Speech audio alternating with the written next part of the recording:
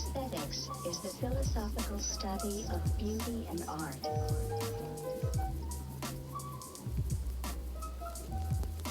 Although it may appear that art implies the idea of beauty, a little introspection reveals that they are in fact very different things.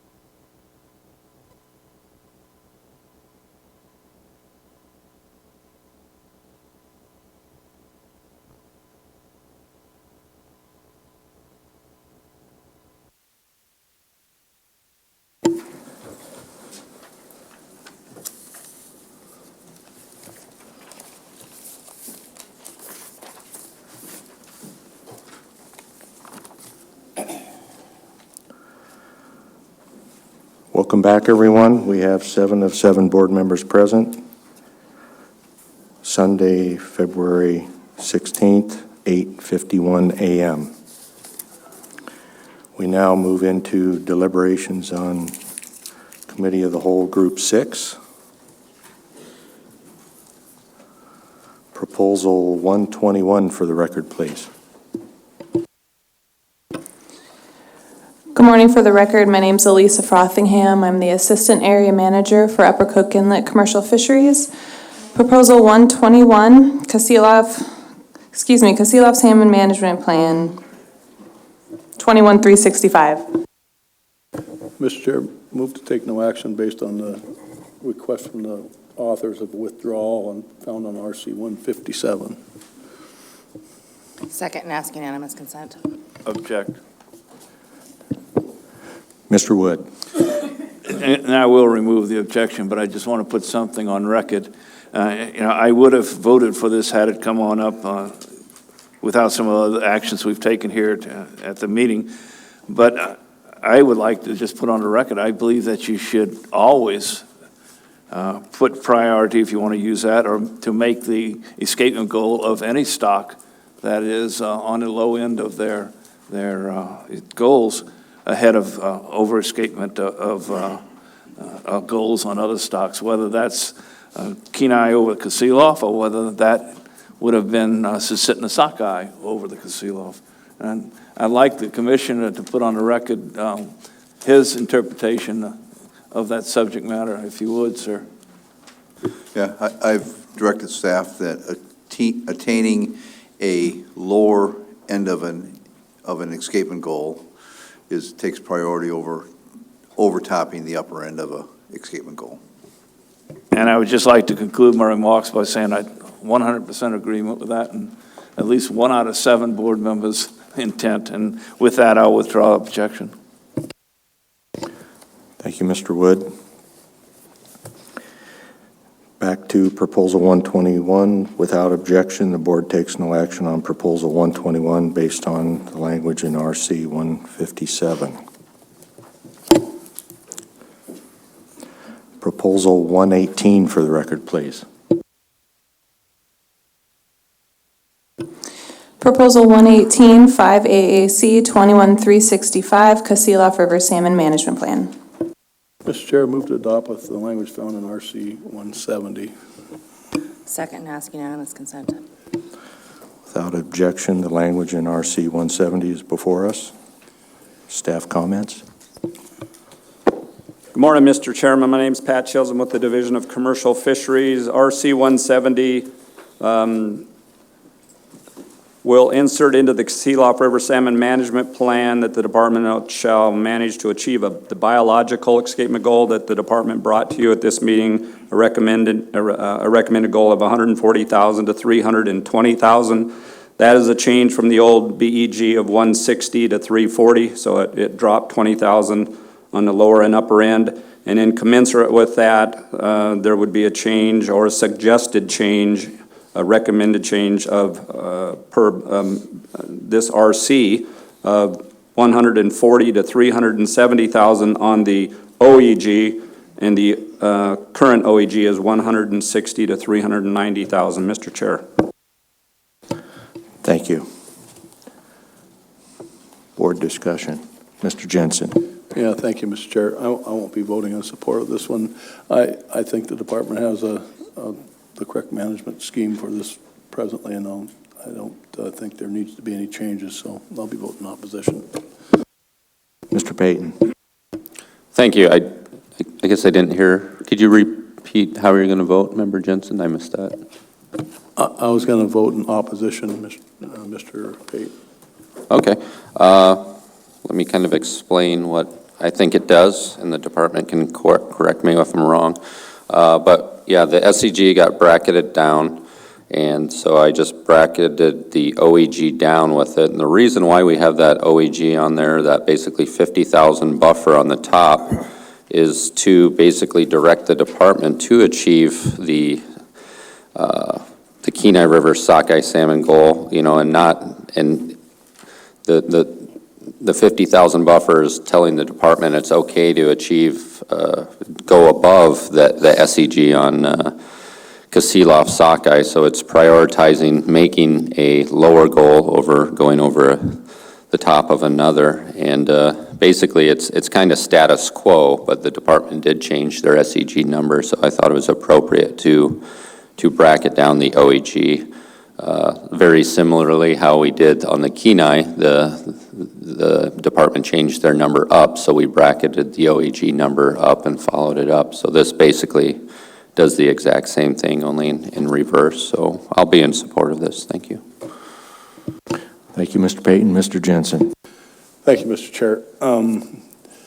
I was reading off the language on the proposal and the staff comments. I wasn't reading the language I substituted.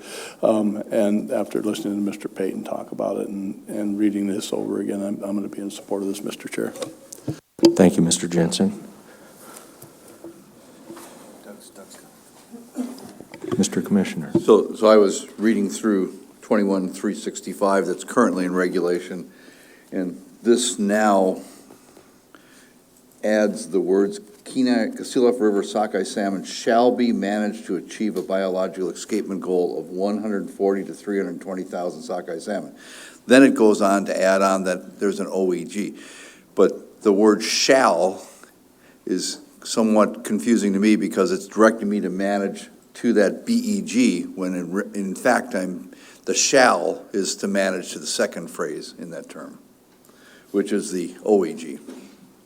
So I'm just want to make sure that the intent here is clear to manage to the OEG and not the BEG. Mr. Payton. So yeah, good catch. The intent is, there is two shalls, you're correct. So achieving the lower end of the Kenai River sockeye salmon escapement goal shall take priority over not exceeding. So that shall, I believe, should stay in place. The first shall, if it needs changed, if there's basically, some dueling shalls there, and if the board's not providing clarity, yeah, maybe I'm open to some suggested wording change there from the commissioner or staff.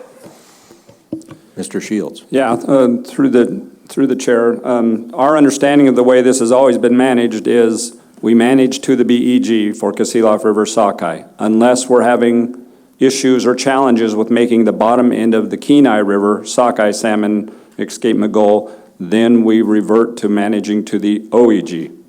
I'm not going to get into the shall versus shall. I'll let you guys, but that's how we've managed this stock, is we manage to the BEG, and unless we're having a problem achieving the lower end of the Kenai River sockeye salmon escapement goal, then you have provided a 50,000 fish buffer into Kasilof and an OEG, and that's how we have managed, and we have staff comments to tell you how often that's happened, Mr. Chair. Thank you.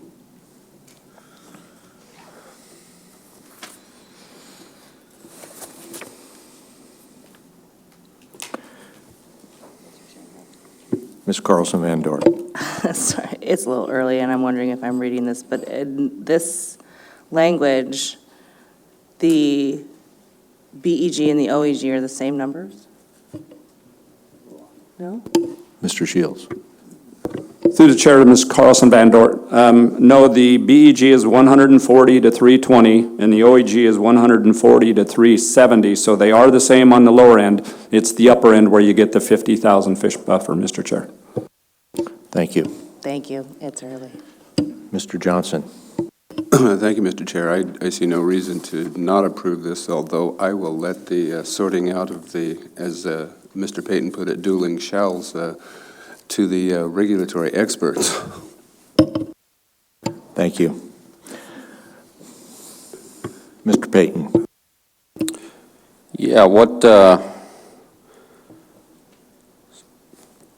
I don't see, I guess, the department question for staff. I mean, just taking the BEG out of this management plan and just leaving the OEG in there, that implies doing the same thing on how you would manage it, wouldn't it? Through the chair to Mr. Payton, exactly. We've never had the BEG listed in the plan, and we've always managed the BEG before. So no, there would be no change by removing the BEG, Mr. Chair. Okay, so it's, the OEG is what we're worried about on making sure we prioritize the lower end. So I guess I would strike the bold and underline of from the Kasilof River sockeye salmon all through that, and just change, keep the change to the OEG. That seems to be, it would get rid of that other shall and kind of get us to where we need to be. That's a motion. And I'll make that motion. Yeah, I think that would help clarify, because otherwise there's two shalls in there, and then we'll be under immense pressure to figure out which shall we shall do. Okay. Second request to ask consent. Without objection. Mr. Haight.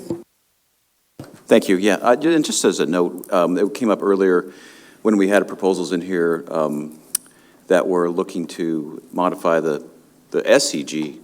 The reason we let those go through the proposal book, even though that's a department function, is because it's in regulation. So anytime you put a BEG or an SCG in regulation, you kind of feel compelled to forward that to you, even though that's not something you normally set. So I just wanted to explain that's why we did that, and just to be thinking about that, and maybe we could get some board intent if you don't want us to accept in the future proposals that change SCGs and BEGs. But if it's in regulation, that's why we let it go through. Normally we don't.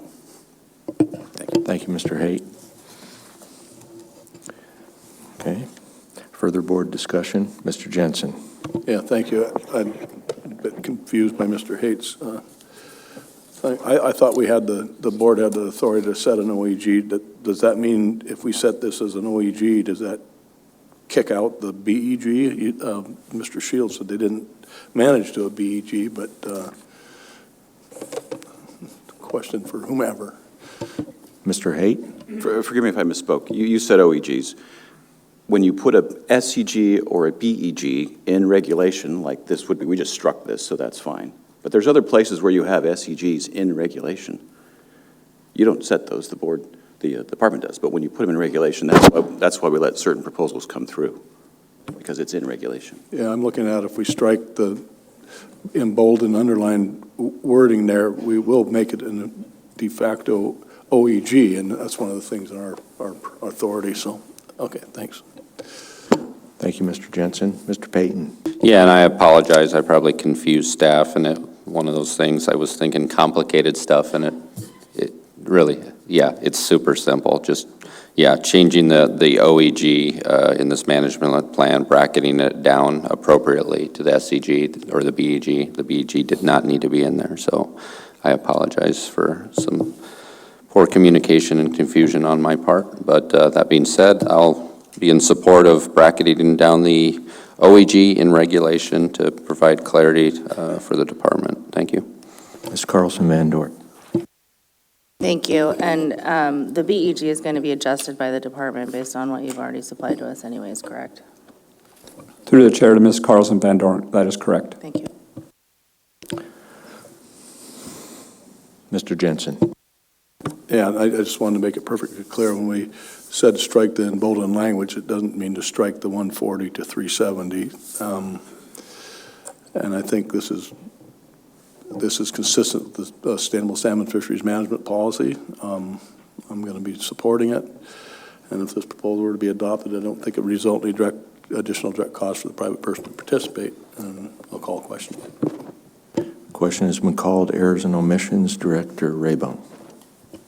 No, Mr. Chair. Mr. Peterson. No, Mr. Chair. Captain Quist. No, Mr. Chair. Roll call vote, please, Mr. Haight. Yes, Mr. Chair. Final action on Proposal 118, substitute language found in RC 170 and amended to strike the opening language on biological escapement goal. Mr. Godfrey? Yes. Mr. Jensen? Yes. Mr. Wood? Yes. Mr. Payton? Yes. Mr. Johnson? Yes. Mr. Mariski? Yes. Ms. Carlson Van Dort? Yes. Proposal 118 carries 7-0, Mr. Chair. Thank you, Mr. Haight. Proposal 119 for the record, please. Proposal 119, 5AAC 21365, Kasilof River Salmon Management Plan. Mr. Chair, I move to take no action on 119 based on the action we took on 118. Second, and ask unanimous consent. Without objection, the board takes no action on Proposal 119.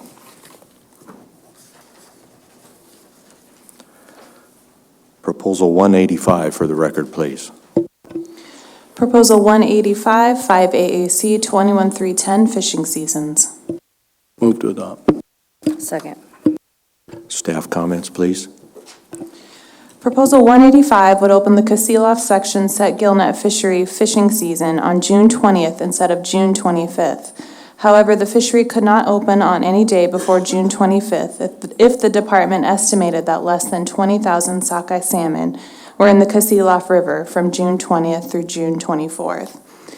The Kasilof section set gillnet fishery is open from June 25th through August 15th. However, there is an option for opening this area prior to June 25th, but no earlier than June 20th, if the department estimates that 50,000 sockeye salmon are in the Kasilof River prior to June 25th. This would increase the likelihood of opening the Kasilof section set gillnet fishery prior to June 25th. The department is neutral on this allocated proposal, Mr. Chair. Thank you. Mr. Jensen? Yeah, thank you, Mr. Chair. I'm just referring to my notes here, and I don't think I'm going to be in support of this one. I kind of see what this proposer is looking for, but I'm always worried about catching extra kings, and I'm not really sure if that's going to happen or not. And this one, from looking at the department's assessment, they seem to think it might increase harvest of king salmon bound for Kenai. So with that being said, there's a good chance I don't think I'm going to be supporting this one, Mr. Chair. Thank you, Mr. Jensen. Ms. Carlson Van Doren. Thank you. I would echo those comments as well and reference RC 143 and also my comments on RC 152. Thank you. Thank you. Mr. Payton. So I guess I looked at this one and I see it in a little bit different light than my other board members, which I'm not always right, that's for sure. So, but I'll take a stab on my perspective on it. I think this could actually potentially have king savings, especially for the Kasilof River. We've had a lot of over-escapement, and the department tries to catch up later on in the year and has to fish the terminal harvest area and other things. And yeah, if we move the date up to the 20th and put a 20,000 cap in there, they could potentially fish one, maybe two openings more. But once again, that's not in, if the king salmon plan goes into effect, it null and voids this. I want to just make sure everyone's clear on this. This is only talking when we're in times of regular periods, regular king abundance. So whatever we do with this is overridden by the king salmon plan as soon as the department feels that's necessary to go into conservation. The king catch is very low on this. There are kings, I think it says ranging from, 4 fish, 0 to 16.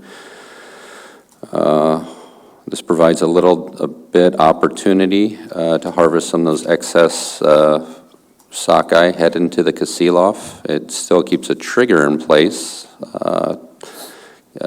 It does, the way I see it, it is allocated mainly towards maybe the personal use fishery.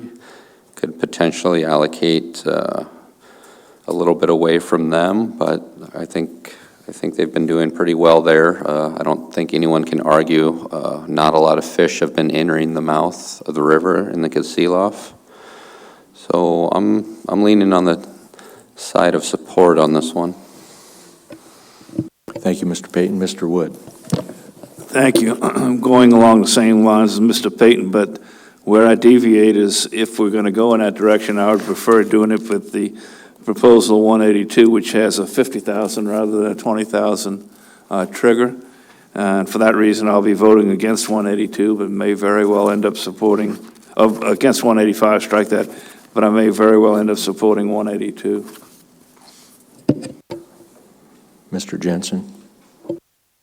I was just coming around to Mr. Payton's thought there on this one. I now that I remember some of the committee of the whole testimony and looking further into my notes, it looked like there was quite a bit of support for this one, very little negative, and I look in the on-time public comments, we have 2 ACs in support of it and one other organization. So I'm starting to come around. I think it's a pretty safe bet, and then it doesn't sound like there's very many kings involved. That's my main worry, would be kings for the Kenai. And if there's, the department has the tools to stop this if it were a big interception. So I'm starting to see what Mr. Payton's talking about, Mr. Chair, and I may support this now. Thank you.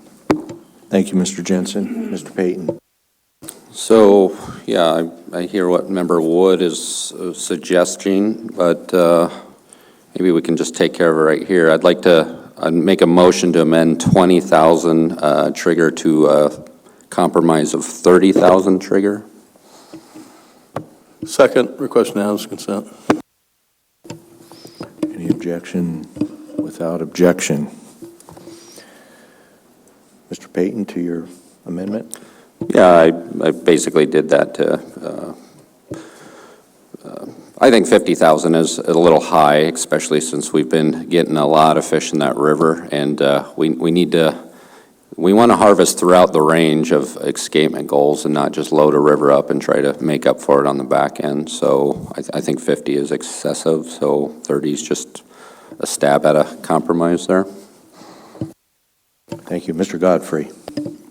I was inclined to support this as written. I'm open to the 30,000. I wouldn't be open to more. I think one of the comments we've heard during the working group, actually I've heard during multiple working groups, is in times of abundance, people should be given the opportunity to fish. And the history of exceeding the goal here is well documented. So I'll be supporting this, and 30,000 is about as high as I'll go on that.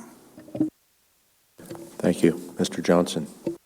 I'm comfortable with, that number, certainly, and getting back to the main proposal, the idea of it does provide opportunity when there are fish available, and it has a safety valve to protect kings should, that become an issue. But from past history, it doesn't look like it has been. So I'm in support of both the amendment and the proposal. Thank you. Mr. Wood. Thank you. Throughout this meeting, I've been strongly advocating stakeholders talk and try and come together to a compromise, and I'm willing to accept the 30,000, and I will be voting in favor. Thank you, Mr. Wood. Mr. Jensen. Thank you, Mr. Chair. I'm going to be voting in support of it. I think this is it's consistent with the Sustainable Salmon Fisheries Management Plan, and I don't see any great allocative changes in this plan here. I don't see where it's going to affect. It may compete a little bit with personal use fishery. I'm not exactly sure what the personal use fishery starts, the dates there are, but I don't think it's going to be harmful to that. So with that being said, if this proposal were to be adopted, I don't believe it would result in the additional direct cost for the private person to participate, and I'll call the question.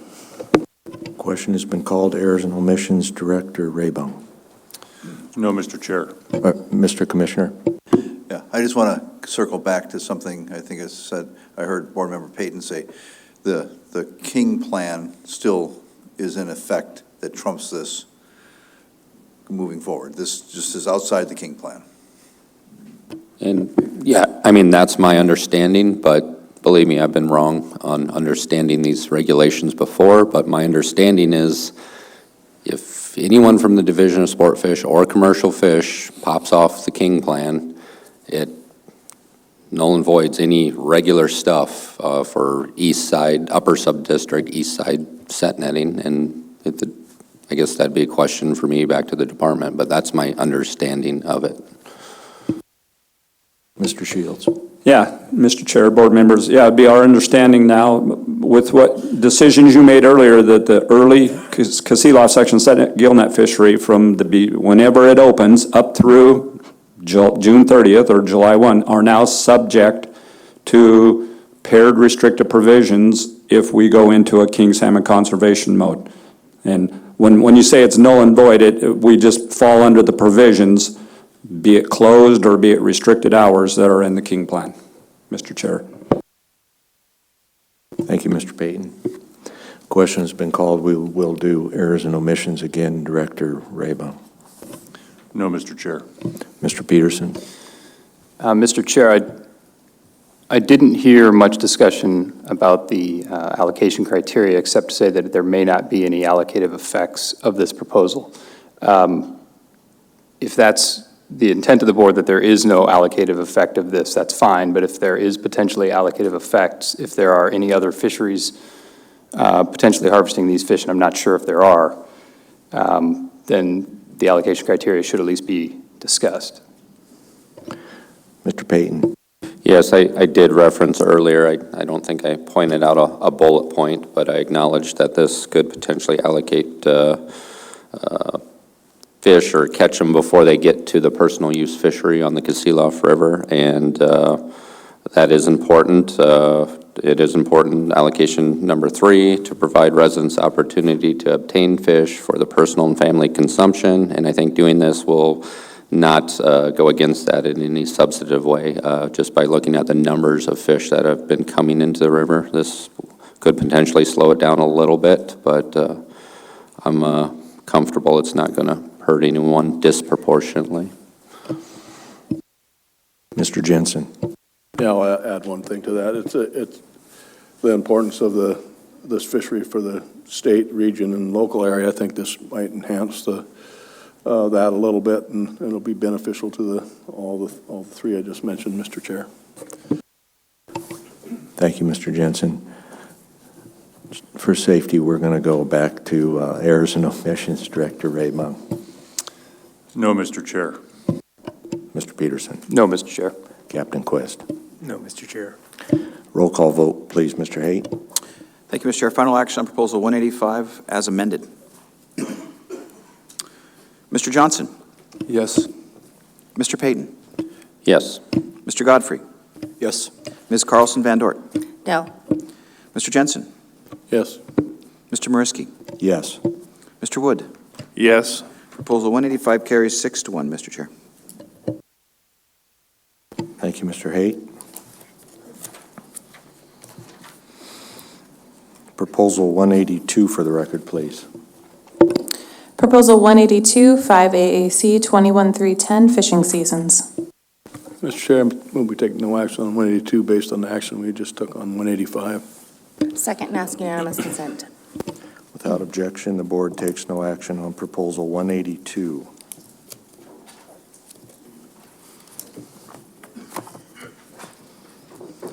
Proposal 117 for the record, please.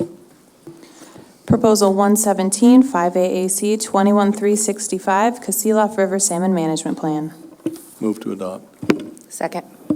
Staff comments, please. Proposal 117 would allow commercial set gillnet fishing periods in the Kasilof section of the upper subdistrict to be restricted to within 1,200 feet of mean high tide as a restrictive management option after July 8th. This would replace the 600 feet option in the Kasilof section set gillnet fishery with a 1,200 foot option. Fishing with 1,200 feet of the mean high tide mark would increase the harvest of Kenai and Kasilof River sockeye and king salmon compared to fishing within 600 feet of mean high tide. It is possible that some fishermen that are unable to fish gear within 600 feet of mean high tide due to not having sets or shore fishery leases in this area might be able to fish within 1,200 feet, although how many, if any, this applies to is unknown.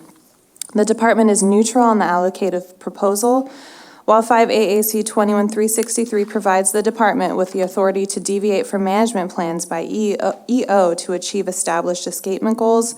The department prefers management tools to be provided in species and area-specific management plans because doing so provides greater clarity and direction on how a specific fishery should be managed than does the general language contained in 5 AAC 21363E. Mr. Chair.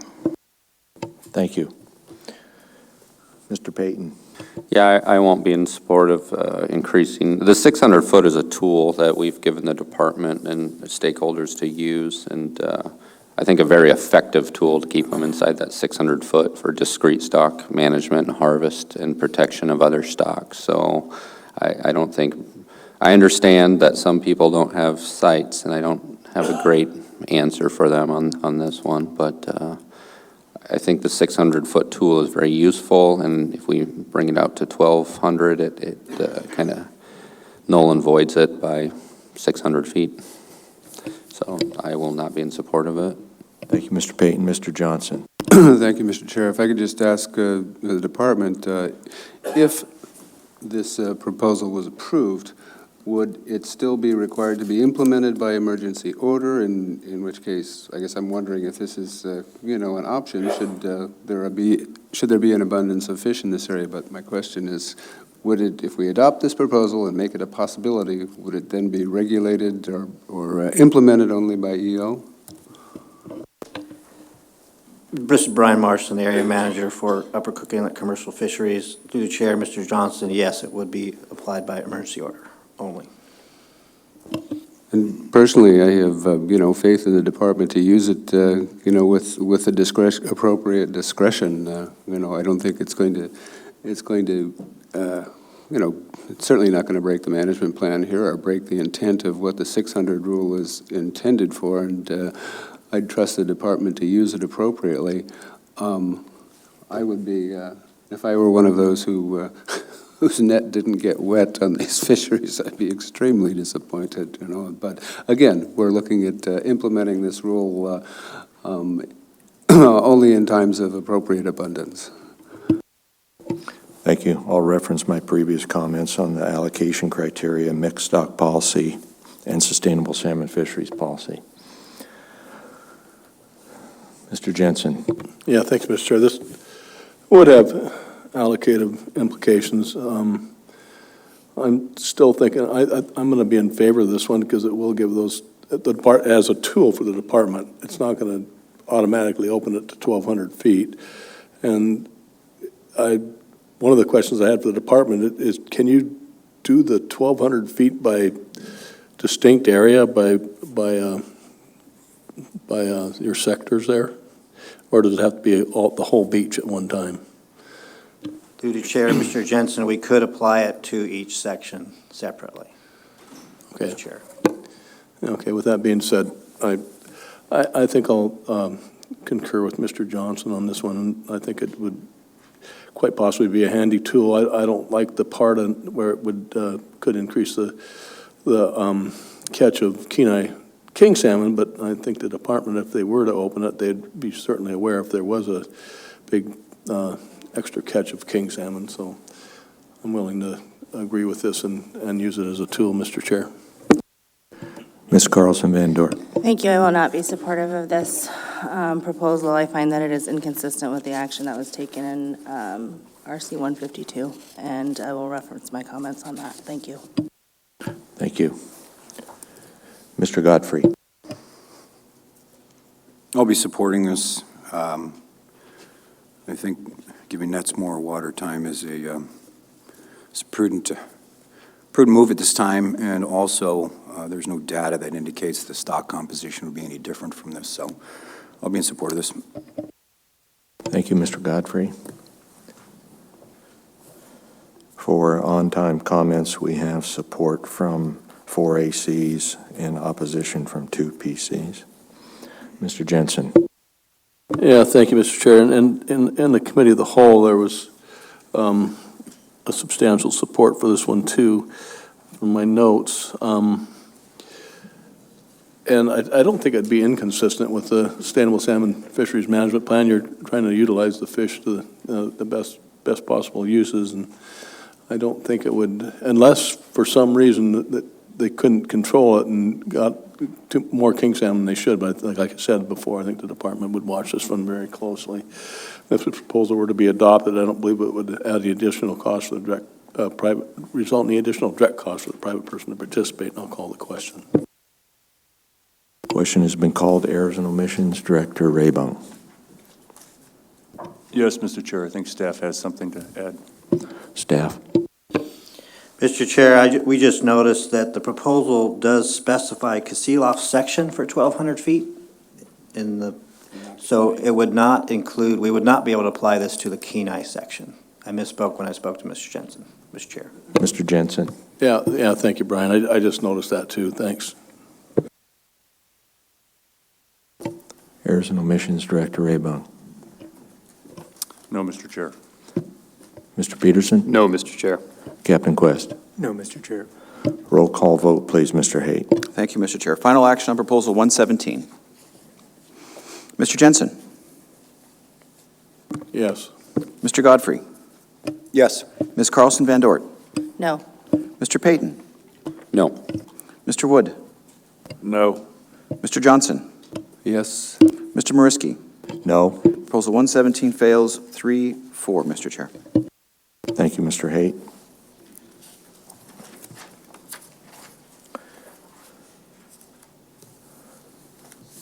Proposal 175 for the record, please. Proposal 175, 5 AAC 21310, fishing seasons. Mr. Chair, move to adopt with the language found, move to adopt with substitute language found in RC 171. Second and ask unanimous consent. Without objection, the language in RC 171 is before us. Staff comments, please. Mr. Chair, RC 171 would allow the 600-foot fishery in the North K Beach statistical area, which is about a 3.5-mile area north of the Blanchard line, to open on as early as July 1. Their regular season with full gear begins on the first regular period on or after July 8. RC 171 would allow the 600-foot fishery in this area to be opened beginning July 1. But it does state that from July 1 until the regular season opens in that area, which is again on or after July 8, from July 1 until that area opens, if the 600-foot fishery was open, it would be limited to gear that may not exceed 29 meshes in depth or 4 3/4 inches in mesh size. Then beginning July, after the section opened, if we were to use the 600-foot fishery, it would revert back to standard gear in that area. Mr. Chair. Thank you. Mr. Jensen. Yeah, thank you, Mr. Chair. As Mr. Shields was talking about that, I noticed in bold and underlined language in the bottom, the second sentence up, it says nor. I think it was supposed to say or. Depth, and then there's a comma, and then it says nor for, N-O-R, for. That's supposed to just say or.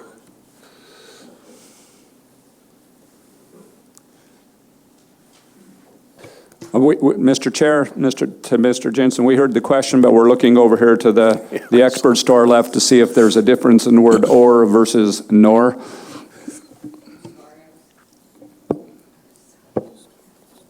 Mr. Peterson. Could you just repeat the question? I'm sorry, I was talking to Captain Quist. Okay. On the bottom of RC 171, the second sentence up, there's a depth, comma, then there's a word nor, and the following word's for. Is it supposed to be or for or nor for? I think it's supposed to be or for. It's supposed to be or. No. Okay, go ahead. Through the I Mr. don't think Payton it's supposed first. to be an all. Yeah, well, through I the think chair, it's supposed to say no more than 4 3/4. No more than. And if the word nor is confusing, I think nor covers it, but if it's confusing, perhaps the no more verbiage would be better. No more than 4 3/4 inch mesh. I'll move to amend that language to say no more than 4 3/4. We have a second. Second, and ask for unanimous consent. Without objection. Any comments on that, Mr. Peterson? no, that's a good explanation. I think that's clear for everybody. Thank you, Mr. Jensen, for that diligent work there. That's a first for me. Okay. Mr. Payton. I mean, that's my understanding in the committee of the whole work and what the proposer wanted, no more than 4 3/4 inch mesh. So, yeah, typos happen all the time, and a lot is going on here. So I think we caught it, though. To speak to it, I'll be in support of it. Basically, all this is asking little weak time frame there to inside 600 feet in that North K Beach area to allow a little discrete, targeted fishery for stock heading to the Kasilof. The data shows about 60% of the sockeye caught there are Kasilof bound, which are small fish. This provides a little bit more front-end opportunity. I'll reference my allocative comments in the past on this one, or previous proposals. This could be considered allocative a little bit against the set netters to the south of the line as well. I'll acknowledge that. To what extent, I would think pretty minimal, but it could have that effect. But I'll be in support of it. Thank you. Thank you, Mr. Payton. Mr. Godfrey.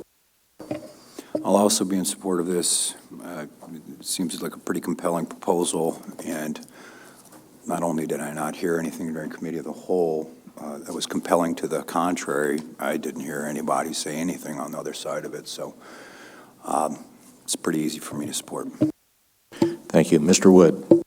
Thank you. I'll also be supportive and have been advocating that the stakeholders come up with some creative ideas on how to go about harvesting some of these fish without over-harvesting others and that are in more dire straits. And this fits that criteria to a T, so I'm 100% on board on this one. Thank you, Mr. Wood. Mr. Jensen. Yeah, thank you, Mr. Chair. Yeah, this is definitely consistent with the Sustainable Salmon Fisheries Management Policy. It's going to be their target is Kasilof sockeyes, and there's been a genetic study done on this, and it showed like 59.6% of the fish going by there were sockeyes going by there were bound for the Kasilof. So that makes me feel pretty comfortable with giving this tool to the department to use, and if it's needed. So I'll be in support of it, Mr. Chair. Thank you, Mr. Commissioner. Yeah, and I just want to make clear that the King Plan, again, under the paired restrictions, supersede this. So this is only when you're outside of the paired restrictions of the King Plan. Absolutely. Mr. Jensen. Yes, it does. Okay, thank you. Mr. Johnson. No, the only thing I'd add here, I agree with what other board members have said, and the fact that the Kasilof is frequently seen over escapements. I think this is wholly appropriate. Thank you. Thank you, Mr. Jensen. Thank you, Mr. Chair. If this proposal were adopted, I don't believe it would result in any additional direct cost for a private person to participate. It may, if the North Cape Beach folks don't have 4 3/4 inch mesh on their nets, they might have to purchase some mesh nets in 4 3/4 size to accommodate their fishery. But with that, I'll call the question. Question has been called. Errors and omissions. Director Raybaum. Yes, Mr. Chair, I think staff could speak to that. Mr. Chair, yeah, we would just like a clarification on regulation here, and thank you for that opportunity. The 600-foot fishery is been a fishery that has been exempt from paired restrictive actions in the King Salmon Management Plan or hourly restrictions, excuse me.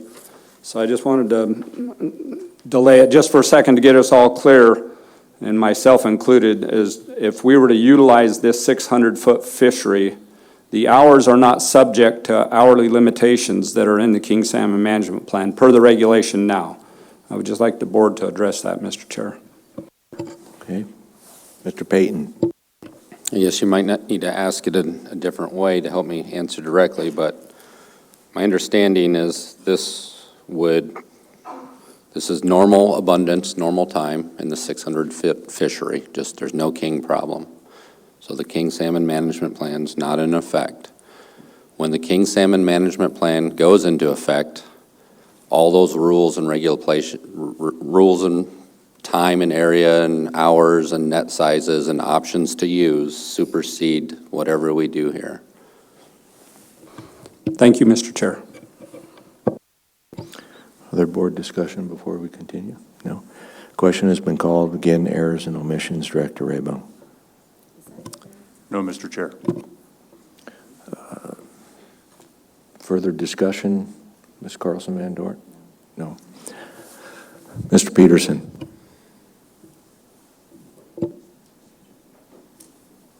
In RC 152, Mr. Chair, subsection F, capital F, it does talk about the 600-foot fishery, so that might have been what staff was just describing. And so as long as everybody's clear that on that point of law, that earlier, I think it was 2 days ago, the board passed language that exempted the hours and 600-foot, the 600-foot fishery from the king salmon plan. As long as everybody's clear on that, then no errors or omissions. Mr. Payton?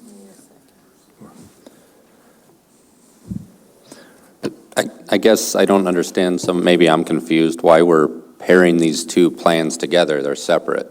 So I'm confused on what the department or the law is asking. One plan is, under normal regulations, it's this way, and when the king salmon plan goes into effect, it's that way. And I understand there's exemptions for the 600-foot inside the king salmon management plan. And so maybe doing this really is neutral, and that's fine too. If the king salmon management plan goes into effect and it just, doesn't affect this, what we did, we made that decision already. Maybe I'm not understanding kind of the question or concerns, and that's probably accurate. Mr. Shields? Through the chair, Mr. Payton, that is correct. The king salmon plan would trump this, but the king salmon plan as written exempts 600. So everybody's right, really. You're correct. Yeah, I thought so. Mr. Jensen? Yeah, I forgot that little caveat, probably not a little caveat to the people that are participating in the fishery. Yeah, I remember that it exempts it from the king salmon plan. That's the whole idea of the 600-foot plans to keep them in the fishery, and the shallow nets are to keep the kings from catching kings. So this is just expanding the fishery a little bit to catch sockeyes, and they're pretty clean on the kings, especially this time of the year. Mr. Chair. Thank you, Mr. Jensen. Question has been called. Errors and omissions. Director Raybon. No, Mr. Chair. Mr. Peterson. No, Mr. Chair. Captain Quest. So just to be crystal clear on the net size, when this is in effect, nets cannot be more than 29 meshes, and the mesh size cannot exceed 4 3/4 inches. That's my intention, Mr. Chair. Okay. As long as that's clear, nothing else, Mr. Chair. Okay. Thank you. Roll call vote, please, Mr. Haight. Thank you, Mr. Chair. Final action on Proposal 175, substitute language found in RC 171 as amended. Mr. Johnson? Yes. Mr. Payton? Yes. Mr. Godfrey? Yes. Ms. Carlson Van Dort? No. Mr. Jensen? Yes. Mr. Mariski? No. Mr. Wood? Yes. Proposal 175 carries 5-2, Mr. Chair. Thank you, Mr. Haight.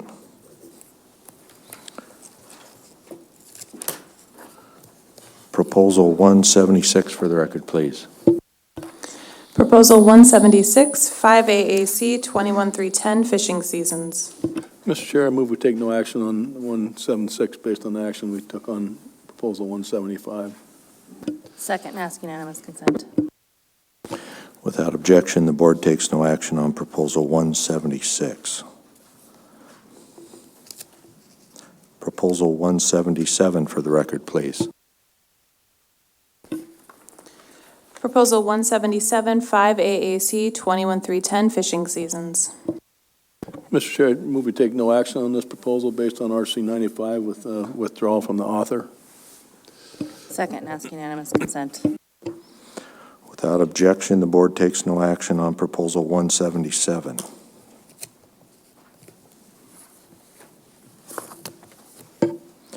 Proposal 120 for the record, please.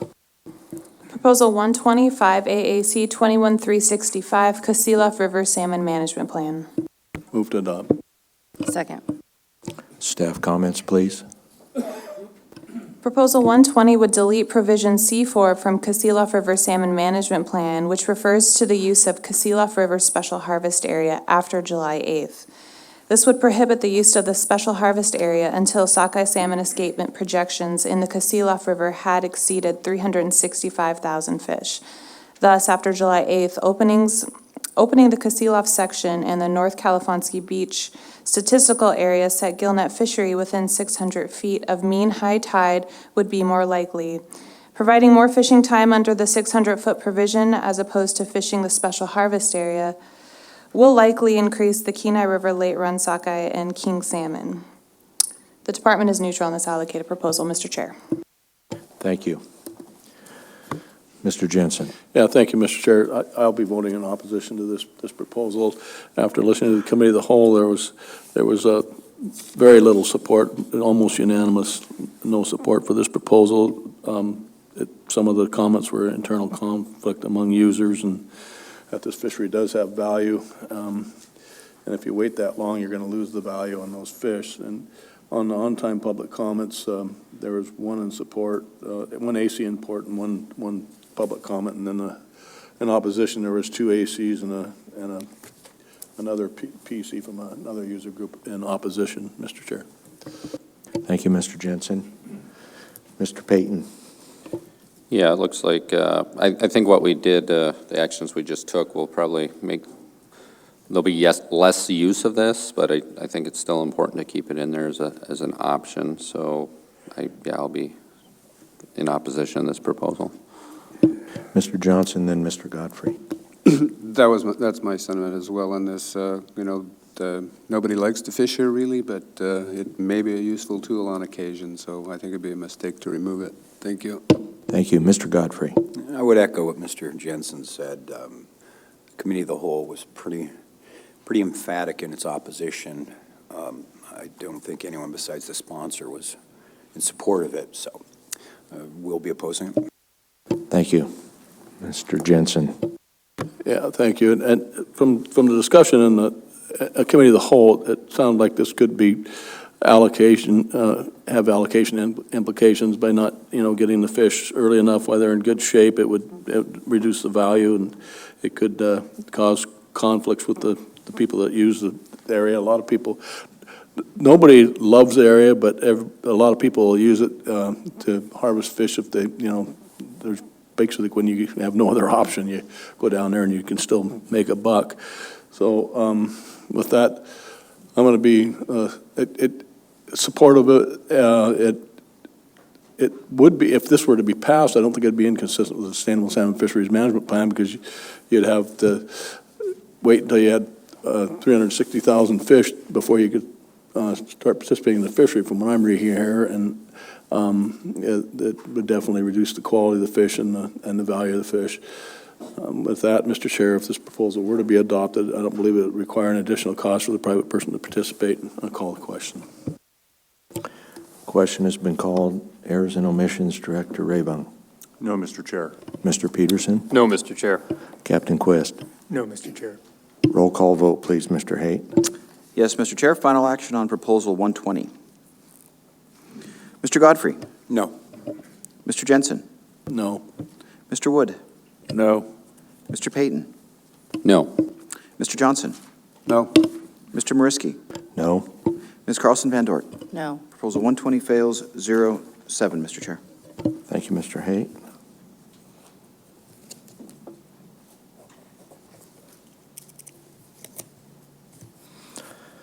Proposal 184 for the record, please.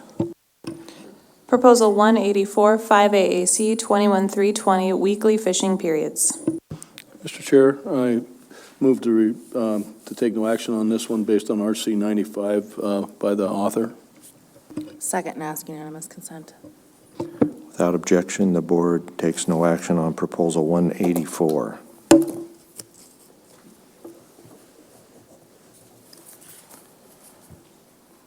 Proposal 122 for the record, please.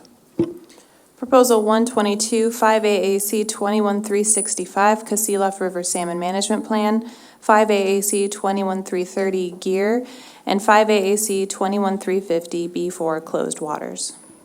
Move to adopt. Second. Staff comments, please. Proposal 122 would create a commercial dip net fishery at the mouth of the Kasilof River by adding dip nets as a new commercial salmon fishing gear type in Upper Cook Inlet. It is difficult to determine what the effects of this proposal might be because some important details are lacking. Opening a commercial dip net fishery at the mouth of the Kasilof River in the same waters and at the same time that the personal use dip net fishery was prosecuted would result in conflict between these two user groups. The proposal states that anytime the Kasilof section set gillnet fishery was open, a set gillnet permit holder could fish at the mouth of the Kasilof River from a boat with up to 3 dip nets. Because current regulations require a set net permit holder to be on site when their gear is being fished, in order to participate in the commercial dip net fishery, the permit holder would not be allowed to fish their set gill nets.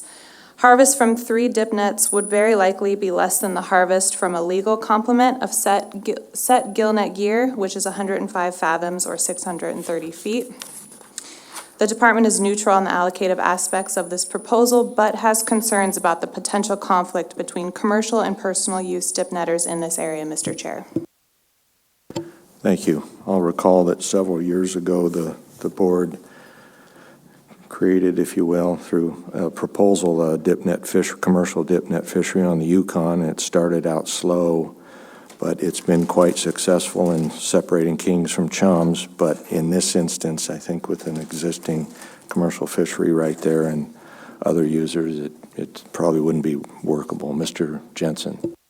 Yeah, thank you, Mr. Chair. I concur with you. It would just open up a huge can of worms having sport PU folks fishing among commercial. I think it would really be a bad idea at this point. The proposer did have other ideas when he spoke at the committee of the whole, and maybe sometime down the road we could develop something like this, but I don't know how you'd get away with mixing it with a personal use fishery. I just think it'd be a real impossible situation. And we, like you said, there is a dip net fishery in the Yukon, and that was primarily for release of king salmon that were having issues at the time, and it's been working really well. So, and it's probably helped the king salmon fishery there. So with that, Mr. Chair, I won't be in support of this one. Mr. Wood.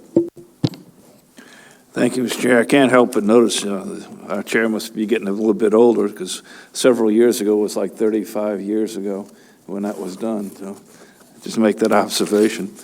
The conflict that the department was concerned about would be a safety issue as far as the operations. Is that correct? You noticed the conflict between the commercial and personal use. Through the chair to Mr. Wood, the personal use fishery that's conducted there is a shore-oriented fishery, and then if you had a boat fishery, with a lot of fishermen in there could be the possibility of boats running into people that are dip netting. Yeah, so it's a safety concern. So there's some safety concerns. Okay, thank you. And for that reason only, I'll be voting no. Otherwise, I'd have most likely been a yes vote. Thank you, Mr. Wood. Mr. Johnson. Thank you, Mr. Chair. During, our conversation on this, in the committee of the whole, I have to agree with those who suggested that we appreciate the creativity and out-of-the-box thinking on this. And, given that, for instance, we have apparently abundant pink salmon resources in this area that, if somebody can come up with a way that is not going to end up with people getting run over by boats, drowning, et cetera, I would encourage this person to, or those who support this, to continue to look for creative ways to harvest what surpluses may be there, but this doesn't work for me now. I concur, Mr. Johnson. Thank you. Mr. Jensen. Thank you, Mr. Chair. I stand by my fish trap idea, but I don't think that's going to happen. So if this proposal were to be adopted, I don't believe it would require an additional direct cost for the private person to participate, and I'll call the question. question has been called. Errors and omissions, Director Raybon. No, Mr. Chair. Mr. Peterson? No, Mr. Chair. Captain Quist? No, Mr. Chair. Roll call vote, please, Mr. Haight. Thank you, Mr. Chair. Final action on Proposal 122. Mr. Payton? No. Mr. Wood? No. Mr. Godfrey? No. Mr. Mariski? No? Mr. Jensen? No. Ms. Carlson Van Dort? No. Mr. Johnson? No. Proposal 122 fails 0-7, Mr. Chair. Thank you, Mr. Haight. We'll take a 15-minute break. Thank you.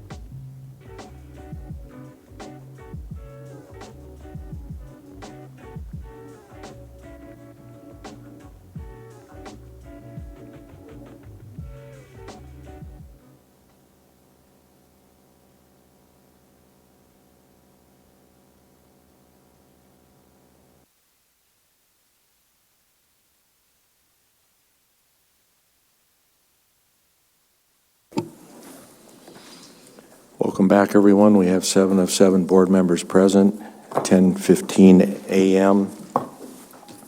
Just wanted to give everyone an update on where we're at.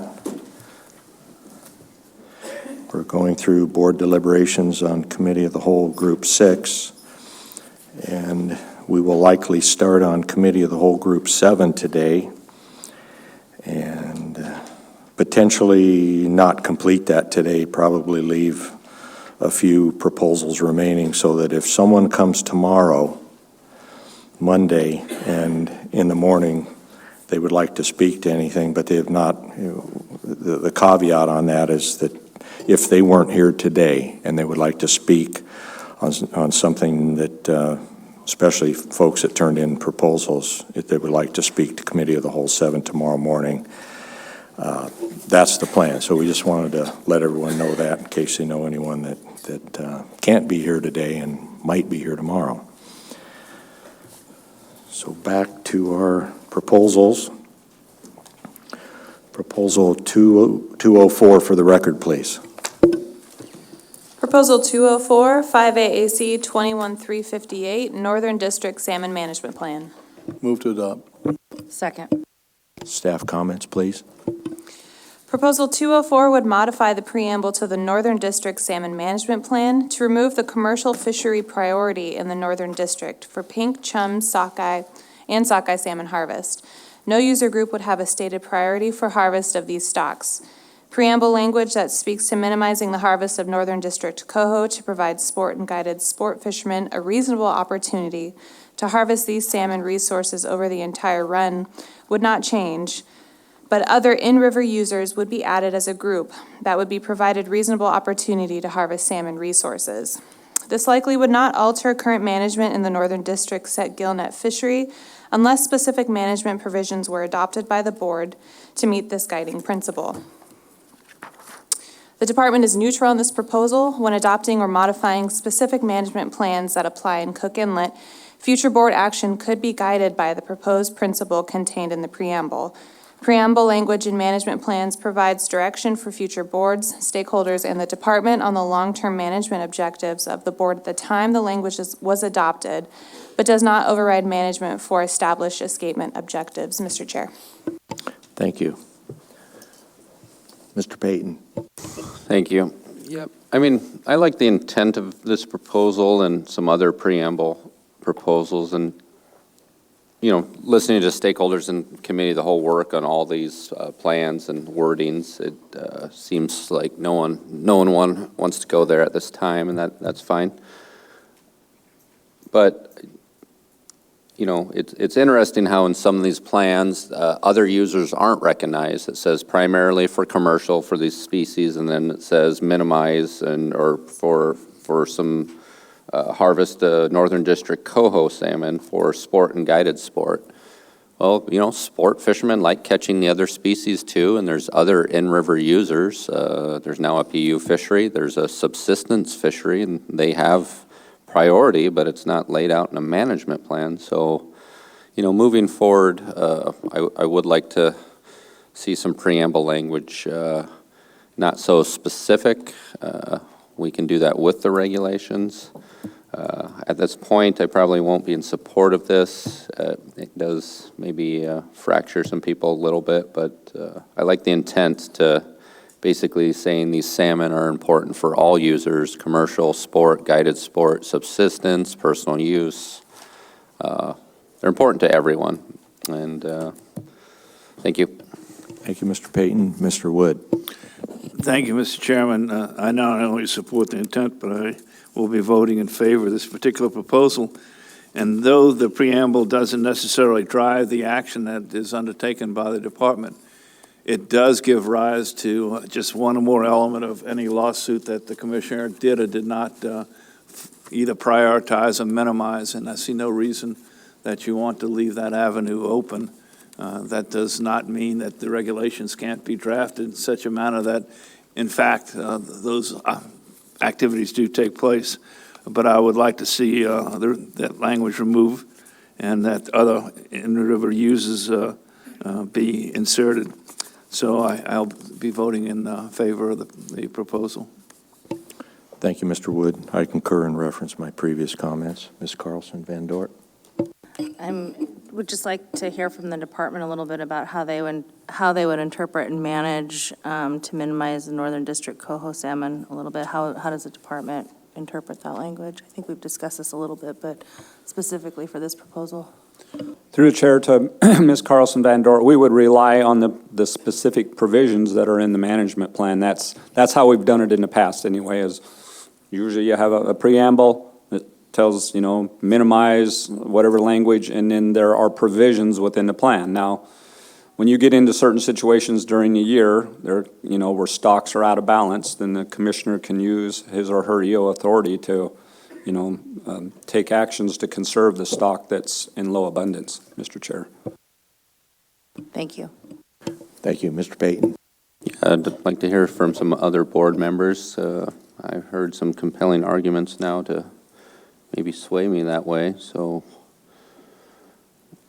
what I'm hearing from the department is changing this preamble language one way or the other really would have, at this time, no real-world application, but in the future it may direct the board and stakeholders to maybe come up with some language to follow the preamble. So I'm opening my mind up on this one now. Thank you, Mr. Payton. Mr. Johnson. Thank you, Mr. Chair.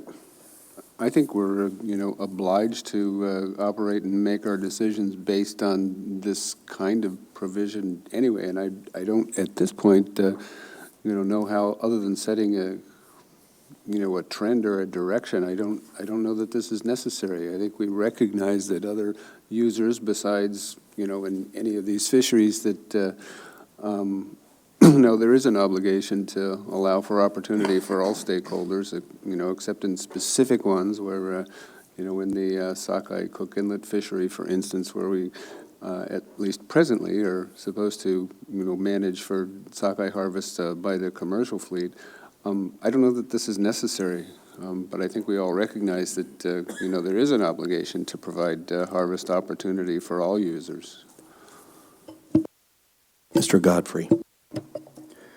I won't be supporting this for a couple of reasons. One, practically speaking, the department says it really wouldn't likely alter the current management. Two, the emphasis would still remain on the coho, but de-emphasizing to the commercial benefit the other species. I don't see any particular reason to do that, so I'll be opposing this. Thank you, Mr. Wood. The buck sort of stops with the commissioner when he gets to the level of whether you prioritize, whether you minimize. I'd like to hear some comments from him as to what this preamble language, what impact it has on the decisions he makes when he's confronted with a situation that Mr. Shields described earlier. Mr. Commissioner. Yeah, through the chair. Mr. Shields is right. The language in the plan directs how we do things. But when there's uncertainty as to how we do it, we look back to the preamble language. And I note that the board did create a personal use fishery now that deals with other species other than coho salmon. And now you have a preamble to this plan that says that you're supposed to manage chum and pink salmon primarily for commercial harvest. So there is conflicting language and direction to the department and how you manage those new uses in the context of this plan. Ms. Carlson Van Dort. Thank you. I think I will be in support of this plan. I think it's based on what the commissioner just said as well. I think it's appropriate in preamble language to kind of articulate and explicitly recognize that there is a diversifying of the user groups and now access to that resource. So I think it's appropriate to have it in preamble language. That doesn't bind the department. Thank you. Thank you. I concur, even though, as the department points out, the specific management provisions as to how to meet those directives are often codified in the rest of the management plan. Further board discussion. So for on-time comments, we show support from 3 ACs and opposition from 2. Further board discussion. Mr. Jensen. Yeah, thank you, Mr. Chair. If this proposal were to be adopted, I don't believe it would have any additional direct cost for the private person to participate, and I'll call the question. Errors and omissions, Director Raybung. No, Mr. Chair. Mr. Peterson. No, Mr. Chair. Captain Quist. No, Mr. Chair. Roll call vote, please, Mr. Haight. Thank you, Mr. Chair. Final action on Proposal 204. Mr. Wood. Yes. Ms. Carlson Van Dort. Yes. Mr. Payton. Yes. Mr. Mariski. Yes. Mr. Godfrey. No. Mr. Johnson. No. Mr. Jensen. No. Proposal 204 carries 4-3, Mr. Chair. Thank you, Mr. Haight. Proposal 206 for the record, please. Proposal 206, 5AAC 21358, Northern District Salmon Management Plan. Move to adopt. Second. Staff comments, please. Proposal 206 would allow gear restrictions in the Northern District set gillnet fishery to be rescinded from July 20th to August 6th, when the Central District drift gillnet fishery is restricted or closed for conservation of sockeye salmon stocks of the Central District. The board has provided the department with emergency order authority to reduce the number of nets fished in the Northern District set gillnet fishery in order to reduce the harvest of Susitna River sockeye salmon. 5AAC 21358C states that from July 20th through August 6th, if the department's assessment of abundance indicates that restrictions are necessary to achieve the sockeye escapement goal, the commissioner may, by EO, reduce the number of set gill nets that may be used to 1 or 2 nets per permit. From July 31st through August 6th, the reduction in gear is limited to 2 set gill nets per permit in that portion of the general district south of the Susitna River.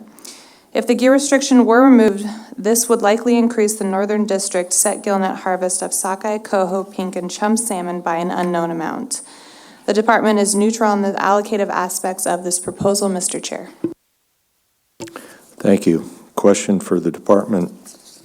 When you say in your comments that the department believes recent sockeye salmon total returns in the Susitna River represent current capacity of the system in the presence of northern pike, does that mean that it's the department's opinion that the efforts and the return have possibly peaked, or with diminishing returns for increased effort? Or could you give us some insight there, Mr. Rutz?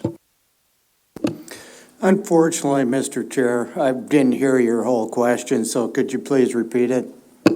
Okay, so based on the department's statements and your comments, just a question, is it the department's opinion or position that increased efforts on pike eradication at this point would result in decreased number of pike being taken on eradication efforts? That's correct, Mr. Chair. Thank you. Mr. Payton. Yeah, I'll do a little follow-up on this one, and I'll direct it at probably Mr. Shields. The department believes recent sockeye salmon total returns in the Susitna represent current capacity in the presence of northern pike. So is this year's projection kind of a big surprise to everyone? Yeah, through the chair to Mr. Payton. First, I'll speak to doing forecasts for Susitna River sockeye. We have the least confidence in a forecast of a stock of sockeye salmon, that is. We have our least confidence in that forecast. It's a difficult system to forecast. We don't really have spawner-recruit relationships that are tight like they would be in the Kenai and Kasilof system. So you ask, is it a surprise? I don't want to speak for the entire department. We're happy to see that size of a forecast, but again, the confidence in that one is much less than we have in our other sockeye salmon stocks. A follow-up, but if assessment and forecasting has been equal throughout the years, it's in relation to that confidence. So to me, I mean, if confidence has been equal throughout the years, and maybe it hasn't, if you go way back, it seems to be, it's an indice, right, with a lot of things, and yeah, it's indicating a lot of sockeye are coming back.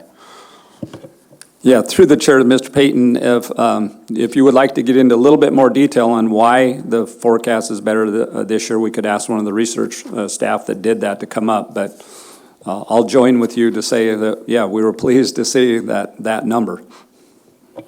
Okay, thank you. And to speak to the proposal itself, this is looking to, it seems like what we did in 133 kind of makes this maybe null and void, moving more fish up there, but I could be wrong. But it seems to be trying to tier something to the central district, drift fleet and restrictions, and maybe the department could enlighten me a little bit more on that. Yeah, through the chair to Mr. Payton, as we understand this proposal, the proposer is saying that if there are restrictions in the central district to, move the drifters or restrict them out of the middle, there are going to be additional fish, sockeye salmon, transiting through the northern district, and they would like an opportunity to harvest some of those additional fish. Mr. Chair. All right, thank you. Thank you, Mr. Payton. Mr. Johnson. Thank you, Mr. Chair. In talking to the stakeholders and petitioners on this one, it's I've come to understand that this change is not going to affect many harvesters. There's a very small number of people in this that would be affected by this, and apparently the ability to use one net per permit has been practiced for a while, but only recently there was an interpretation that because of the wording, which is apparently somewhat long-standing, that as the regulations were originally crafted, it was before the time when a person was allowed to own and fish 2 permits in this area. So people have been doing it, fishing 1 net per permit, or excuse me, per permit because you could only own 1. Now you can own 2 and fish 2. And this is apparently a departure for what takes place in other parts of the inlet. So that they may have been caught in a language error here that would seem to be an easy change. But from what I hear from the petitioners, there are only, 4 individuals that fish in the area that would be affected. This seems, and also I guess there's a provision that in order to fish this area, you need to register it annually, and once you're registered, you can't move, which would suggest that it's not likely to attract a larger, number of participants. But could I get some background on those elements of this petition? Mr. Shields? Mr. Chair, you have a board member that would like to address it, so I'll let him take it first. Mr. Payton. Yes, I believe all your comments are very appropriate, but to maybe proposal 202, I believe, and not 206. Mr. I'm Johnson. working on the wrong one. Thank you, Mr. Payton. You're welcome. Thank you, Mr. Payton. Ms. Carlson Van Dorp. If I'm reading this, essentially this is just providing EO authority, correct? Through the chair to Ms. Carlson Van Dorp, that's correct. It would provide the department the authority to modify the gear restrictions. Mr. Chair. Thank you, Mr. Shields. Mr. Payton. And I'm trying to remember back in committee of the whole, and hopefully I don't get it wrong, but I think the proposer kind of indicated that what we did in 133 would take care of it, and there wasn't strong support here on that. And I'm seeing some head shaking of yes in the audience, so, okay. So for that reason, I think, let's give it a little bit of time and see what happens. And at this point, I don't think I'll be in support of it. Thank you, Mr. Payton. For on-time comments, we show 1 AC in support, 3 in opposition. Mr. Jensen. Yeah, thank you, Mr. Chair. I'm looking at my notes, and there wasn't very much talk in the committee of the whole. I had one person in support and two in opposition in the committee of the whole. One of the comments was just manage on abundance. So with that being said, Mr. Chair, I don't think this would add any additional cost for a private person to participate. I'll call the question. Question has been called. Errors and omissions. Director Raybaum. No, Mr. Chair. Mr. Peterson. No, Mr. Chair. Captain Quest. No, Mr. Chair. Roll call vote, please, Mr. Haight. Yes, Mr. Chair, final action on Proposal 206. Mr. Johnson? Yes. Mr. Payton? No. Mr. Godfrey? Yes. Ms. Carlson Van Dort? No. Mr. Jensen? Yes. Mr. Mariski? No. Mr. Wood? No. Proposal 206 fails 3-4, Mr. Chair. Thank you, Mr. Haight.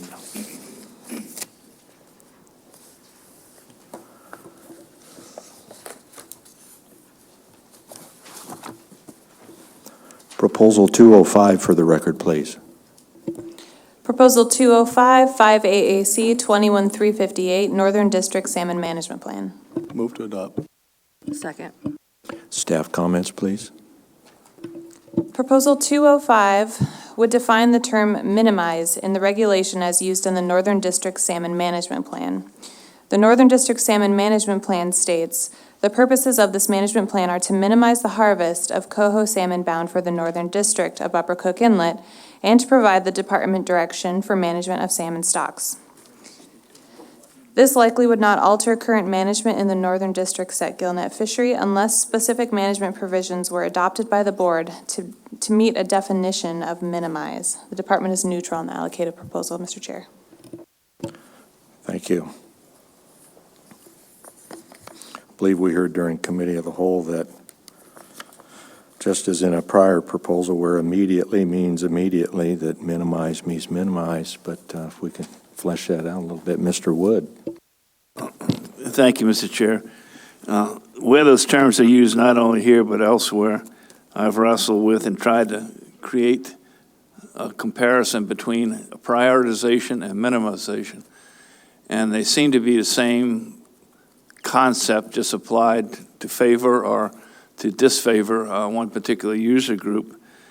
And when you start talking about priority on, for instance, sockeye, and let's assume that the person that benefits from that priority is a commercial interest and ends up with an 80-20 split on harvest, why does that same ratio not apply when we minimize coho, so that we would define one by the other?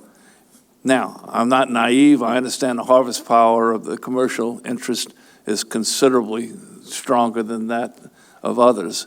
But nonetheless, if we're trying to come to grips with what the two terms mean, you've got to have some basis for coming to a conclusion. The second part of it I have a real problem with on the minimization as it's currently written. It's measured by the frequency of in-river restrictions, when in reality, at least on the Susitna, we don't have the capability other than at Deshka and Little Sioux to make any in-river restrictions or decisions to speak of. We have no idea how many coho are heading on up the main stem. And without that kind of information, which brings me back to my comments the other day, we really need to start creating the data upon which to make decisions. So I'm glad that the proposer brought up the discussion. I think it's been made moot by our action on 204, which removed most of the language from the preamble, but it's just my feeling. Thank you, Mr. Wood. Mr. Payton.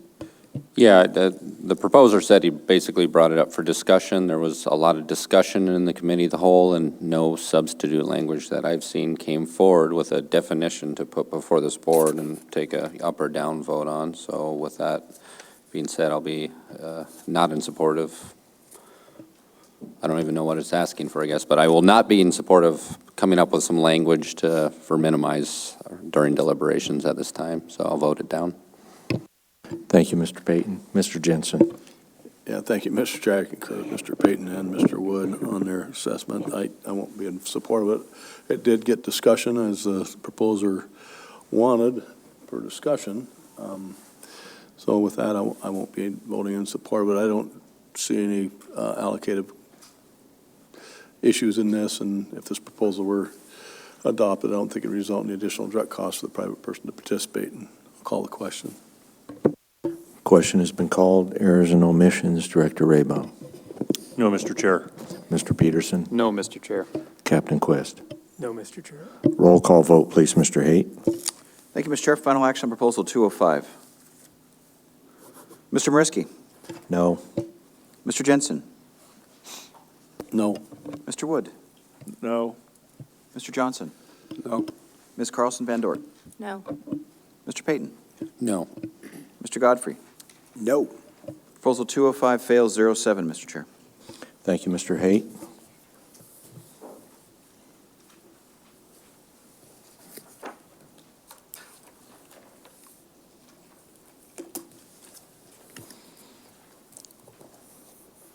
Proposal 202 for the record, please.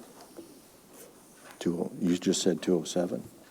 No, you meant, no, Forgive me, did I say 205. we just took action on 205. My Yes. apologies. So yes, we're on 207. Okay. Excuse me. 207 for the record, please. Proposal 207, 5AAC 21358, Northern District Salmon Management Plan. Move to adopt. Second. Staff comments, please. Proposal 207 would exempt the eastern sub-district set gillnet fishery from the gear restrictions found in 5AAC 21358C, Northern District Salmon Management Plan. This would increase the harvest of northern Cook Inlet sockeye and coho salmon in the eastern sub-district of the northern district by an unknown amount, but likely small amount. The department is neutral on this allocated proposal, Mr. Chair. Thank you. Mr. Payton. Yeah, I'm just going to kind of take the philosophy I took on earlier Northern District proposals and not to fracture, try to use a scalpel to manage by district for what river and where they're going. We don't have good real-time assessment tools. We do have some genetic data, and it shows, it shows a trend typically, what sub-district and where those fish are going, but they are all intermingled, and I just think if we're going to liberalize in the future, the Northern District set netters, we should do it all pretty equally, unless there's some conservation concerns in the little sub-districts. So I'll not be in support of this proposal. Thank you. Thank you, Mr. Payton. Mrs. Carlson Van Dort. Thank you, Mr. Chairman. My notes from Committee of the Whole were that there were stakeholders that suggested that we wait and see what the effects of some of the substantive changes that the board has taken recently to move some of those fish north. Is my recollection. So I will not be in favor of this proposal at this time. Thank you. Thank you. Mr. Jensen. Thank you, Mr. Chair. I concur with Ms. Carlson Van Dort on her assessment. I saw in the Committee of the Whole more opposition and favoritism of this proposal, and it seems equal in the on-time public comments in support, 2 ACs for, 2 ACs against. So, Mr. Chair, I'm not going to be in support of this proposal. If this proposal were to be adopted, I don't believe it would result in additional direct costs for the private person to participate, and catching more fish that might have stock concern, or the stock concerns removed, but any extra harvest on sockeyes may tip the balance, so it wouldn't be consistent with the Sustainable Salmon Fisheries Management Policy. Mr. Chair. Call the question. Question has been called. Errors and omissions. Director Raybaum. No, Mr. Chair. Mr. Peterson. No, Mr. Chair. Captain Quist. No, Mr. Chair. Roll call vote, please, Mr. Haight. Thank you, Mr. Chair. Final action on Proposal 207. Mr. Jensen. No. Mr. Godfrey. Yes. Ms. Carlson Van Dort. No. Mr. Payton. No. Mr. Wood. No. Mr. Johnson. No. Mr. Mariski. No. Proposal 207 fails 1-6, Mr. Chair. Thank you, Mr. Haight.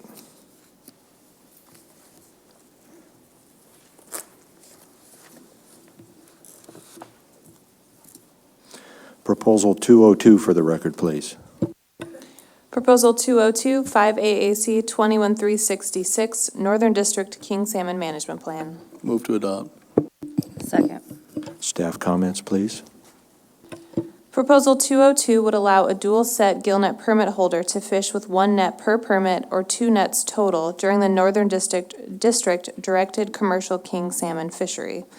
Currently, the Northern District King Salmon Management Plan states that no CFEC permit holder may operate more than one set gillnet at a time. This provision has been interpreted by the Department of Public Safety to mean that a dual-set gillnet permit holder is limited to fishing with one net total, not one net per permit. This could increase the harvest of king salmon in the Northern District Directed King Salmon Fishery by an unknown amount, but likely small amount. This would align 5AAC 213665 with the provisions of 5AAC 21331D and I that allow dual permit holders to fish two complements of allowable gear. The department is neutral on the allocative aspects of this proposal, but supports alignment and clarity in regulatory language, Mr. Chair. Thank you. Mr. Jensen. Yeah, thank you, Mr. Chair. I'd like to reference Mr. Johnson's comments. Anyway, yeah, I'll be in support. This has been in front of us a couple different times. Or one time I recall for sure, and it's just like the department said. It's an alignment of other regulations, and for clarity, I'm going to be voting in support of this, Mr. Chair. Mr. Wood and then Mr. Johnson. If I understand Mr. Jensen and Mr. Johnson, this would actually accomplish what you tried to do in 2017? I believe so. Mr. Johnson. Thank you, Mr. Chair. And thank you, Mr. Payton, for tempering my enthusiasm on this particular proposal. But I think, in simplest terms, this corrects a disparity between this area and others. There are not many people involved in this fishery, and it's the department is probably correct that there's a possibility that there might be a modest increase of some stocks, but it certainly would be minimal considering the number of participants in this fishery. So I would heartily endorse support for this proposal. Thank you. Mr. Payton. Yes, I would echo all the previous comments, and in committee of the whole work, the proposer explained it very well, and I do believe I voted against it in 2017, and that was just lack of knowledge and understanding, so I apologize for that then, and I'm here again to right that wrong, so I'll be in full support of this. Thank you, Mr. Payton. Mr. Jensen. Thank you, Mr. Chair. Like the department said, I don't think it would be a significant increase in the catch, so that would keep it consistent with the Sustainable Salmon Fisheries Management Policy.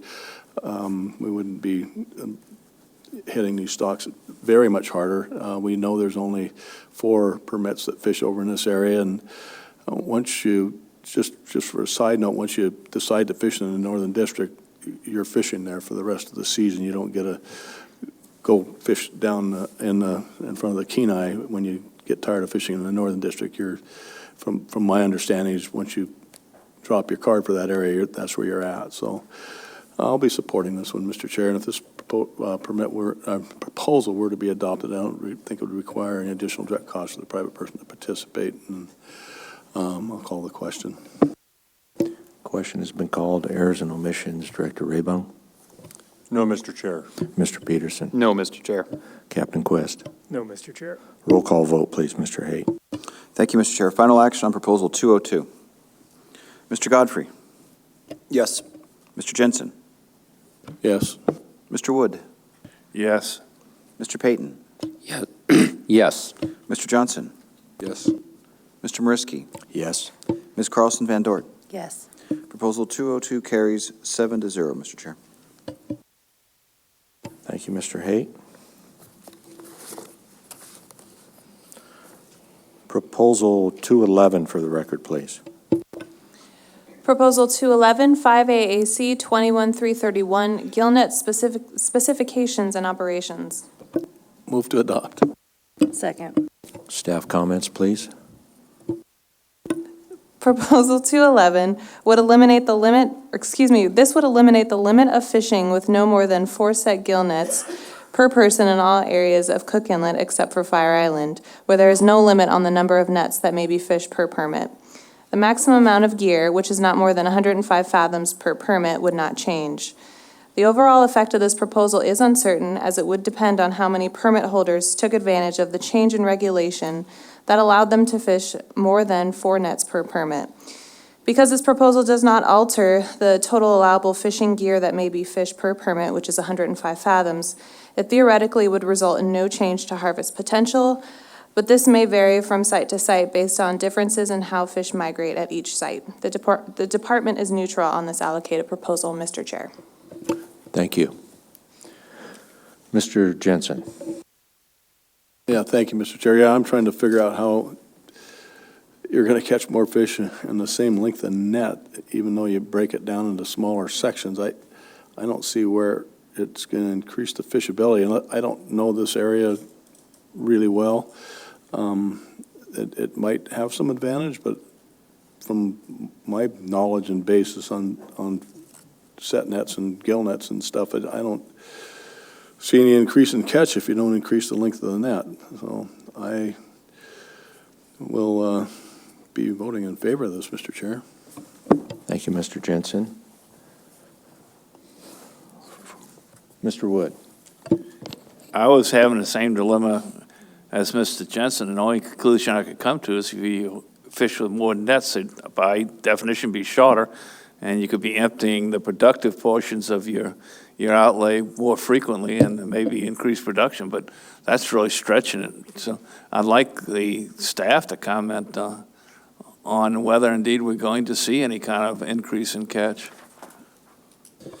Yeah, through the chair to Mr. Wood, there's no way for us to estimate that. I mean, you would think it would be neutral, as Mr. Jensen just said. It's the same amount of gear. I will note that on Fire Island, the gear limitation is, and I'm going to be really absurd here, they could fish 105 1-fathom nets if they so choose. That limitation does not apply to Fire Island, and I'm not aware of people fishing more than 4 nets there. But no, there's no way for us to know or estimate if using 6 nets that are 105 fathoms total are any more or less efficient than 3 nets that are 105 fathoms total. But I just want to be clear, there's no way for us to know that. We just assume it would be neutral. Thank you, Mr. Shields. Mr. Payton.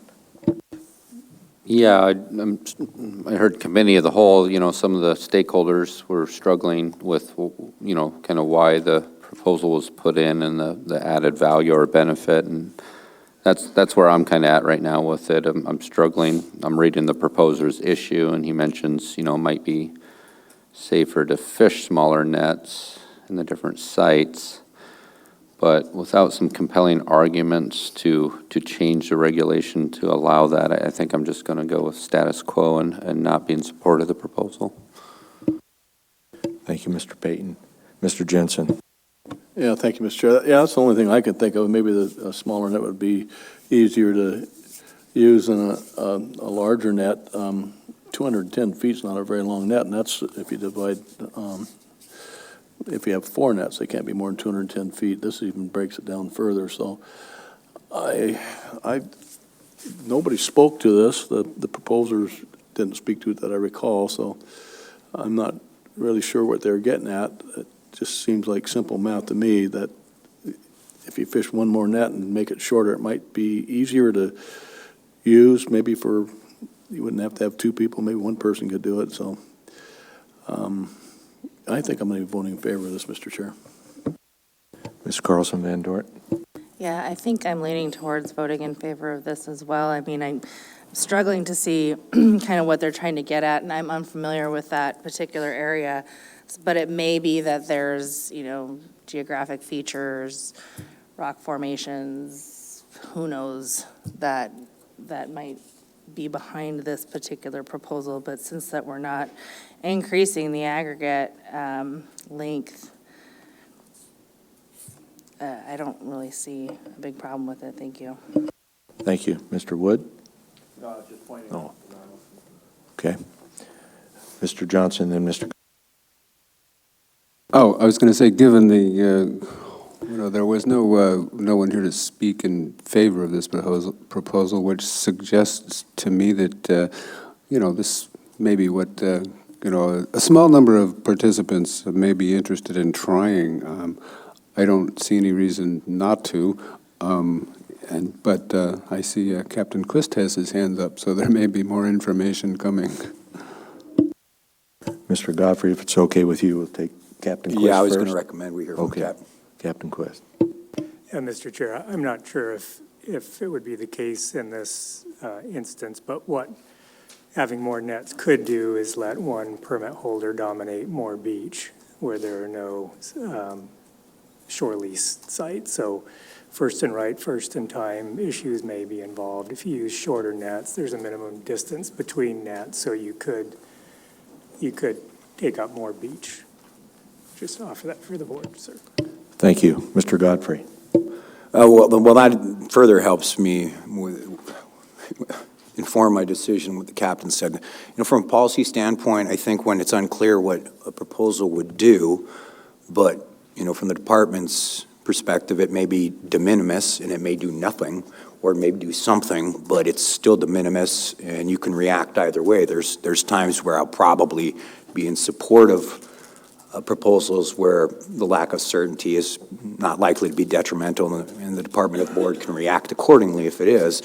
But then there's times to what board member Payton said, the status quo, and I'm struggling to understand the value of this proposal. And to me, when nobody is here to speak or represent a proposal, that's generally problematic from where I come from if I don't have a lot of information, because it's reflective of, maybe a lack of buy-in.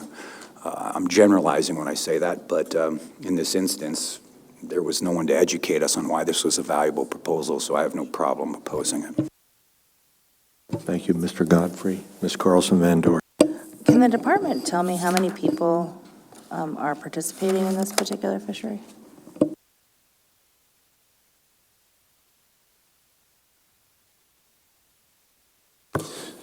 Yeah, through the chair to Ms. Carlson-Van Dorn, while this was brought forward by a citizen from the Tyonek area, the proposals, we read it here, would apply to all of Cook Inlet. So we have about 750 set gillnet permit holders that this could theoretically apply to. Thank you. I appreciate that. And with those additional clarifications from Captain Quist and from the department, I think I'm leaning no. Thank you. Thank you. Mr. Jensen. Yeah, so I read the heading, all of Cook Inlet, so I won't be voting in support of this, Mr. Chair. If this proposal were to be adopted, I don't believe it would require an additional cost for the private person to participate. I'll call the question. Question has been called. Errors and omissions. Director Raybone. No, Mr. Chair. Mr. Peterson. No, Mr. Chair. Captain Quist. No, Mr. Chair. Roll call vote, please, Mr. Haight. Yes, Mr. Chair. Final action on Proposal 211. Ms. Carlson-Van Dorn. No. Mr. Johnson. No. Mr. Jensen. No. Mr. Godfrey. No. Mr. Mariski. No. Mr. Wood. No. Mr. Payton. No. Proposal 211 fails 0-7, Mr. Chair. Thank you, Mr. Haight. Proposal 209 for the record, please. Proposal 209, 5AAC 21368, Big River Sockeye Salmon Management Plan. Move to adopt with the language found in RC 158. Second, and ask unanimous consent. Without objection, that language is before us. Staff comments, please.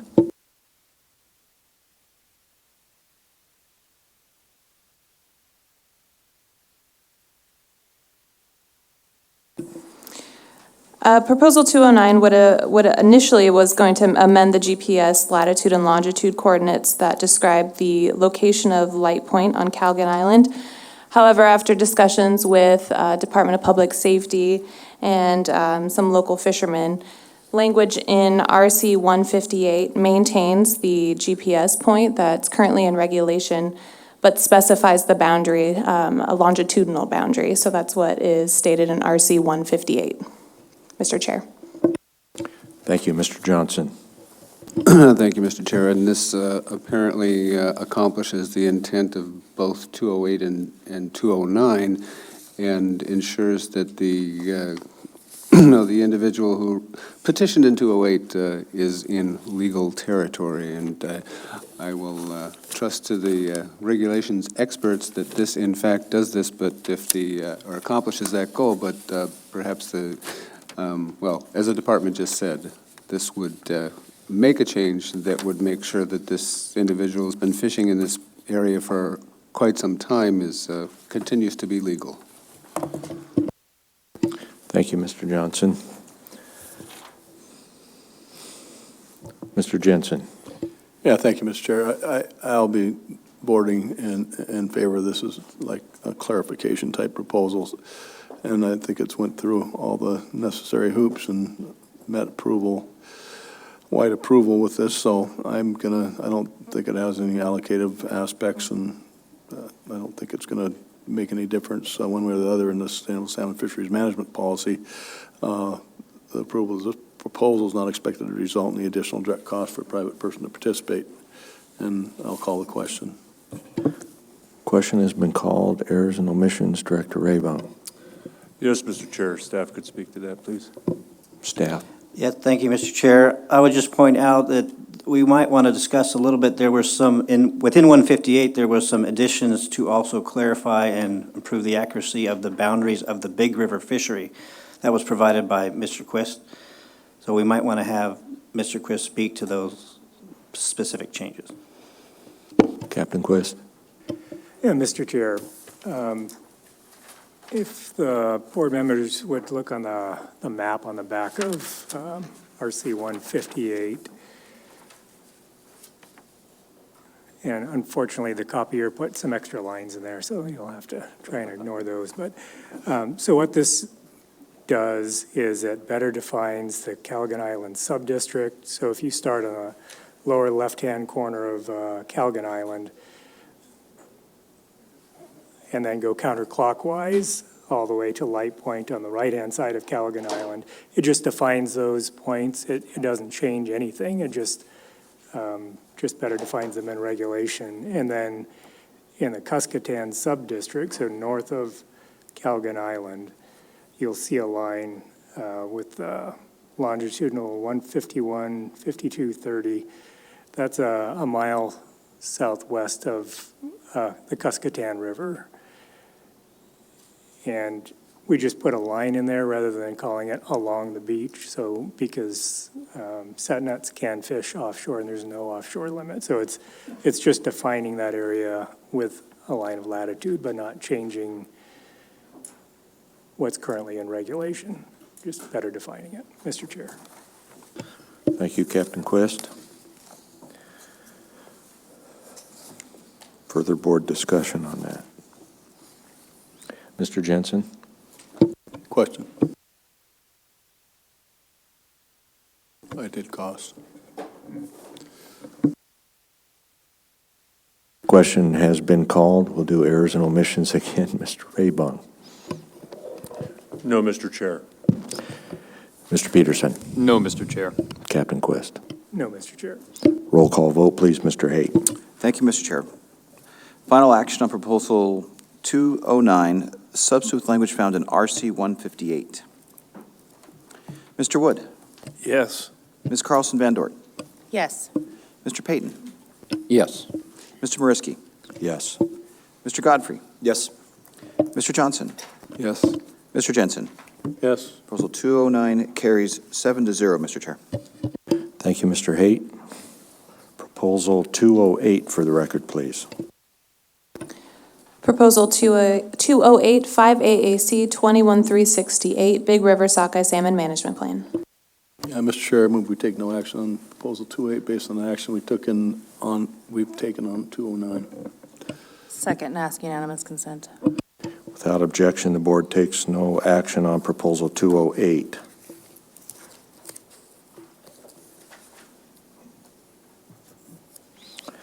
Proposal 210 for the record, please. Proposal 210, 5AAC 21350, closed waters. Move to adopt.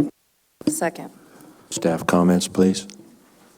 Proposal 210 would close waters to drift gill netting on the west side of Cook Inlet within 1 mile of the mean high tide line from the West Forelands to Sea Otter Point. This would reduce areas currently open to drift gill netting on the west side of Cook Inlet and reduce the commercial harvest of salmon by an unknown amount. This would add confusion regarding those waters that are open to drift gill netting on the west side of Cook Inlet, especially in Drift Gill Net Area 3. Drift Gill Net Area 3 is defined as those waters of the Central District south of the West Forelands within 1 mile of mean lower low water. While this proposal seeks to close waters in the same area within 1 mile of mean high tide. The department is neutral on the allocative aspects of this proposal, but opposes closing additional waters without a biological or fishery management justification. Existing regulations provide adequate protections around the terminus of salmon streams. Mr. Chair. Thank you. Mr. Jensen. Yeah, thank you, Mr. Chair. I'll be voting in opposition to this one for some of the reasons that the department said. There's no biological reason to do this.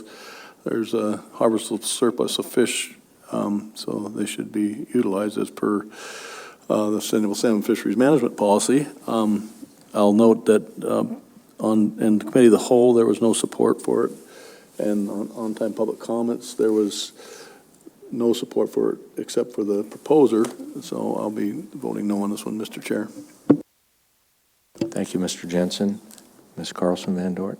Yeah, I would echo what Mr. Jensen said. I think there's already laws and regulations in place as per the comments from the department. And one of the other things I would note is in Committee of the Whole that this would effectively eliminate an opportunity for late summer fishing for primarily local fishermen. So I will be voting in opposition. Thank you. Thank you. For on-time comments, we show in support 1 PC and opposition 3 ACs. Mr. Jensen. Yeah, thank you, Mr. Chair. This would be very allocative. It would definitely take away the ability to make a living from some of the gill netters and stuff over in that area. So it would be definitely a departure from the way things are operated normally. And with that, if this proposal were to be adopted, I don't believe it would result in additional direct cost for the private person to participate, and I'll call the question.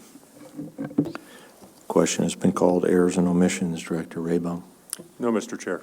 Mr. Peterson. No, Mr. Chair. Captain Quist. No, Mr. Chair. Roll call vote, please, Mr. Haight. Thank you, Mr. Chair. Final action on Proposal 210. Mr. Mariski. No. Mr. Jensen. No. Mr. Wood. No. Mr. Johnson. No. Ms. Carlson Van Dort. No. Mr. Payton. No. Mr. Godfrey. No. Proposal 210 fails 0-7, Mr. Chair. Thank you, Mr. Haight. I'll just let everyone know that we're moving back and forth through some of these proposals, but we went through our list this morning and made that determination, so that's what we're doing. Proposal 130 for the record, please. Proposal 130, 5 AAC 21353, Central District Drift Gillnet Fishery Management Plan. Move to adopt. Second. Staff comments, please. Proposal 130 would allow commercial fishing with drift gill nets in the Chinitna Bay subdistrict of Upper Cook Inlet starting August 15th. This would allow the Chinitna Bay subdistrict to open to drift gill netting about 9 days earlier than the average season opening date since 1983. This would increase the commercial harvest of sockeye, coho, and chum salmon by an unknown amount. It could reduce the escapement of coho and chum salmon in the Chinitna Bay subdistrict and the number of coho and chum salmon that enter West Cook Inlet streams available for in-river fisheries. The department is neutral on this allocated proposal. Other than in the Chinitna Bay subdistrict, the department does not assess escapement levels of coho or chum salmon in any Western Cook Inlet watersheds, Mr. Chair. Thank you. I've noted that during Committee of the Whole, we had no comments, and for on-time comments, 0 under the support and opposition from 2 ACs. Mr. Jensen. Yeah, thank you, Mr. Chair. I won't be voting in support of this. This definitely will take away the department, or reduce the department's ability to manage this fishery. They've been managing a certain way for many years, and they have a handle on what's going on over there now. If you started opening it earlier and than it has been in the past, it could negatively affect the local runs in this bay. So I won't be voting in support of this, Mr. Chair. Thank you, Mr. Jensen. Further board discussion. Mr. Jensen. Yeah. Thank you. And also, it wouldn't be consistent with the Sustainable Salmon Fisheries Management Plan, and I don't see any allocative implications other than that it would change the methods they use now in this fishery. So with that, I don't believe that it would require any additional direct cost for the private person to participate, and I'll call the question, Mr. Chair. Question has been called. Errors and omissions, Director Raybung. No, Mr. Chair. Mr. Peterson. No, Mr. Chair. Captain Quist. No, Mr. Chair. Roll call vote, please, Mr. Haight. Thank you, Mr. Chair. Final action on Proposal 130. Mr. Jensen. No. Mr. Godfrey. No. Ms. Carlson Van Dort. No. Mr. Payton. No. Mr. Wood. No. Mr. Johnson. No. Mr. Mariski. No. Proposal 130 fails 0-7, Mr. Chair. Thank you, Mr. Haight.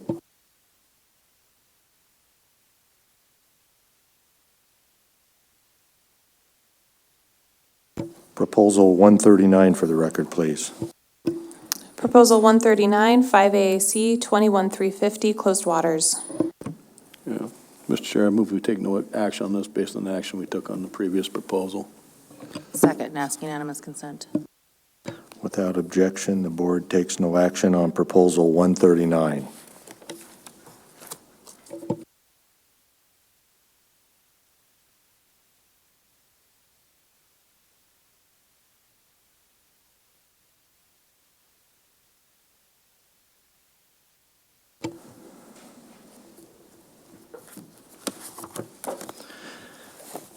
Proposal 138 for the record, please. Proposal 138, 5AAC, 21320, weekly fishing periods. Mr. Chair, I move we take no action on 138 based on the action we took on 130. Second, and ask unanimous consent. Without objection, the board takes no action on Proposal 138.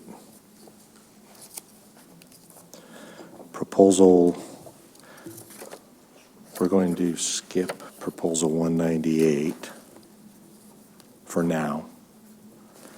Go to Proposal 197 for the record, please. Proposal 197, 5AAC, 21.200, fishing districts, subdistricts, and sections, and 5AAC, 21330, gear. Move to adopt. Second. Staff comments, please. Proposal 197 would assign GPS waypoint locations for landmark names and correct erroneous waypoint locations in the Chinitna Bay subdistrict.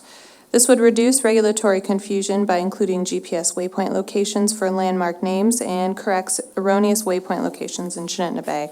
The department submitted and supports this proposal. Mr. Chair. Thank you. Mr. Jensen. Yeah, thank you, Mr. Chair. I'll be in support of this. This is definitely cleaning things up and making it easier for the participants to find where they're at and where they can't fish and where they can. So I'll be voting in support of this, Mr. Chair. Thank you, Mr. Jensen. Mr. Johnson. I would agree. In the interest of clarity and precision, I think this is important, and I will be supporting it. Thank you. Mr. Godfrey.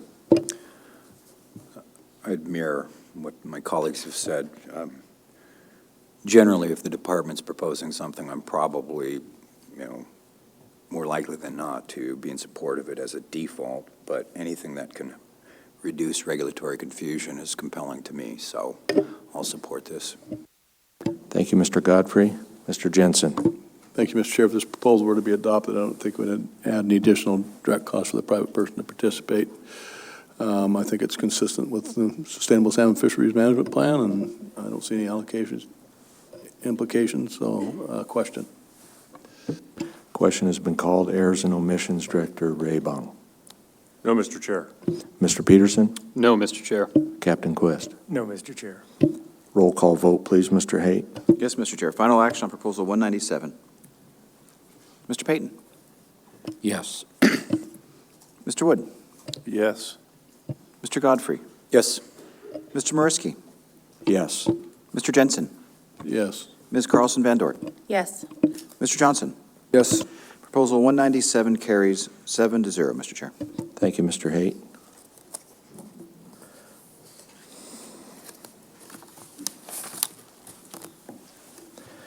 Proposal 212 for the record, please. Proposal 212, 5AAC 21505, Cook Inlet Smelt Fishery Management Plan. Move to adopt. Second. Staff comments, please. Proposal 212 would eliminate the requirement to obtain a commissioner's permit in order to participate in the Cook Inlet commercial smelt fishery. This would allow fishermen to participate in the Cook Inlet smelt fishery without obtaining a commissioner's permit.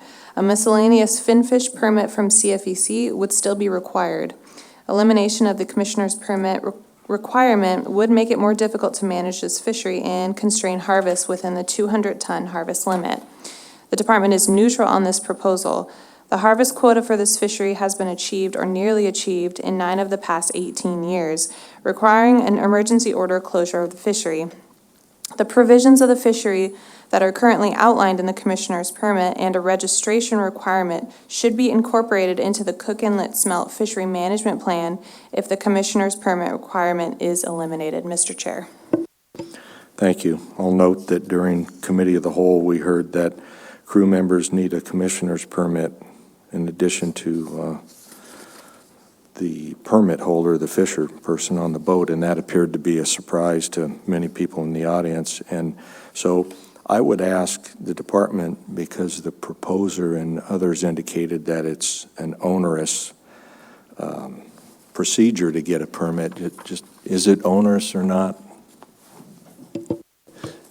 Yeah, through the chair. I guess that is always in the eye of the beholder. The requirements to get a permit are to come into the department, and by the way, we work very, we bend over to try to accommodate folks that want to get a commissioner's permit. There is no cost. It's just basically signing your name to a piece of paper that we want you to have so you understand the rules and regulations of the fishery. You send that in with your application to CFEC to get an M99B, which is a miscellaneous finfish permit. That's an open access permit. Anybody in this room can get one. The cost for that, I think, is $75. If you were to remove the commissioner's permit requirement from this fishery and put all of those provisions into a management plan, we still are going to recommend that folks register to fish, because we need to be able to know who's fishing so we can let them know that when the fishery is going to close. So from a paperwork standpoint, you know, I can't really see there being much difference, but we want to defer to the board as to whether or not you want to leave this as a commissioner's permit fishery, or if you would like to make it a management plan fishery like many other ones. But if you go that alternate or that latter route, we would like to have it be a registration requirement so that we know who's participating, Mr. Chair. Thank you. Is there a typical turnaround time on that commissioner's permit, or is it subject to the availability of the commissioner? To the chair, yeah, I mean, it's like most permits. At that time of year, you know, I'm going to say 2 to 3 weeks, and I think you can pay for an expedited. I think there's a way to pay for it. There are some ways with CFEC if you want to pay to get expedited permits, but let's go with about a 2-week rough guideline on that. You can pay for an expedited permit. Okay, Mr. Jensen. Yeah, thank you, Mr. Chair. You just send your application in with a one-day mailer, and they turn it around really fast. I've done this many times with different things. And then I have a question for the department. It says here 4 permits. Is that the total of the amount of people that participated in the fishery in 2019? Okay, I'm going to see if, through the chair to Mr. Johnson, I'm going to see if I can Jensen, I mean, do two things at once, listen to Okay. two people as a man, if I'm capable of doing that. Let me explain a little bit about this fishery. It's an M99B dip net commercial fishery. Every participant has to have a permit. It's not like other fisheries where one person owns a permit and other people can get a crewman's license and fish under that permit authority. This fishery requires each person to get an M99B CFEC permit. To obtain that, you come in and sign your paper, and you are immediately given a commissioner's permit. There's no wait for that. As soon as you come in, the permit is given to you. You have to, CFEC requires that permit, the commissioner's permit, come along with the application for the M99B, and that's the delay, is whatever that is to get that permit. Now, as far as the number of participants, you know, we have every person that participates, we have their name and a way to contact them to let them know. There are, in general, there have been two major groups that have went up there. They go up, it's kind of interesting, they go up with drift gill net vessels, and it's a challenge to get through the shallow waters of the Susitna mouth. They find their way up into the Susitna River and then begin harvesting and with dip nets. And once they get their vessel filled, they find their way back out. Hopefully don't get stuck in the mud flats, come down to the Kenai River, offload the product and get it. That's where they get it frozen, offloaded and frozen and weighed, and we can sample the fishery there. The number of people that are participating, probably is anywhere from a half a dozen to a dozen actually people that are doing the dip netting. And a lot of the product is being sold under, less, the number of fish tickets that are generated are less than that. But we know and track every person that's participating in the fishery. Mr. Jensen. Yeah, okay, I'm just looking at table 212-1, and it's on page 143. It shows for the last couple of years, it's been 4 permits. So that means there's a total of just 4 people actually dip netting fish commercially. Through the chair to Mr. Jensen, no, there are more than that. That's how many fish tickets are generated from that. So while there may be 4 or 5, this is kind of like how some mini salmon fisheries are done.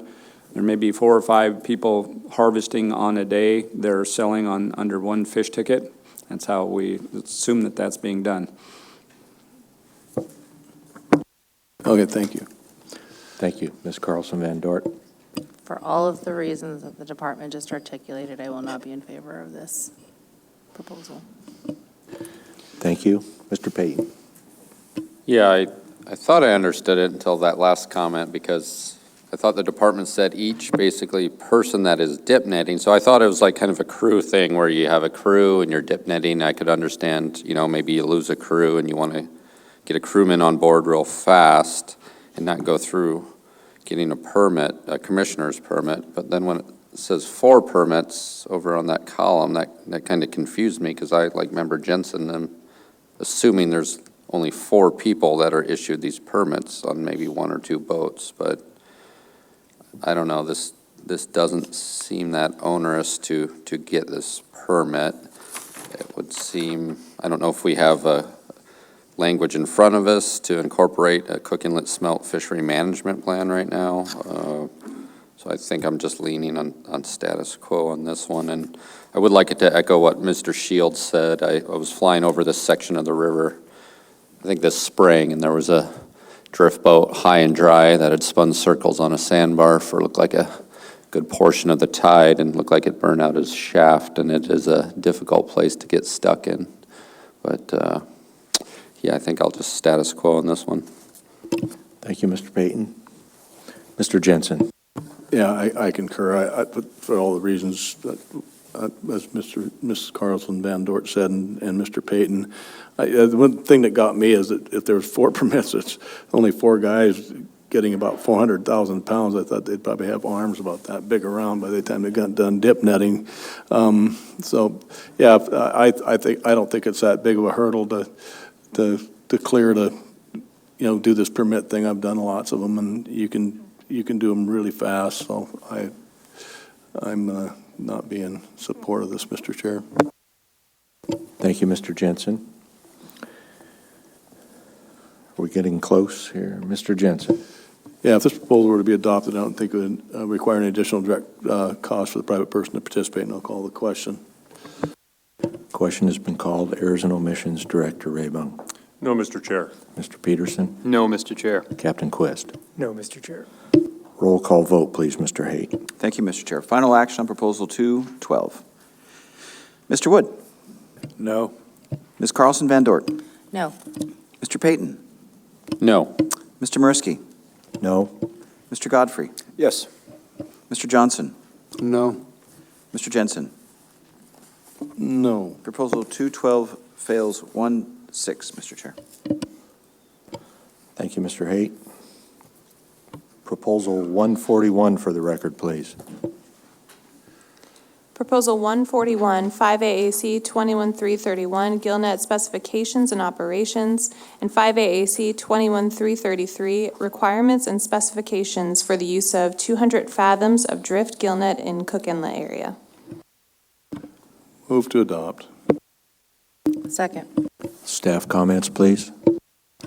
Proposal 141 would allow a vessel to carry more than a legal complement of fishing gear while not increasing the legal amount of gear that may be fished.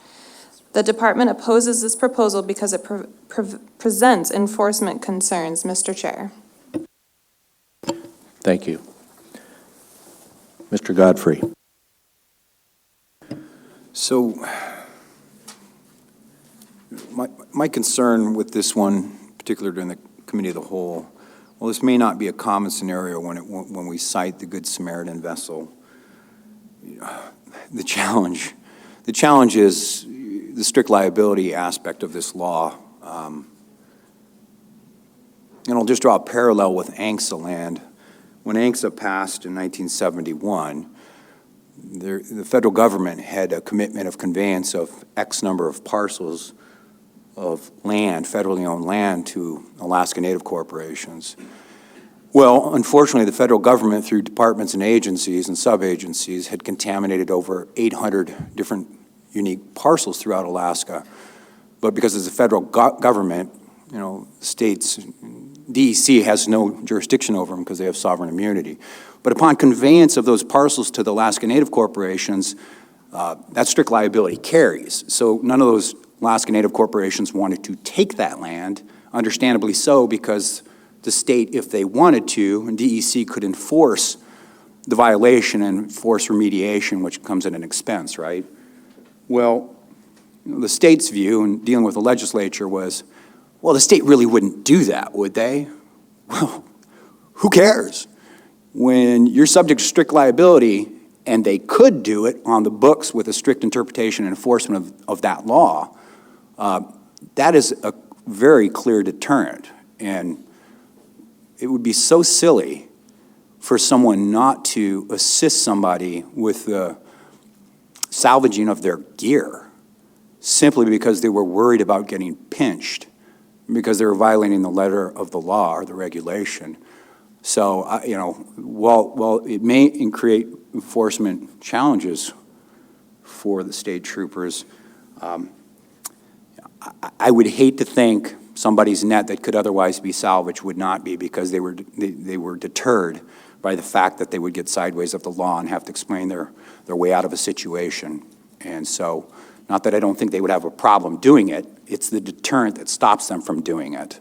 I certainly don't think that state troopers are going to say, you know what, too bad, so sad, you're violating the law and you're going to get fined. It's the deterrent aspect that somebody plays it very conservative by that. So, I'm fully in support of this under this circumstance, and I'll be voting accordingly. Thank you, Mr. Godfrey. I'll note that we have comments from Alaska Wildlife Troopers, and I will summarize them before asking Captain Quest if he has any additional comments. Their comments are: allowing extra gear on board would increase illegal fishing. It would take away an important tool from enforcement. Repealing this provision could affect allocations and could hinder management if violations became commonplace. Alaska Wildlife Troopers is opposed to this proposal. Any further comments, Mr. Quest? Yeah, thank you, Mr. Chair. We do take over-limit of gear violations seriously. It's something that we patrol and investigate vigorously. Having said that, I can tell you that in my experience, almost 28 years with this department, I'm not aware of one case where we have cited someone who we were able to determine had extra gear on board because of a legitimate Good Samaritan act. It just hasn't happened in my knowledge, Mr. Chair. Thank you. Mr. Jensen, and then Mr. Wood. Yeah, thank you, Mr. Chair. Yeah, I concur with Captain Quest. I don't ever recall anybody, in my experience on, around nets and stuff, getting cited for having an extra net on board by being a Good Samaritan, or any extra gear by being a Good Samaritan. I won't be supporting this proposal, Mr. Chair. Mr. Wood. Likewise, what you're weighing is basically what the captain has described against temptation once you have that extra gear on board to utilize it. And if you leave status quo, it's clear cut. If you got the extra gear on board, you're being cited. If you have it for Good Samaritan reasons, as the captain says, you're going to get a free ride on that. And I see no reason to change that. Mr. Johnson. Thank you, Mr. Chair. This seems, aimed at solving a very specific problem in this issue, and again, at risk of jumping ahead here, which I don't want to do, but we have another similar proposal dealing with this Chinitna Bay sub-district. And can I ask, there is substitute language for that seems designed, I believe, to resolve this issue, and in as much as Mr. Jensen is the author of this substitute language, are we going to be able to solve this problem regarding this particular area where fishing is limited to 150 fathoms and the rest of the area where you can put 200 fathoms on board? Or am I misinterpreting the intent of this proposal we'll be dealing with after this one, perhaps? Mr. Jensen and then Mr. Payton. Yeah, correct, Mr. Johnson. This is inlet wide, this 141, and I think that the main concern I heard in public testimony and when a committee of the whole is the Good Samaritan clause, and then for the next one specifically for Chinitna Bay, so they don't have to run back across Cook Inlet to take a gear off so they can be legal in Chinitna Bay. So this is the inlet wide, and that's why I'm not supporting it, Mr. Chair. Thank you, Mr. Jensen. Mr. Payton. Yeah, I was going to say the same thing, so I ditto Member Jensen's comments on that. Thank you. Mr. Jensen. Thank you, Mr. Chair. If this proposal were to be adopted, I don't think it would result in any additional direct costs for the private person to participate, and I will call the question. Question has been called. Errors and omissions. Director Raybon. No, Mr. Chair. Mr. Peterson. No, Mr. Chair. Captain Quest. No, Mr. Chair. Roll call vote, please, Mr. Haight. Thank you, Mr. Chair. Final action on Proposal 141. Mr. Payton. No. Mr. Godfrey. Yes. Ms. Carlson Van Dort. No. Mr. Jensen. No. Mr. Johnson. No. Mr. Mariski. No. Mr. Wood. No. Proposal 141 fails 1-6, Mr. Chair. Thank you, Mr. Haight.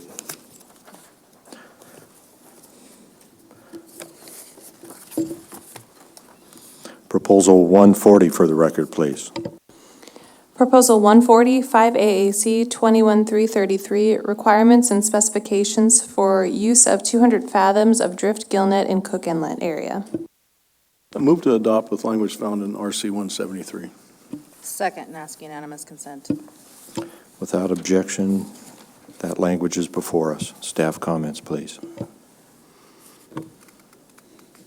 Mr. Chair, RC 173 that has been submitted for this proposal 140 seeks to repeal the limitation on not being able to fish as a D boat or a dual boat permit operation in Chinitna Bay. So if it were adopted, it would allow D-boats or drift gill net boats with 2 permit holders on board to operate in Chitinitna Bay, meaning they could operate up to 200 fathoms of drift gill net gear, Mr. Chair. Thank you. Mr. Jensen. Yeah, thank you, Mr. Chair. And like Mr. Johnson alluded to the previous proposal, I think a lot of it was based on the previous proposal. That's what came up with the language here in the Chitinitna Bay sub-district. Captain Quist explained to me this is the only spot on the west side that had this particular type of restriction, so it made it complicated for people who wanted to participate in the fishery who had been just participating in another fishery, that if there was no tender or anything like that over there on that side, they couldn't just sling their net aboard the tender and go about fishing, take 50 off. So the simple solution was just to repeal this. This bay, from my understanding, is a very shallow bay and not very suited for 200 fathoms, but they have 200 fathoms on their boat. They don't have to set the whole net. They can use 100 or any portion of the net on board. So this just makes it simple. It's really simple, and instead of trying to come up with some really complicated piece of language, it just dumbed it down so I could understand it. Mr. Chair. Thank you, Mr. Jensen. Ms. Carlson Van Dort. I would just say to Mr. Jensen and Captain Quist, thank you for the simplicity of fixing the issue. Appreciate it. Thank you, and I will be support. Thank you. Mr. Payton. Yeah, so after the committee of the whole work on this, stakeholders came up to me and heard about something like this could potentially happen, or if there's substitute language, and I said, well, I don't know, I know possibly, but I'm a little nervous about doing that because what the stakeholder concerns were brought to me that this bay is very small and not really appropriate for 200 fathom gear. And then the non-D boats thought they would, stakeholders thought they would be disproportionately kind of penalized here, and they would have preferred to just keep it status quo. This is actually not what the proposal was asking for. The proposal was just asking for that D-boats, maybe they'll carry that on board, bag it up, whatever, not use it in this section. So I understand the simplicity of it, but I don't know if stakeholders knew this was coming and spoke to it in the committee of the whole about allowing 200 fathoms of gear in there. And for that reason, I'll probably be in not support of it. Thank you, Mr. Chair. Thank you, Mr. Payton. Mr. Jensen. Thank you. I did speak to the proposer and several other people that were concerned and spoke in the committee of the whole, and they seemed okay with it. That's why I'm going with this, because I thought they were okay. I heard problems with taking a shackle off and starting on your boat. A lot of boats aren't set up with that kind of room to throw a bag of net around. 50 fathoms is a pretty good pile of gear. So this just made it simple, and Captain Quist was on board with this too, which makes it even better. So I'll be supporting it. If this proposal were adopted, I don't think it would result in additional direct costs for the private person to participate. It'll actually make it simpler for the people who fish there to participate. They won't have to be running back and forth to cross Cook Inlet to get rid of a 50-fathom chunk of gear. So with that, I'll call the question. Question has been called. Errors and omissions. Director Raybung. No, Mr. Chair. Mr. Peterson. No, Mr. Chair. Captain Quist. No, Mr. Chair.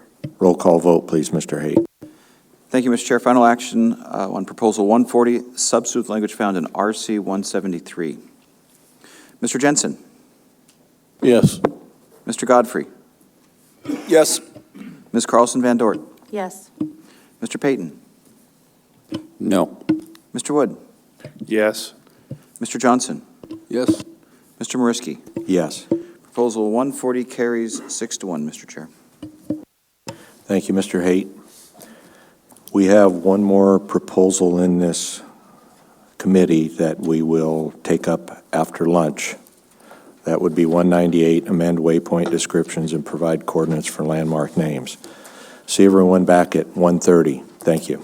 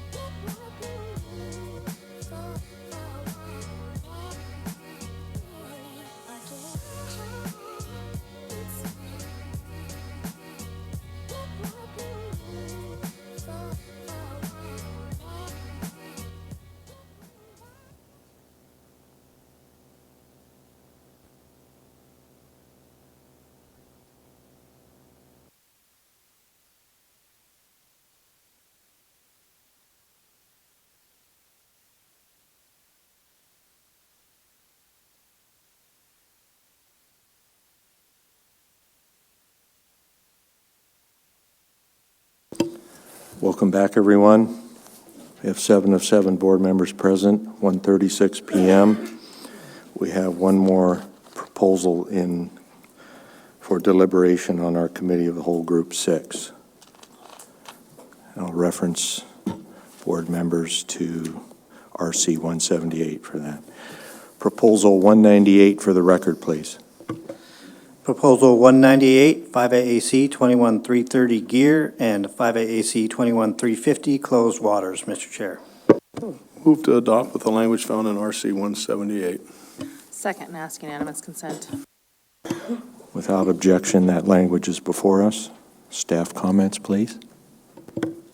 Yes, thank you, Mr. Chair. That information outlines the demarcation line between Point Possession and up to Point McKizzy, including Fire Island, is the most recent collaboration between protection and the users to produce the most accurate line, Mr. Chair.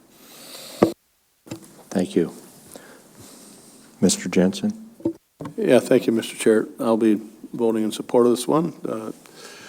I think it's there to clean up language and bring lines and marks up to date, so I'll be supporting it. Thank you. Further board discussion. Mr. Jensen. Thank you, Mr. Chair. If this proposal were to be adopted, I don't believe it would result in the additional cost for the private person to participate, and I'll call the question. Question has been called. Errors and omissions, Director Raybong. No, Mr. Chair. Mr. Peterson? No, Mr. Chair. Captain Quest? No, Mr. Chair. Roll call vote, please, Mr. Haight. Yes, Mr. Chair. Final action on Proposal 198. Substitute language found in RC 178. Ms. Carlson Van Dort. Yes. Mr. Johnson. Yes. Mr. Jensen. Yes. Mr. Godfrey. Yes. Mr. Mariski. Yes. Mr. Wood. Yes. Mr. Payton. Yes. Proposal 198 carries 7-0, Mr. Chair. Thank you, Mr. Haight. That brings us to our Committee of the Whole, Group 7. Does the department need a few minutes to set up? Okay, we'll take 10 minutes. Thank you.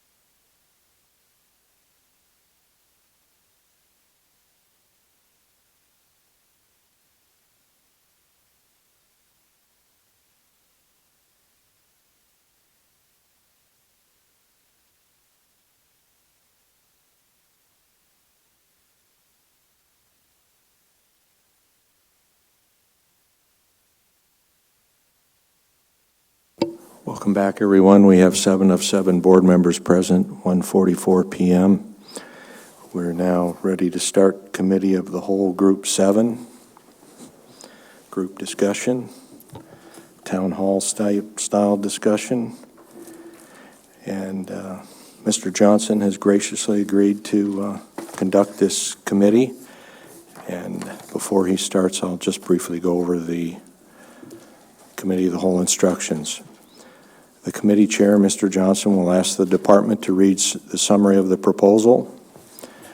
We'll then ask the proposer if they're present, if they're here, to speak first.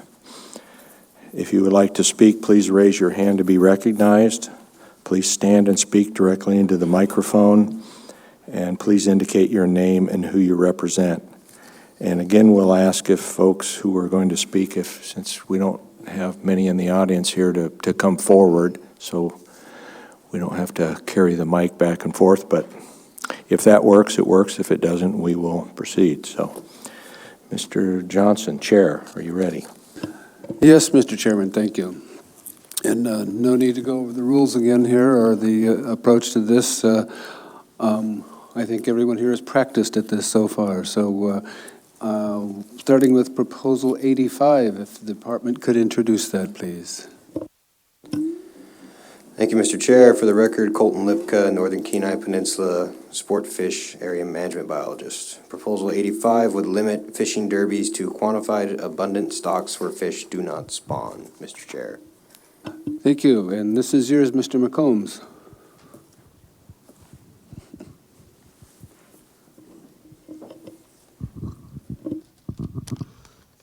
Yes, Mr. Chairman, thank you. I'm John McCombs. Proposal 85 was mine alone, exclusive of various associations. I'm not against fun. After all, I've been here 9 days. I am, however, not in favor of derbies. Quickly, 1, the board has spent many votes and many days protecting Kenai king salmon.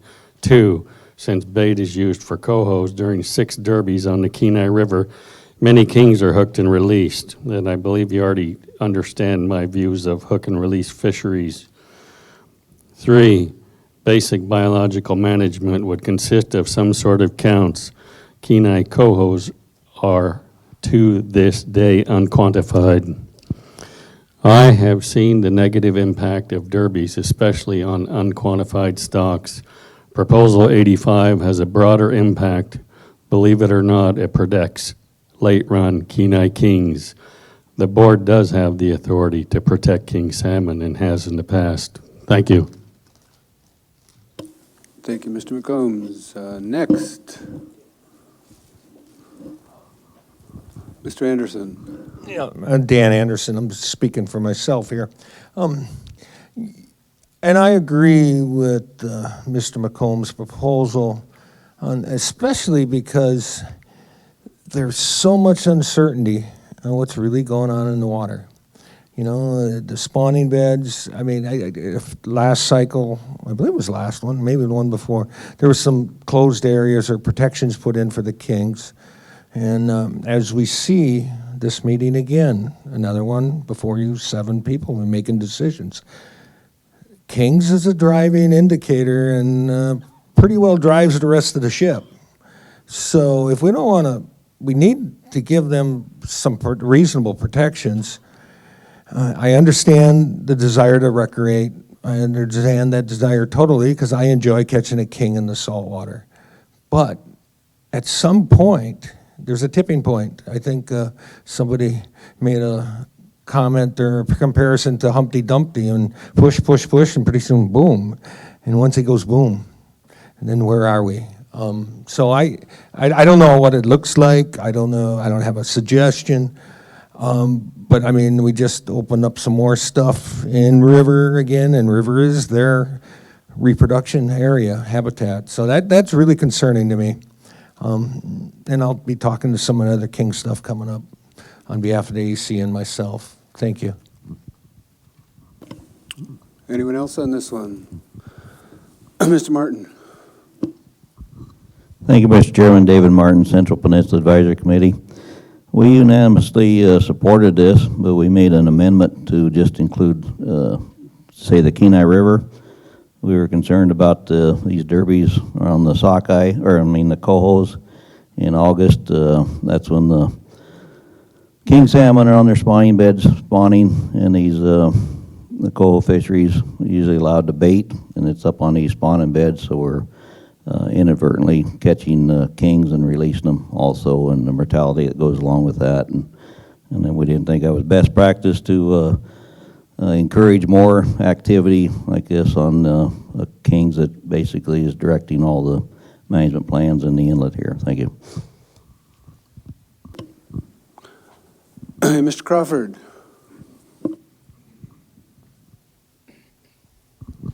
Yes, sir. Big Mike, Kenai Soldotna Fish and Game Advisory Committee. A majority of us were against this proposal, and we didn't see it as a major increase of pressure. And just to comment, in recent years, like last summer when kings were of concern, fishing game certainly put us at no bait for the first couple of weeks of August there, or some time period there. So, thank you. Hand in the back, up the middle, please, Charity.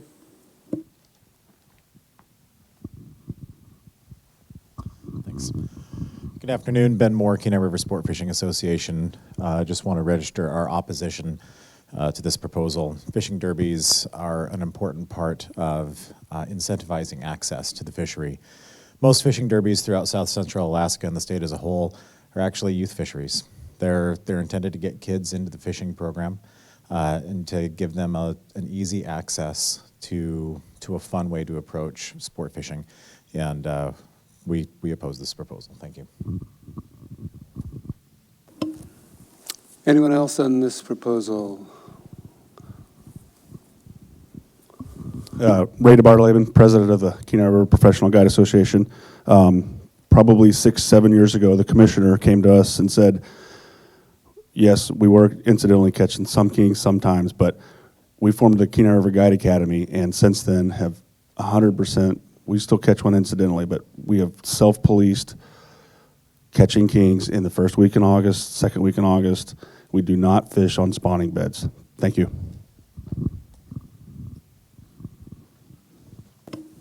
Looks like we may be done on this proposal. Seeing no other hands, we'll move along. Proposal 86, please, if the department could tell us about that one. Mr. Chair, Proposal 86 seeks to address two separate issues. The first would combine personal use and sport limits for sockeye salmon in Cook Inlet, and the second would establish resident and non-resident annual limits for sockeye salmon. Mr. Chair. Thank you. Volunteers on this one?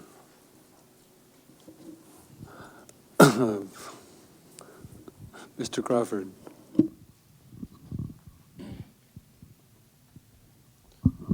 Mike Crawford, Kenai Soldotna Fishing Game Advisory Committee. We had no support for this proposal.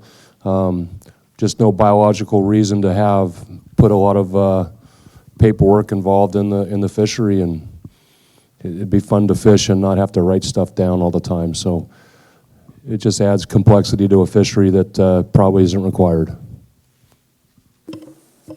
Thank you. Other hands? Mr. Anderson.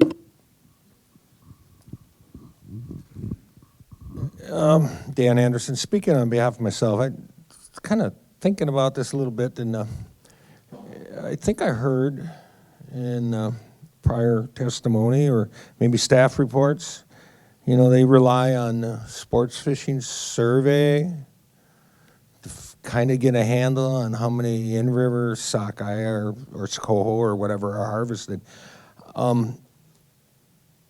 In my recollection of all the years of holding a fishing license, probably 20% of the time I had their survey sent to me, maybe. And that's pretty subjective. So you get it in the middle of winter and you're trying to figure out how many did I catch. So maybe if there was some sort of thing, you could use it for a tool to kind of quantify the actual harvest in some way. I don't know what that looks like, but I think that might be a benefit to this. And as to the number, again, it goes to the comments about the feeding the animals at the zoo that I made earlier in this meeting here. I mean, there's some waste, and it's fun to catch. I like to catch too. But anyway, I don't think we're protecting the fish to have them discarded and not utilized for consumption. Thank you. Mr. DeWitt. Neil DeWitt, speaking on my own behalf. I think this would be a real easy thing that we could control with when a person gets his license. It could have a little sticker on it, just like a moose tag that goes 1 to 31. You punch out what date you get your moose. You could punch out however many salmon that you got. When enforcement comes by, they show you your license. You show them the little sticker at the same time, and they can verify if you took more or less. As far as quantifying or making a limit on it, I think from what we've heard, some of the people in the room here make comments to the fish that go down to the zoo. Maybe we should take a little stronger look at that and maybe lower that number from 25 down to 20 or and maybe 15 even. I mean, you'll still get plenty to feed your family, and I don't know how many people use. It took me a couple of years to figure out how many I use in a year, and I know now what I actually take, and it's nowhere near what the numbers are. So with that being said, I think we need, maybe this is a good proposal to take a hard look at. Thank you. Mr. Martin, up front. Yeah, thank you, Mr. Chair. David Martin, Central Peninsula Advisory Committee. We unanimously support this proposal, mainly addressing the limit on non-resident anglers. This kind of goes along with what was mentioned before on other places. Sitka was one. They got an annual limit on there. There are a lot of sockeye that are taken out. Certain people take out more than their lion's share of it, and right now it's unlimited. There is no limit. Some of it's abused for what their need is, and we've all sat here and had the numbers of into escapement and put restriction on other users to get more fish in here, and everybody ought to be responsible and be good stewards of this resource instead of just being unlimited and one avenue where other mainly resident fishermen are restricted. Thank you.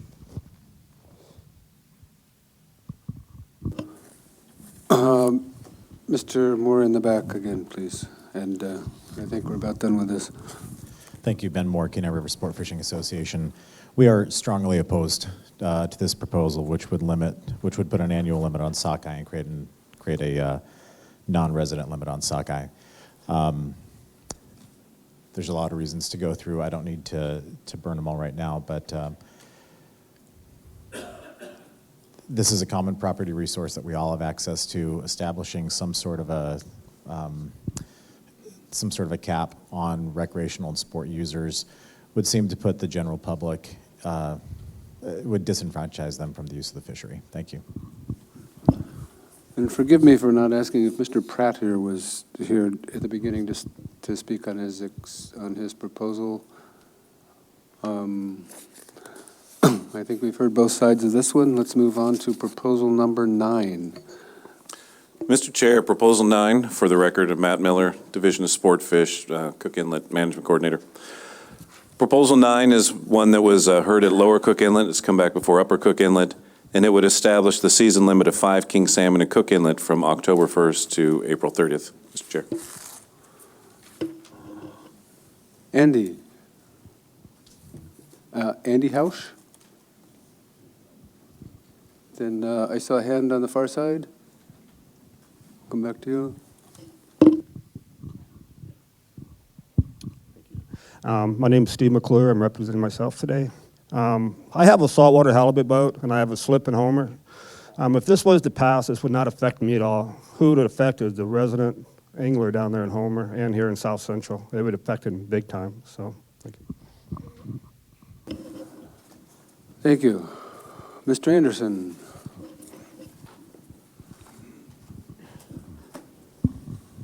And now Dan Anderson on behalf of the Homer AC. All through this meeting, people might have witnessed me receiving or sending text messages. And that was, a lot of them were coming from AC members. What's going on? What do you hear about the Kings? Because they're really concerned. They don't think this proposal is written, no way they want to endorse it. And I think the way the proposal's written, I personally wouldn't endorse it neither, although I have a concern for Kings, but that's just me personally. And I'll talk more about my King concerns in the upcoming proposals. Thank you. Thank you. Other hands? In the back.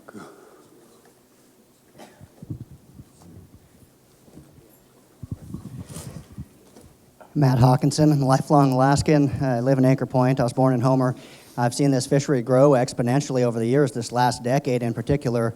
In the Lower Cook Inlet proposal, I submitted written comment. I think I was the only person in favor of a limit. I know of people personally individuals who catch over 100 kings every winter trolling from Kachemak Bay, and that includes north of Bluff Point, where we do see more Kenai kings. I think that there needs to be a limit on it. 5 might not be appropriate, maybe 10 is more appropriate.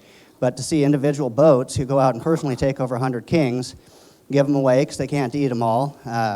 This doesn't put a limit on the charter business because most of them aren't going to meet their limit. They go out for one charter, get their 2 fish, and whatever their daily limit is, and they're done. But being that we've restricted fisheries that catch, say, 65 kings, I think it really stands to reason and go along with everything else the board has done to support a proposal that puts a limit where individuals catch over 100 kings in a winter in this area. Thank you.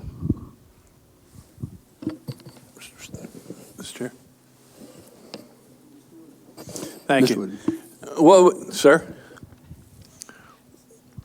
what would your response be if we just simply had a truly annual limit and these fish would apply to it as well as fish caught any other time during the year, whether that be a total limit of 5 or some other number? Yeah, I think that's a very reasonable suggestion. I'd be in support of that. Okay, thank you. Any other questions from the board? Okay, get in the middle, please. Monty Roberts. I'm just representing myself on this one. I actually take part in this as a private angler. I don't have a salt boat. I don't go down to Homer to get winter kings commercially in any aspect. I just use them. These are small kings. They're usually anywhere from 2 to 20 pounds.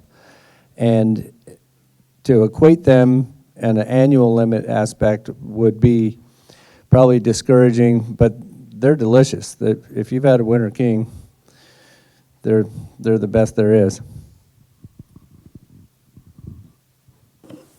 Other comment? Oops. Mr. Crawford. 2 parts here. Excuse me. First part, Mike Crawford, Kenai Soldotna Fishing Game Advisory Committee. I'll refer you to my comments I made at the Lower Cook Inlet meeting in Seward for the AC. And then Mike Crawford is an Alaskan. I've participated in this for since I became an Alaskan with friends and myself and once in a while a family member that's maybe visiting. This is a great opportunity for Alaskans to go out and catch some fish. And the fishing's, it's the middle of winter sometimes. Sometimes it's nice, sometimes it's not so nice, but it's something that we all look forward to and we share with each other. And I don't think that we're hurting a resource that seems to be abundant. The fishing wouldn't be so good if there was a problem. So I would hate to see a limit on this. I personally don't think I've kept more than 5, but I know people that live south of me in the Homer area that this is their fishery. So this is what they want to catch. So, and these aren't 50-pound fish. These are smaller fish, and it's a great family fun event. And I'd hope to see it continue the way it is without any biological reason to shut it down. Thank you. Mr. McCombs.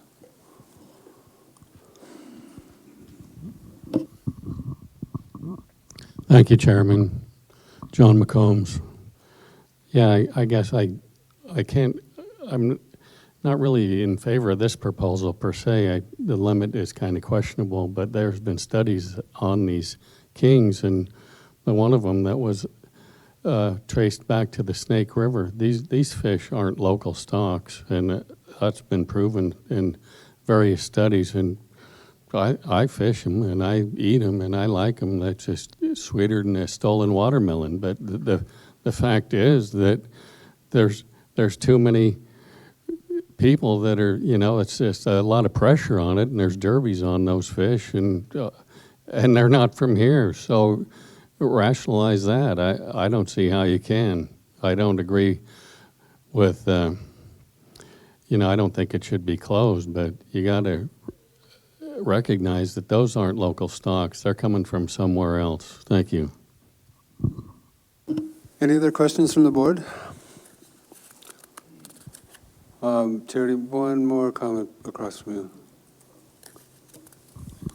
Thank you, Mr. Chair. Luke Graham, representing myself. My family's had a cabin up Kachemak Bay since, I think, the late 70s. Participated in this fishery as long as I can remember. I think one of the unintended consequences of pushing a seasonal limit on these fish is you're going to force people to harvest fish another time of year. So it's not really a stock of concern. So by pushing people to a 5 annual limit, you might make people harvest fish on the Kenai when they otherwise wouldn't. So something to consider about that. Thank you. Thank you. Let's move to the next one. Proposal 150, please. Mr. Chair, Proposal 150, this would require retention of sockeye salmon caught in the Kenai River regardless of hook placement. Mr. Chair. Thank you. Comments? Mr. Martin. Thank you, Mr. Chair. David Martin, Central Peninsula Advisory Committee. Our advisory committee put this proposal forward at the request of the residents. It states that the reduce of waste, i.e. unharvested surplus of sockeye salmon from catch and release mortality in the Kenai River. It reduces this unharvested surplus. Because the Kenai River is on the road system, it gets heavily fished by tens of thousands of anglers. Hundreds of thousands of sockeye salmon are caught and released. It is well known that sockeye salmon do not readily bite a fly and have to be legally snagged by a method called lining, which results in snagging in the mouth or other parts of the body. If snagged other than in the mouth, the salmon has to be released. The sockeye salmon also have to be in the river in large numbers for this lining method to be effective. It is common for anglers to spend a day catching and releasing sockeye salmon for the fun of it. When the sockeye are thick in the river, it is not unheard of for an angler to catch and release 40, 50, 60 or more sockeye in a day. These sockeye are going through an enormous amount of stress at this time because their body is chemically acclimating from leaving salt water and entering fresh water. The added stress from catch and release, especially when snagged and released with gashes, results in high mortality and non-viable eggs because of the buildup of lactic acid. Most anglers do not know or use best practices on catch and release, which compounds the mortality. These large mortality numbers from allowing catch and release sockeye fishing in the Kenai River is nothing more than illegally allowing wanton waste fisheries. The released salmon often swim off only to die in the murky water, out of sight, out of mind. This fishing practice is not sustainable and is not being good stewards of the resource, nor is it portraying to the tourists that the value Alaskans put on this salmon for food, recreation, jobs, and economic importance. The vast number of anglers spending the whole day on the river also greatly contributes to the bank erosion and habitat degradation, which jeopardizes future salmon production. There are many other streams and Cook Inlet drainage for anglers' opportunity to fish, which will help relieve this unsustainable fishing pressure on the Kenai River. Some additional comments from our AC are that salmon are valuable for food, jobs, and the economy. Salmon should be utilized mainly for human consumption, and we should not play with our food. Thank you. I'll have a closing comment too.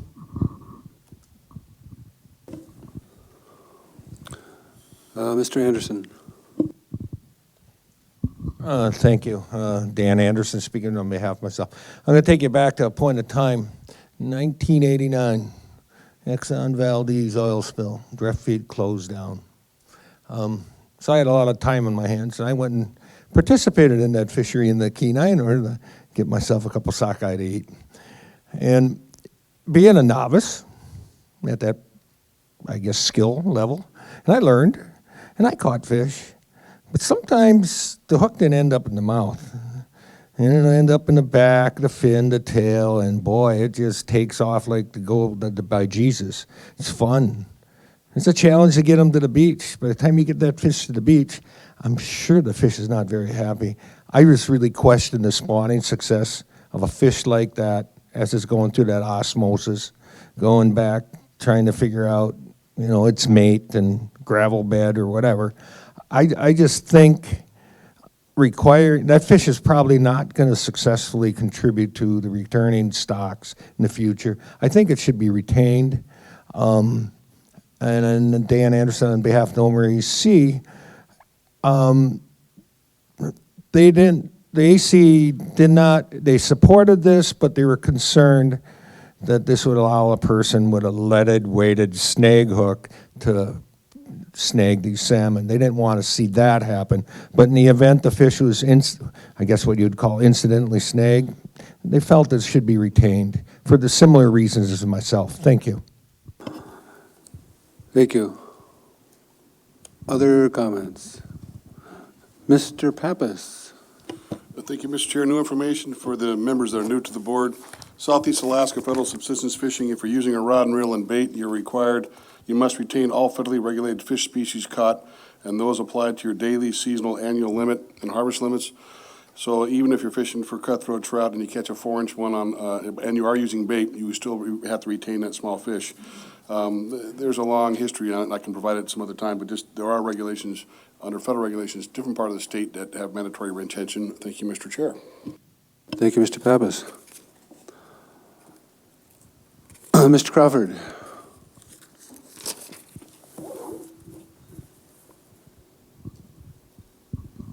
Mike Crawford, Kenai Soldotna AC.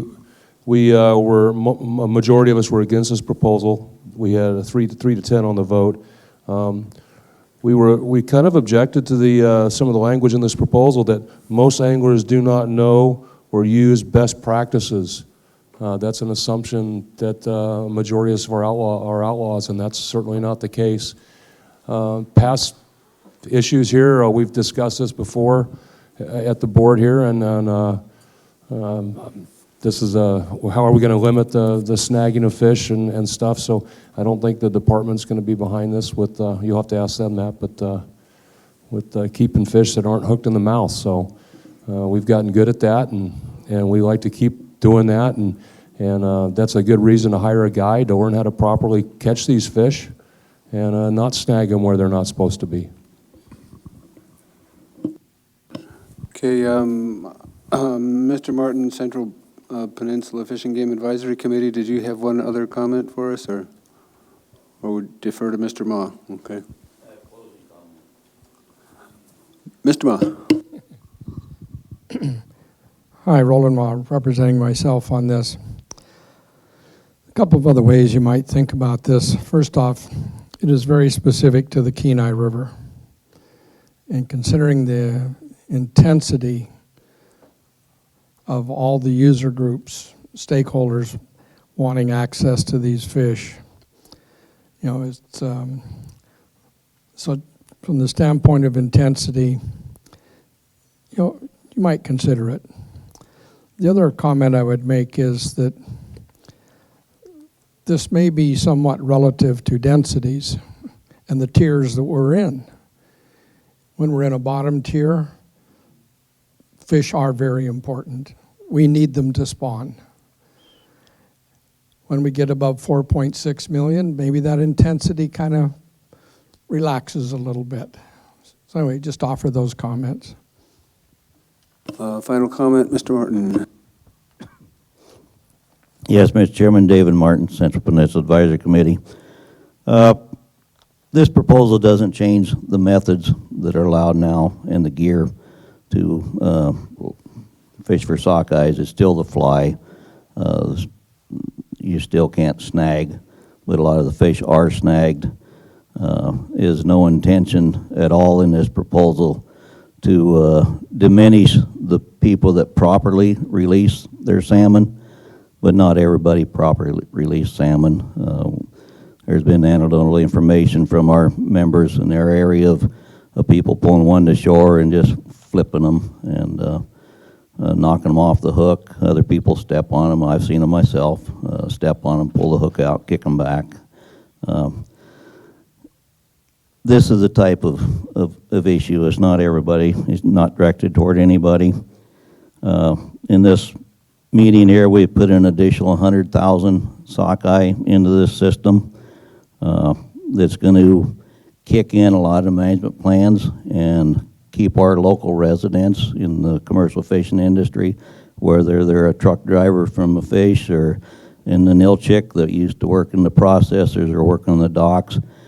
They're not going to have a job at that time when we're putting more fish into this river in the tune of the last few years of 300,000 to 500,000 at least, then aren't going to be harvested because of the sports fisheries not capable of harvesting this resource. They can harvest about 350 in a Kenai or something like that on a good year. So I've got to go back and tell these people that you're out of a job so we can put more fish in the river so tourists or whoever can come up and play with this food, catch and release fish all day long, hire a guide or whatever, catch 50, 60, 100 fish, or even 10 or 20. You catch 50, you got a mortality of 10, you've killed 6, your bag limit's 3, you just killed 9. But those 6 aren't counted. This is the type of issue that this is addressing because it is crippling the local residents that depend on this resource for either livelihood, jobs, or whatever, going from retail industries up. So it is nothing to be snide on. It is something that needs to be addressed. There's no other place in the world that has allowed this to happen that still has a fishery. And the Kenai is no different. We're not addressing any of the habitat degradation issues in this, the boat wakes, and everything else that has been brought forward by the people in the community. And this is at least an avenue to address that. It does not deny anybody from getting salmon for their own consumption, but it does protect this resource and shows that we're good stewards of the resource, and it is a viable resource to us, not just to play with it. Thank you. Thank you, Mr. Martin. Proposal 147, please. Mr. Chair, Proposal 147 would prohibit fishing for salmon in the Kenai River from the outlet of Kenai Lake downstream to the inlet of Ski-Lac Lake, including the Russian River drainage after taking the bag limit for that day. Mr. Chair. I believe this is Cooper Landing Fishing Game. Is there a representative here? Would someone like to comment? Sir, in the middle. My name's Andy Sesney. I used to be on the Cooper Landing Fishing Game Advisory Committee. We've went through this many times, and there's a lot of unintended consequences with this. That's in the Russian River area. It's very crowded. It's been like that since 1950-something. I don't think that we can really address how would you enforce it. Most people that are fishing that area, when they get their bag limits, they go home. I take offense to somebody saying that there's catching and releasing hundreds of these things. I guide up there. I've been doing it for 30-some years. When they get their limit of fish, we go. We don't sit there and play with them. We use them for food. So I really take offense for that. And I think it would be very hard to, for the enforcement officers to take care of this. Thank you.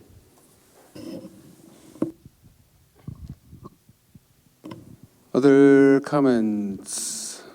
I see Mr. Anderson's hand. Dan Anderson, Homer AC on this one. And Homer AC again wants to ring this message home. We don't encourage or see the need for catch and release, period. So that's where they dug in on this one. And then for, like, there's reasons, like the Russian River is very crowded. I've fished there once or twice in my life, I believe. And it is very crowded. And if you got a person holding that spot on the riverbank, there's no room for a new participant to come in and hopefully be successful in being able to bring a fish home. So with all that, all them issues, we're just, when you're done, you're done. Just go home. That's pretty much the message. Thank you. Next. Monty Roberts, Kenai River Guide. As well-intended as this proposal might be, it really doesn't reach the intended objective because they can catch 2 fish and then catch and release as long as they want and then get their last one in the end. So it really doesn't get to the problem.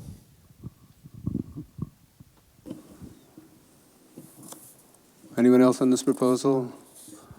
Let's move along to 146, please. Mr. Chair, 146 would increase the bag limit for the sockeye salmon sport fishery from 3 fish to 6 fish per day in the Kenai River drainage when Cook Inlet commercial sockeye salmon fishery is open, Mr. Chair. Thank you. Comments? This doesn't seem to, Ben, Mr. Moore. Hi, Ben Moore, Kenai River Sport Fishing Association. Just one quick comment. We're comfortable with the present action of opening to 6 fish by EO, but we would appreciate a clear understanding of the factors and the criteria that go into increasing to 6 under normal king abundances. There's a liberalization that's not clear in the plan, and we support liberalizations, but we would like to understand the triggers associated with those liberalizations better. Thank you. Thank you. That'd be something we can address in deliberations. Any other comments? Mr. McCombs. Thank you, Chairman. John McCombs. I, too, as a commercial fisherman, would like my time and area doubled whenever they're fishing in the river. I'm all in favor of paired opportunity, not paired restriction, so thanks. Thank you. Other comments? In the back.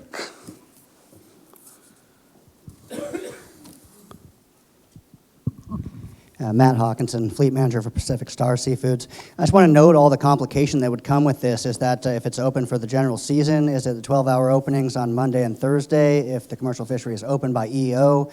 And how would the sport fishery follow this, or the enforcement complications that would come along with, oh, well, the commercial fishery was open and they have 6 and then it closed, so they're standing there with 6 fish. I think this is a complicated proposal and I wouldn't support it. Thank you.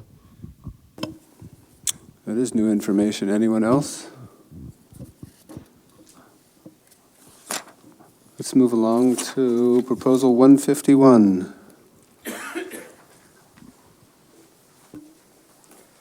Mr. Chair, Proposal 151 would allow retention of sockeye salmon snagged in the Kenai River. Mr. Chair. Thank you. Hey, Mr. Chair. Yes, Mr. Payton. Thank you for the interruption. I'd like to direct, just for discussion purposes, we have RC 168 for this proposal, and if the department could maybe explain that to stakeholders for discussion purposes, I can help with that as well.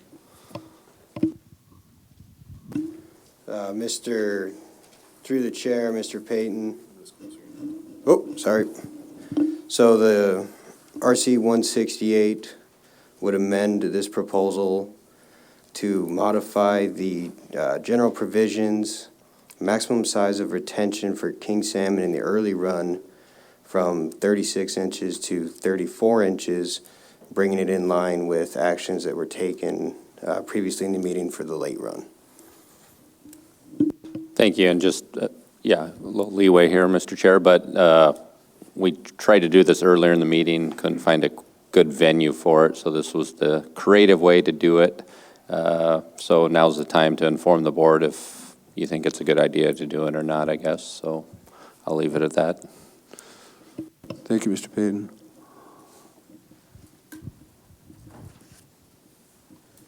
Mr. Roberts? Monty Roberts, Kenai River Guide. I reluctantly support this proposal because it would be very complicated that it carries over into July and above the bridge. There would be differing size limits. We support keeping everything the same, so thank you.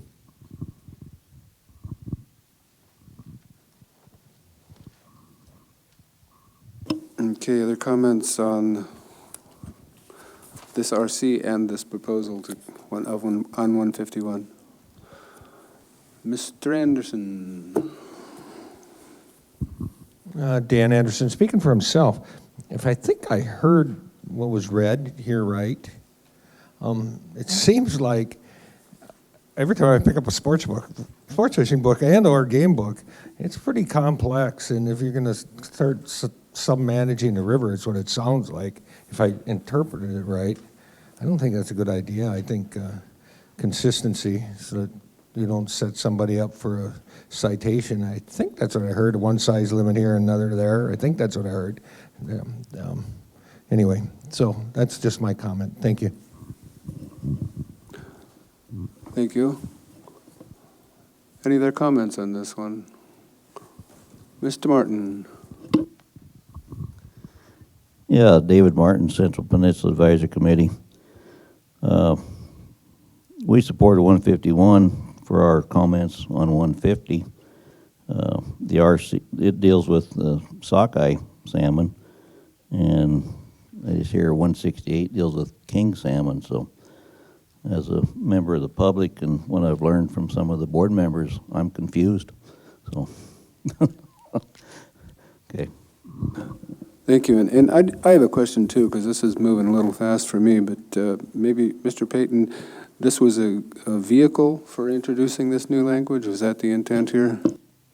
That was the intent, and the reason why it was suggested to use 151 is because the proposal 150 was almost identical about keeping snagged sockeye salmon. So we'll take that up first and vote on it, and then it would essentially null and no action on 151 since it's very similar. So we're not taking our original proposal and really, I mean, we are changing it, but there's a proposal identical to it in front of time we're going to take action on and would essentially null and void that. So we're using that as a vehicle for regulatory alignment basically on the king salmon plan.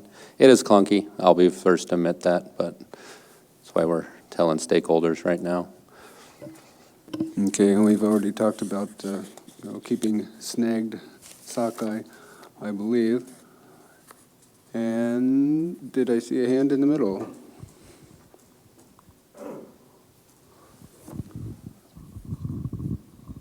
Thank you, Martin Meigs.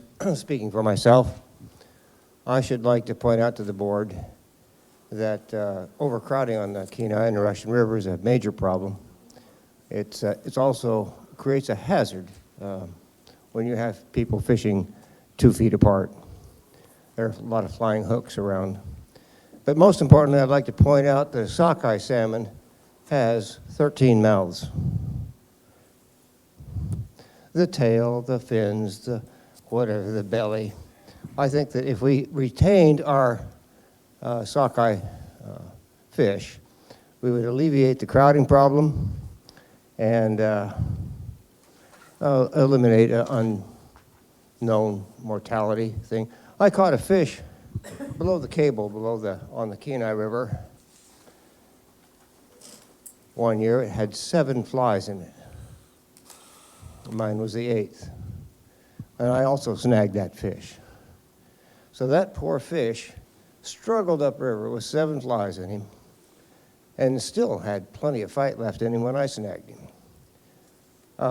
We should take these fish out as we catch them, no matter how we catch them, and no matter what mouth we catch them in. and alleviate the crowding problem that we have on both the Kenai and the Russian River, which is getting worse and worse and worse. Thank you. That's all I have to say. Thank you. Any new information on this subject? Let's move to Proposal 152, please. Mr. Chair, Proposal 152 would prohibit barbed hooks in the angler's possession when fishing in the Kenai River drainage. Mr. Chair. Thank you. Is Jordan Perego here to champion their proposal? Would anyone else like to comment on this one? Mr. Crawford.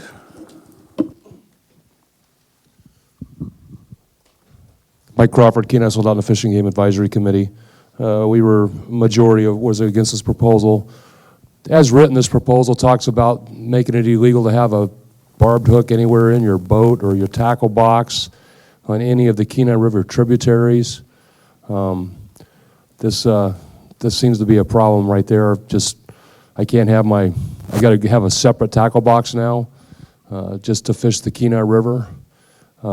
We've put this rule in effect before when we went to catch and release on Kings, and you guys turned it over 3 years later. There's complications with using barbed hooks on the Kenai River, or barbless hooks, excuse me. The fact that you can't readily buy the larger barbless hooks. Yeah, you could buy them in all the fly sizes, but if you need a 6/0 or 5/0 or 7/0, whatever you're going to use, 2/0, they're not readily available.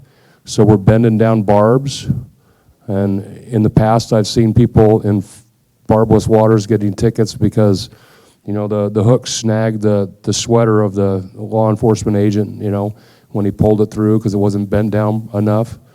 So and I think Fish and Game studies in the past have shown that mortality rates did not increase on our salmon, at least. And then on the trout, many of us have fished the Kenai River quite a bit. We've seen the damage that some hooks have done to fish over the years, but they're all healed up, and it's a 15-pound, 10-pound, 8-pound, however big it is. It looks healthy, puking salmon egg fish. So, it's obviously not a problem for the fish. Not saying some don't have a mortality there, but you look at the catch and release statistics on the Kenai River. I think we're caught. Latest records are probably somewhere over 200,000 fish a year on the river, and that number's been growing for years. So I don't think that mortality on our resident species is a problem. So this gives a great opportunity for maybe some overzealous law enforcement to write a lot of tickets, because I use my Kenai River boat, I use it in the salt water, I use it other places.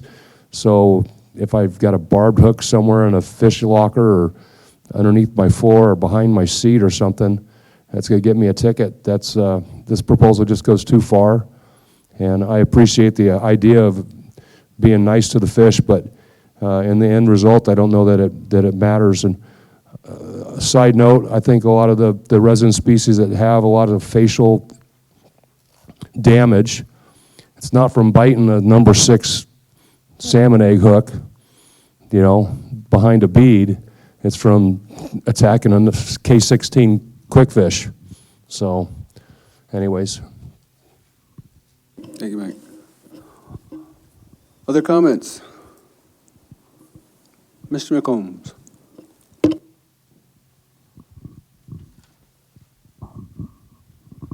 Thank you, Mr. Chairman. This has come up in the past. In fact, the last cycle I wrote one about barbed hooks, and I think if the language in this was changed to when Kenai king salmon go to hook and release, it would be a good proposal that everyone knows. It's common knowledge that it's way easier to release a fish that isn't involved with a barbed hook. So it's a lot easier, and barbed hooks have their effect and they have their purpose. But if you're going to prosecute a hook and release fishery, I think it would be better if barbed hooks were not used in that fishery. Thank you. Thank you, John. Up front, second one back. Steve McClure, representing myself. When we went to, when the department went to barbless during the last cycle before it got overturned, I had the opportunity to use barbless on king salmon. And you know what happens when you're using a bigger size hook for kings, if you're using a sidewash hook, it's a little wider gap, and what happens when that king gets on there, it moves a lot. When you have a lot of pressure on it, it's fine. But if it jumps, it runs at you, it runs away from you, it pulls, that hook continually moves. And so we're doing a lot more damage by going barbless on these things than we would be, we do a lot more damage if we go barbless versus just leaving the barb on there. What I did was take my barb and pinch it down a little bit so it had a little bit on there so it would catch just a little bit to keep it snug, if that makes any sense. So, thank you.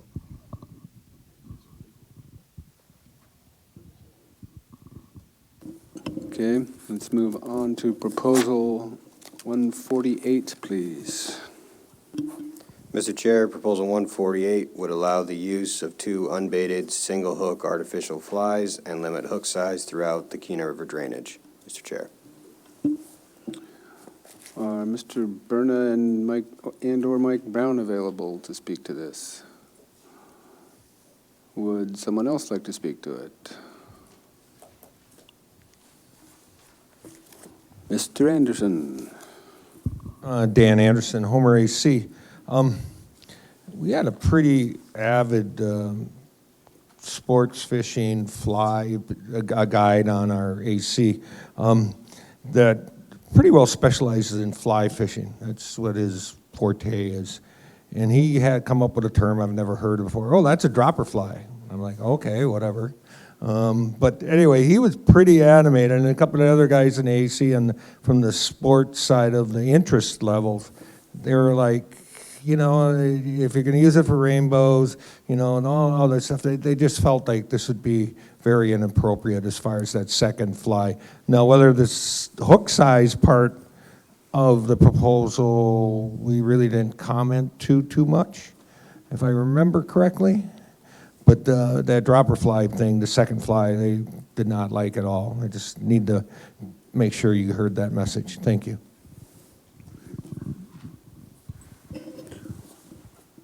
Anyone else on 148? Any board questions on this one? Let's move ahead to proposal 162, please. Mr. Chair, for the record, my name is Jenny Gates, Assistant Area Management Biologist for the Northern Kenai Peninsula area. Mr. Chair, Proposal 162 would remove restrictions to guided sport vessels on the Kenai River when the king salmon sport fishery is closed. Mr. Chair. Okay, 162, comments. Mr. Allen.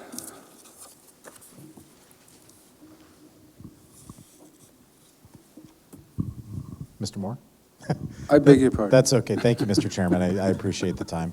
My name is Ben Moore. I'm the Executive Director with the Kenai River Sport Fishing Association. I'll just point the board to our on-time comments, PC 072, for the remainder of many of these. We do have a few more comments, but to respect everyone's time, I'll just point to that. With specific regard to Proposal 162,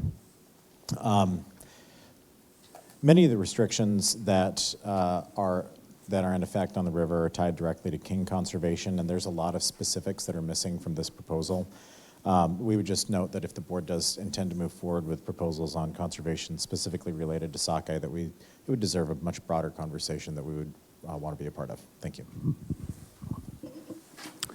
Thank you, Mr. Moore. Looks quiet out there.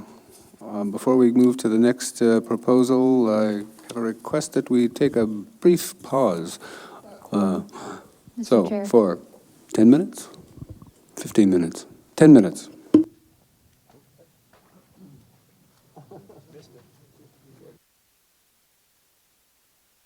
I'm sorry, Mr. Shadura, did you have a comment on this one? I have to speak up on this, Paul Shadura, as a resident of the local community.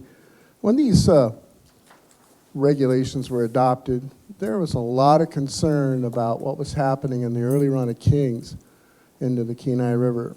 And the department has statistics over 50% of the kings were harvested by a minority of guide clients.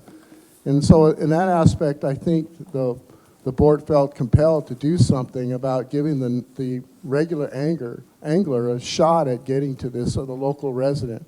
So for those Sundays and Monday being a non-boat day, those were put in place to allow some peace and some, if you want to say, a window on some of the resources that the guides are so good at harvesting. They are professionals at what they do.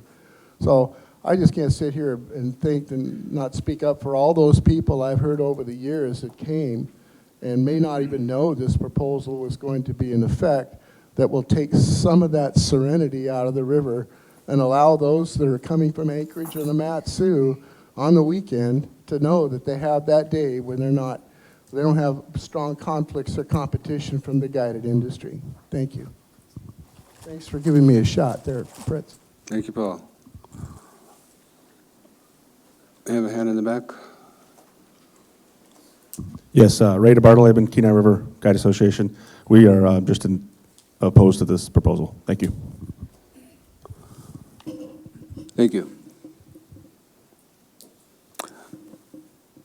Mr. Chairman, 10-minute break? Time for a 10-minute break. Thank you.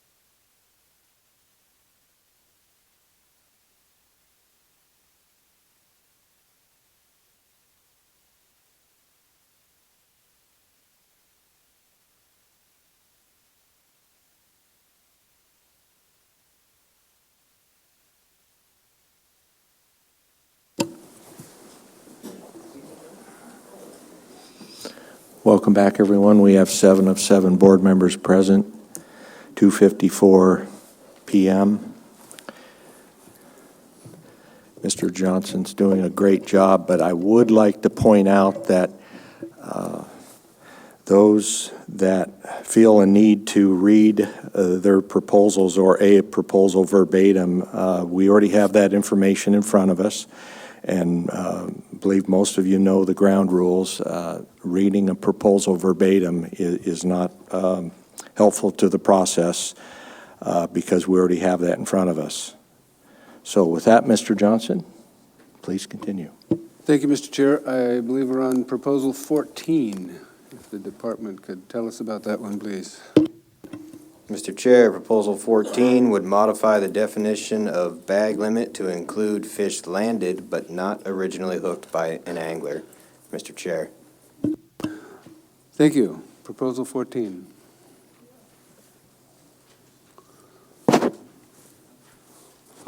Doesn't seem to be generating a lot of interest. Mr. Crawford. Just a reminder that Mike Crawford, Kenai Soldotna Fishing Game Advisory Committee, we made comments at the Lower Cook Inlet meeting on this proposal, and we were opposed to it. Thank you. Mr. Anderson. Dan Anderson on behalf of the Homer AC. I haven't mentioned it in this group that we've been going through, but I want to make sure that you reference all of our AC comments and all these proposals to there, just so even though I'm not enunciating, I'm trying to do what I'm supposed to do and bring new information. Thank you. Thank you, Mr. Anderson. Seeing no other hands, we'll move to proposal 161. Mr. Chair, Proposal 161 would allow sport fishing from a guide vessel on the Kenai River on Mondays in August. Mr. Chair. Thank you. I'm not seeing any hands on 161. Let's move along to proposal. Where did it go? 160, please. Mr. Chair, Proposal 160 would allow a Kenai River guide vessel to transport up to 5 anglers to and from a shore-based sockeye salmon fishery in July. Mr. Chair. And I should have asked on this last one, but is Mr. Erickson here? And would anyone else like to comment? Monty. Monty Roberts, representing myself. I actually support this proposal. We get groups of 5 fairly regularly, and we just end up hiring 2 boats. They end up on the shore anyway. There's no conservation. The private boats can haul up to 6 persons. We got reduced to 5 people in an effort to balance the harvest of Chinook salmon in July, and I don't believe this was intended to carry over to transporting sockeye anglers. Thanks.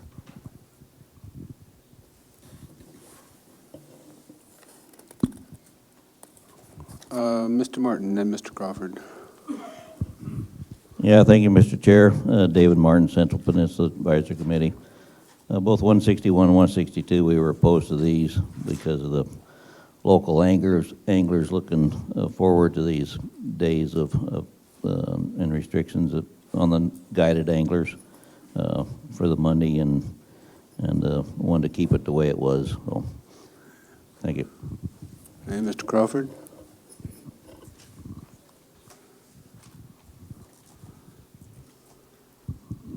Mike Crawford, Kenai Soldotna Fishing Game Advisory Committee. On 160 and 161, we were unanimously opposed to both of these for the comments that are on our minutes. Yeah, thank you. Mr. Anderson. And Dan Anderson, Homer AC. There was considerable conversation about this amongst the guiding sector on our AC. And their opinion was they need to be able to show their client how to actually demonstrate how to catch the fish, set the hook, and properly land it, no matter if it's catch and release or not. But they didn't want to be able to, in these fleet of proposals, I'm speaking generality here, they didn't want to let, let's say, a guide actually get the fish on, pass the rod on, and then let that angler, or they pass the rod on, put that towards its bag limit. So it's kind of a mixture of stuff there on these few proposals concerning these issues. So just take them comments and I'll expedite the meeting that way. Thank you. Thank you. Yes, sir, on the end.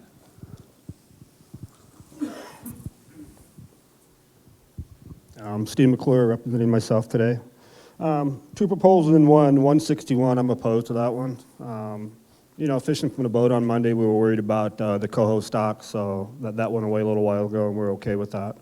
160, the transport thing. To go in that a little bit more, you got to remember that we can transport 5 people every other month of the year except for July. At one point at the Board of Fish cycle here, we lost fishing the 5th seat, and it was a parity issue between guided and non-guided anglers. We were very surprised when we went back and started fishing the next summer, then all of a sudden we were not allowed to transport 5 people anymore. This issue, when it was discussed, had nothing to do with us taking 5 up to get on the bank to fish for sockeye. It was strictly a king allocation, so thank you. Thank you, Steve. Mr. Shidura.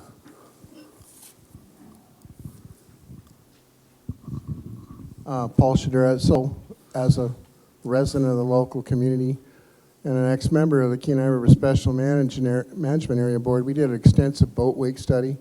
And so the guides were good in being compliant. That when they measured the boat wakes, they put in 4 substitute weights to deal with it, to see what kind of actions, and then the motors were increased to try to get them on step. I mean, there's a consideration of loading boats. Heavier boats you have, the wider boats, the more boat wakes it's created, and the more erosion and damage it does. So just like the board, to remind them that if they look in the management plans, they will see a provision in there that talks about the discussion of habitat destruction and the need to be monitored.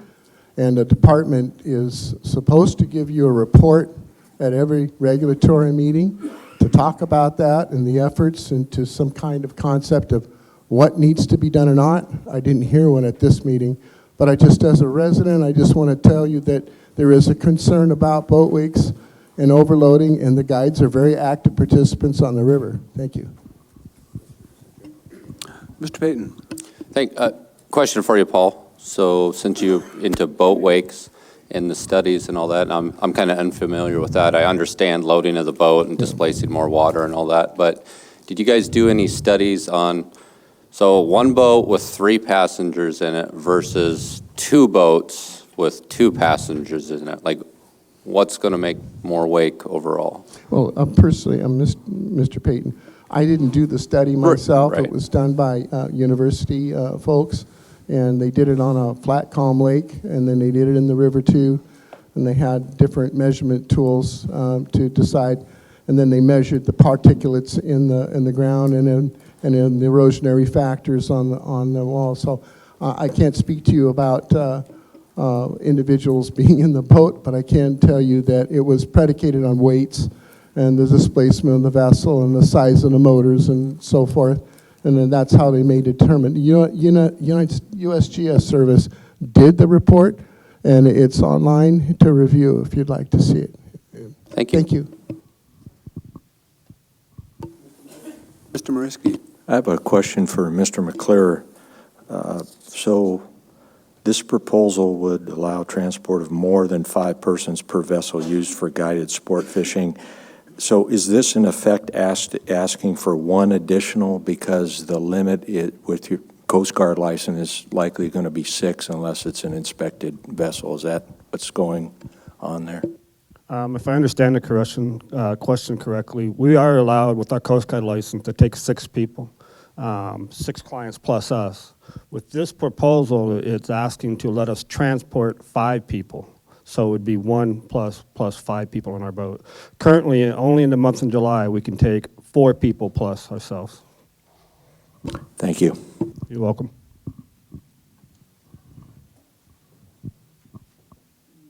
Mr. McCombs. Thank you, Mr. Chairman. John McCombs. One of the gentlemen said that I'm in favor of both these regulations, and it seems like if somebody said that they'd have to run another boat, that means another guide's work and jobs are good. So I'm in favor of these proposals. And Mr. Martin. Thank you, Mr. Chairman. David Martin, Central Peninsula Advisory Committee. We were unanimously opposed to both the 160 and 159 for the issue of the erosion portion of it, the bank erosion that's created. There's been extensive studies in past boards that addressed and put it to 4 people to be hauled. It's not so much the number of boat wakes as much as the size of the boat wake on the correlation to the bank erosion. A bigger wake created by the structure of the boat, the horsepower, how it's operated, how close to shore and all this and that, but a bigger wake, especially at high tide and tidal influences, will undermine and do more bank erosion than a series of smaller ones. I got a place in the river and I can visually see that yourself. So that's what these proposals, regulations were put in the past, was to deal with the erosion. Once it's gone, it's gone. So we should leave them the way it is, and it's been working fair, but not as good as having less boat wakes. Thank you. Thank you. Charity behind you, please. Ray DeBartoleben, Kenai River Guide Association. I've been fishing this river since 1987, and 30-something years later, between what Carissa has done and what we have done with education and the boat wake studies, the habitat protection on that river nowadays is tenfold better and has gotten nothing but better with habitat on that river. So I'd like to address the habitat issues, and they are absolutely changing and going in the right direction. Thank you. Thank you. And I guess we are talking about 159, which is essentially the same subject here, but Mr. Crawford.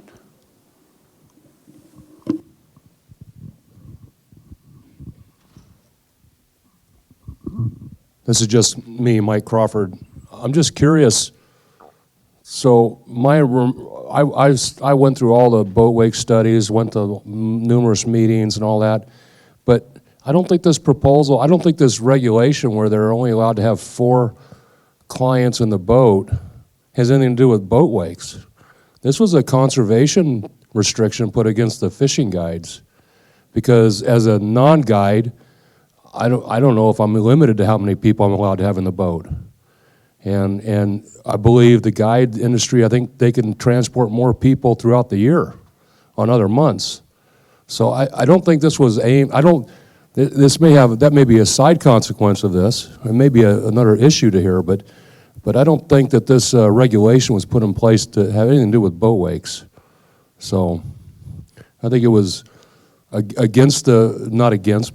a regulation put in place against the guides, or to regulate the guides, to restrict them from having 5 anglers in the boat while they're fishing. And it was a conservation issue.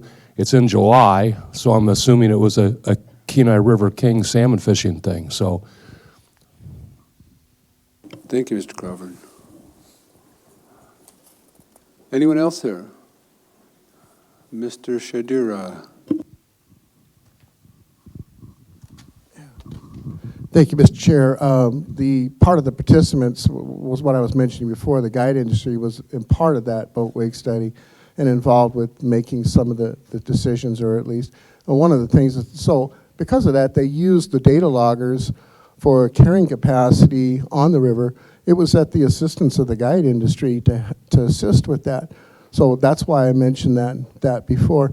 And clearly, if it's a conservation, I mean, we do have conservation on sockeye from time to time. So I would think that, that still plays as well for king salmon, does now play for sockeye as well. And maybe that should be a consideration as well. We're erring on the side of precaution for many of the commercial proposals. I think we need to remain somewhat precautionary measures in the river as well. Thanks. Thank you. Mr. Godfrey. Can anyone in the department speak to this as far as the varying opinions here? I mean, based on the original intent behind this, is it combating coastal degradation, or is it a conservation move, or a combination of both? Because I don't have a clue, and I just heard two different opinions, and I have no historical context for this, but I would think somebody here does. Yeah, Mr. Godfrey, through the chair. I could be mistaken, but my understanding was it was for the king conservation, limiting the number of rods in the boats. Thank you.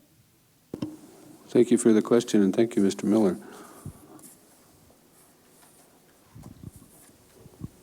Yes, sir. Monty Roberts.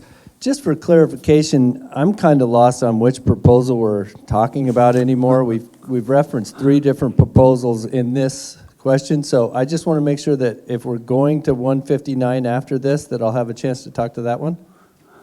Please take the opportunity now, because as I read these, they're essentially the same. All right, well, 159 deals with king salmon anglers and the amount of rods that you can fish from a boat. 160 deals with transporting them to the shore, and you would not be fishing for king salmon. So 159, I already talked to 160, but I'll talk to 159 while we got the opportunity. 159, we would support that in certain circumstances. There, specifically a family of 5 gets really, it's uncomfortable to split them up. Mom and daughter get to go in one boat, and dad and the 2 kids go in another. And there's substantially no weight difference. They all still end up going anyway because they end up going in 2 boats rather than 1. But it would be nice to carry 5 family members in a boat at one time for king salmon. Other than that, there's really no appreciable harvest difference.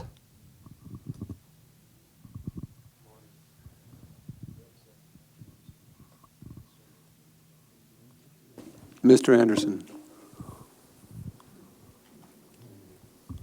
Dan Anderson, speaking on behalf of himself. Though I can totally appreciate the family of 5 situation, because I have 3 children, and me and my wife still play well together, so we're a family of 5. I totally understand that, okay? But I do know that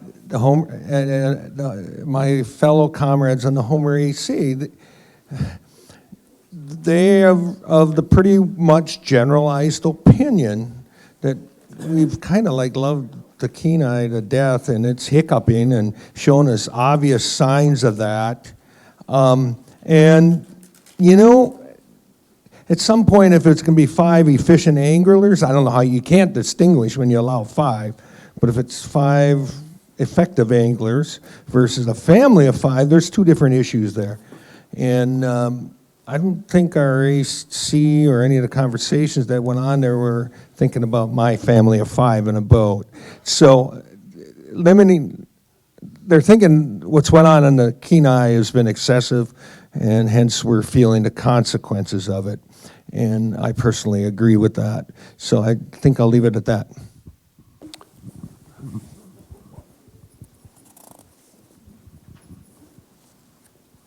Sir, are you standing and reaching for the mic or passing through?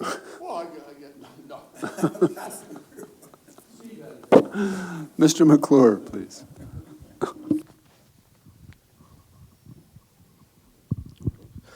Steve McClure, representing myself. 159, I'm opposed to this one. We lost that fifth seat to try to get parity between the guided anglers and the non-guided anglers, and nothing's changed. We're in a time of low abundance of king salmon. Sure, we have to split a group up if we have to, but we can get them out fishing at this time with the amount of boats we have. So, thank you. Thank you. Board questions? Let's move on here to Proposal 155. Mr. Chair, Proposal 155 would allow sport fishing guides to sport fish while a client is present from the banks of the Kasilof River, except from department markers at the mouth of Crooked Creek downstream to department markers near the cut bank. Mr. Chair. Thank you. Is Mr. Davis here for his proposal? Or would anyone else like to comment? Mr. Crawford. Yes, sir. Our AC would like to see this happen where the anglers can be, the guide can fish with the angler. We were kind of a split decision, 8-5 on that. But some of the issues in front of that was we heard about a ticket given to a guide who was under the impression, on the Kenai, a guide is allowed to fish from the bank with his clients. And so part of us thought of it was a housekeeping issue to transfer that over to the Kasilof River. But also just the fact that most of these guys are Alaskans, and having access to the fish is a good thing. We hear about over-escapement issues on the Kasilof, so we didn't see there was a conservation issue here. And certainly need the ability to train people that don't even know what a sockeye salmon looks like, that we're taking fishing, the guides are taking fishing, and show them the technique, because it's not watch a rod and reel it in. There's a technique that's required to do this properly. So that's why those were our thoughts on this proposal. Thank you. Other hands? Okay, let's move on to Proposal 156. Mr. Chair, Proposal 156 would allow sport fishing guides to sport fish from shore while a client is present in the early run and late run Kasilof River king salmon sport fisheries. Mr. Chair. Thank you. Comments? Yes, sir. Yes, Guide Association was the sponsor of this proposal, and what this seeks to do is, several years ago, probably 8 or 10 years ago, there was a conservation concern on king salmon. We gave up our guide rod from the drift boat at that time, and that got kind of looped in with fishing all with clients. So we're just trying to get back to where we can teach clients to properly sockeye fish.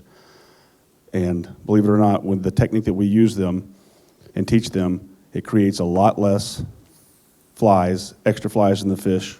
Earlier was spoken about. So if we teach them properly how to catch these fish and catch them in the mouth, that's all we're looking to do here, and possibly bring my wife a fish home in the afternoon when she wants to eat a fresh salmon. Thank you. Thank you. Other comments? Yes. Hi, Ben Moore, Kenai River Sport Fishing Association. I just wanted to direct the board's attention to RC 175, where we changed from our on-time comments to support 156. Thank you. Thank you. Other comments? Okay, let's move along to Proposal 158.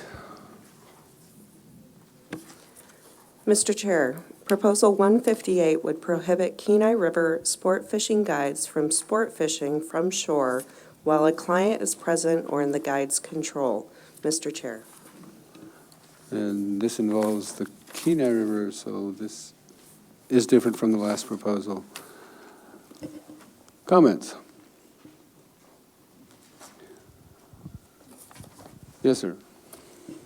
Hi, Ben Moore, Kenai River Sport Fishing Association. Likewise, I would point the board's attention to RC 176, where in our initial comments we were supportive in concept of this idea, but for alignment across the two fisheries, we would be opposed to 158. Thank you. Thank you. Yes, sir.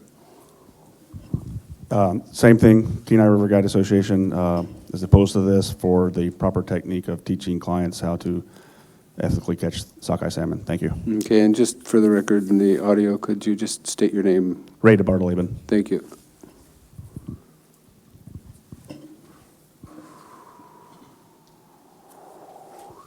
Yes, sir.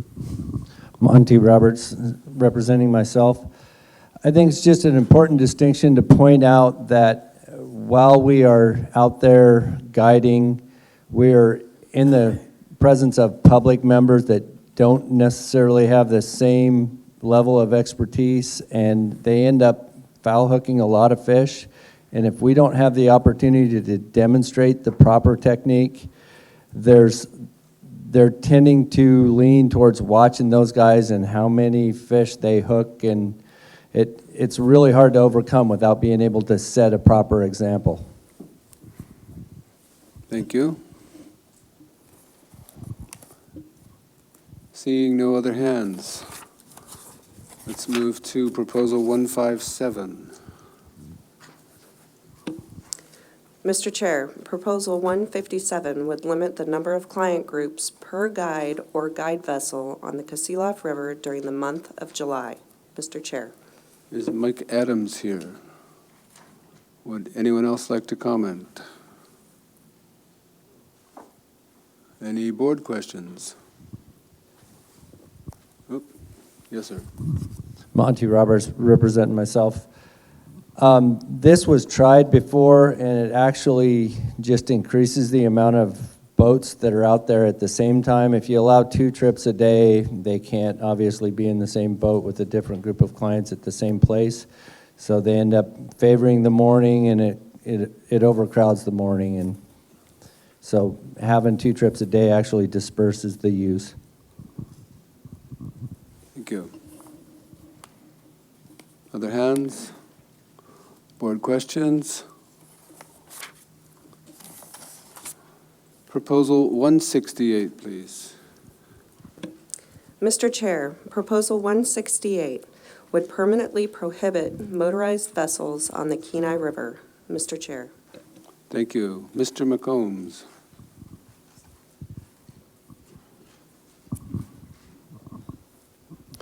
Thank you, Chairman. My name is John McCombs. I put this in, of course, I put it in the past, and I guess I would say that unlimited guides and unlimited dip netters and unlimited traffic on the river don't help the king salmon spawning areas. One survey indicated that there was over 700 boats on the river at one time, and I understand that this probably is more of a talking point than something that'll get any traction, but I still think it's important to discuss. Thank you. Thank you. Other comments? Mr. Martin. Thank you, Mr. Chairman. David Martin, Central Peninsula Advisory Committee. We support this proposal. It's not the first time this proposal's been before the board or the public. There's been multiple proposals put in to increase drift boat only days, an extra day to 5 days. Examples been brought up, lower 48 streams are a drift boat only through scenic areas, and people really enjoy them. If you really want to protect the habitat and the bank erosion, this is the perfect way to do that. So it should be addressed instead of just allow business as usual. It does reflect enjoyable trips. I'm talking to people they've gone down the Kasilof River on the drift boats. Really enjoyable experience. You don't have the rat race that you do with motorized vehicles or vessels. So it's something to consider, whether it be every day. Been trying to phase in. Some of the groups that have tried to phase in the past are groups that have probably kind of disbanded because they've never gotten any other action on the board, from the board, except for the one non-motorized day per week. Thank you. Thank you. Mr. Commissioner, did you have a comment? Yeah, I might just add on this proposal we probably have to talk to law, but it's quite unlikely that the board has the authority to prohibit motorized vessels. You'd have to link it somehow back to fishing if you were to do it. Thank you. To your left, Charity, please. Yeah, Andy Sesney, representing myself. The next three proposals, it's 168, 66, and 65, are pretty much almost the same thing, but they intend with the fishing and use a non-motorized boat. The Upper Kenai River is drift boat only. The Kasilof River is drift boat only for fishing.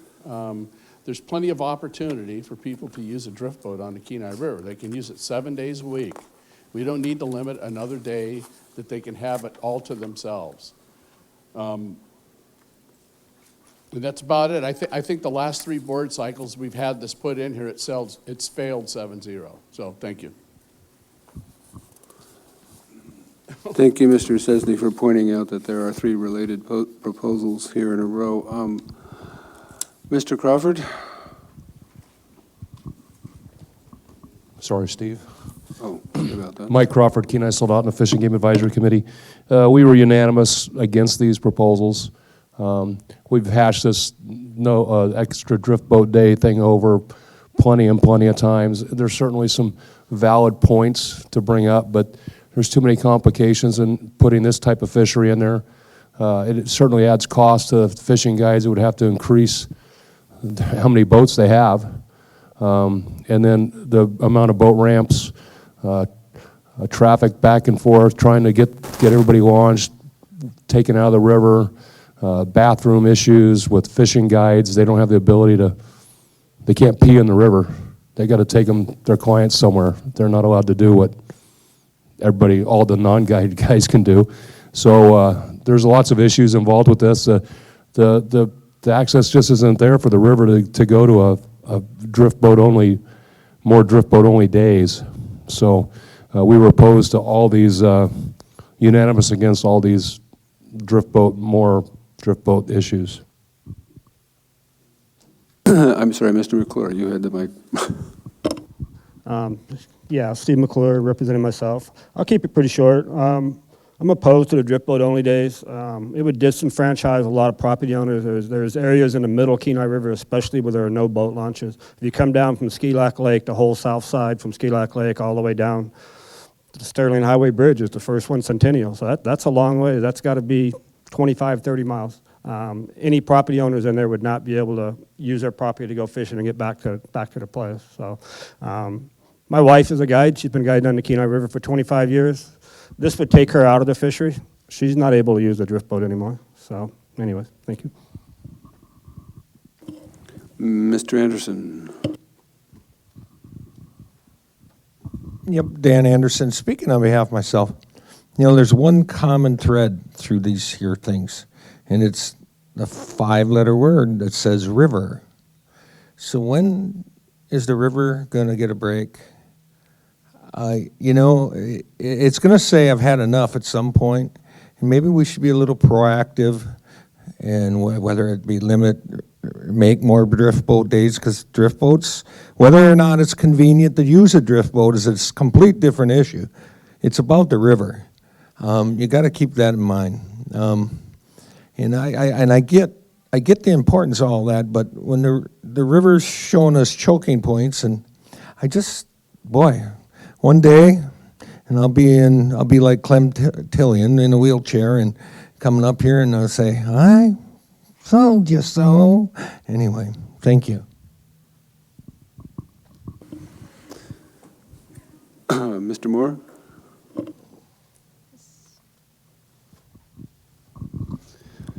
Ray DeBartoleben, Kenai River Professional Guide Association. New information. I have a lot of friends that fish this drift boat Monday that we have right now, and in the king conservation mode, or harvesting kings or catching them on Mondays, when you're in a drift boat, it's probably better and easier to catch fish without that boat traffic, because when the boat traffic comes out there, believe it or not, it makes fish move. So that's just something keep in mind. Thanks.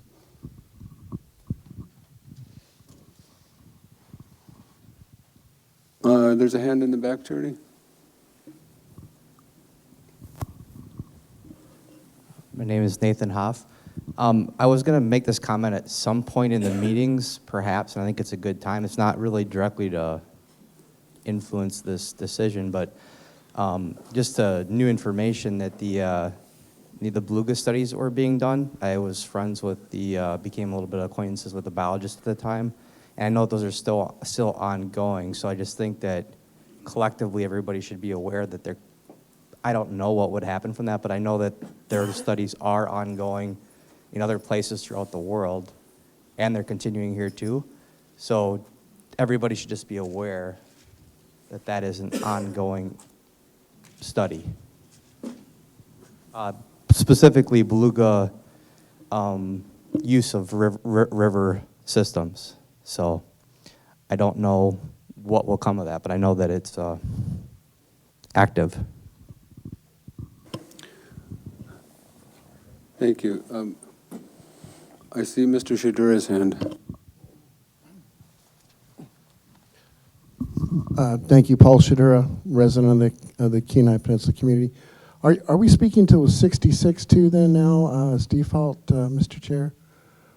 We started on 68 and we've digressed a little bit, but on a similar subject. But if you want to limit your remarks to one or the other. Well, exactly. I just want to everybody, the board again, if it wasn't clear before, 5 AC 21360 is the Kenai plan, looking under small d. And it does says that the board will, to the extent practicable, conduct habitat assessments on a schedule that confirms that a Board of Fisheries triennial meeting cycle and that discuss more. What I'm asking here is that, the OEG was raised for the king salmon. It's a considerable amount. We didn't meet our goal. And really, there's only 2 commercial operators that are harvesting, one targeting that's the in-river guide fishery. So, and I hear this discussion of, well, we just leave it the same or liberalize. I'm going, where is that parity in the sense of burden conservation? I don't see it. We're trying to make the 1,500, and as I talked, and at least in my view, the risk assessment is more for those fish that are in the river for the hen that's ready to lay. So quite frankly, I'm looking at this at Thursday and say, well, that's something the board should consider. They need to tamp down the in-river targeted commercial king salmon fishery in order to reach these OEG goals. We won't reach them, and they won't be fishing, and we won't be either. Thanks. Thank you, Mr. Shadura. Mr. McCombs. Thank you, Chairman. John McCombs. I'm speaking to 168 again, and what I would say is the Anchor River, Deep Creek, and the Nilchik River are all spawning protected. They can only fish in the lower 2 miles. The Kasilof River is drift only, and the Kenai River is unlimited. And I'll remind you that there was a survey that indicated there was over 700 boats on that one day. I'll also say that the language that I wrote in this didn't say prohibit motorized, it said drift only in the proposal book. Thank you, sir.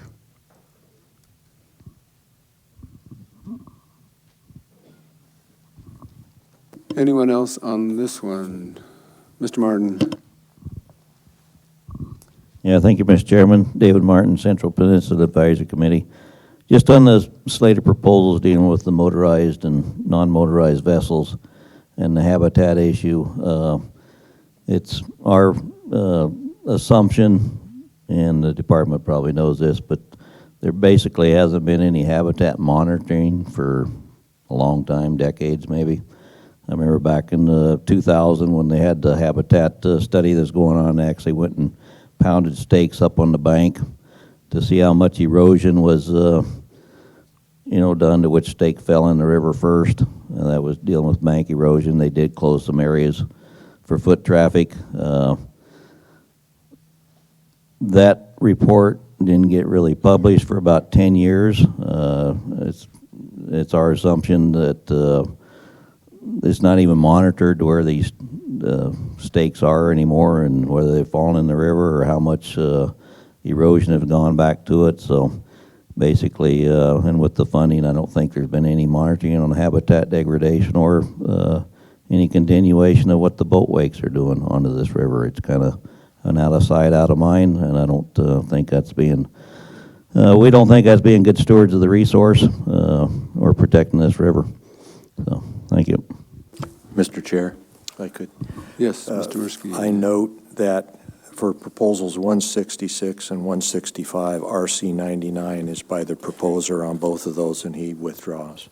But we still need to have any comments, but Okay, thank you. that's 166 and 165 pulled by RC 99. Thank you.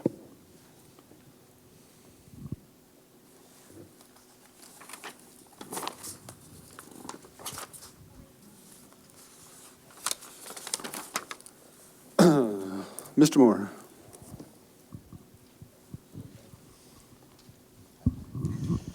Ben Moore, Kenai River Sport Fishing Association. You know, we've talked a little bit about targets and tools quite a bit during this meeting, but I wanted to introduce something for consideration here, which is the variables that go into the average sport fisherman's equation when talking about whether or not to go access fish. And those two variables are access and abundance. And when we start talking about increasing or decreasing access to the river through motor restrictions or other restrictions, we're impacting the public's ability to access a resource that they have a constitutional right to. So we stand up in opposition to a handful of these different proposals that are designed to restrict the public's access to the fishery. Because access and abundance is what we consider two of the biggest things that get people out on the water and get people access to that, or get people involved in a resource that they have an ownership right to. So whether it's drift-only days, motor restrictions, any of this suite of 5 or 6 proposals that's in front of the board right now, these are variables that go into, well, I'm repeating myself at this point. They're considerations that the public look at, and we would encourage the board to maintain the access and abundance that we have that we've worked on so hard.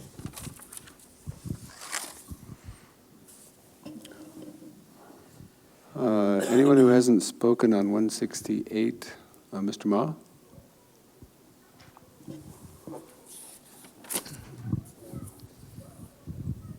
Yeah, Roland Ma, speaking for myself. Wish there were a couple of other folks that live on the upper river were here. And they might show up later on today, but looks like it's going to be too late. I'd like to specifically draw to your attention that 4 miles in the Kenai River, just immediately below Ski Lac Lake. And that is an area that at one time in the past was a terminal moraine.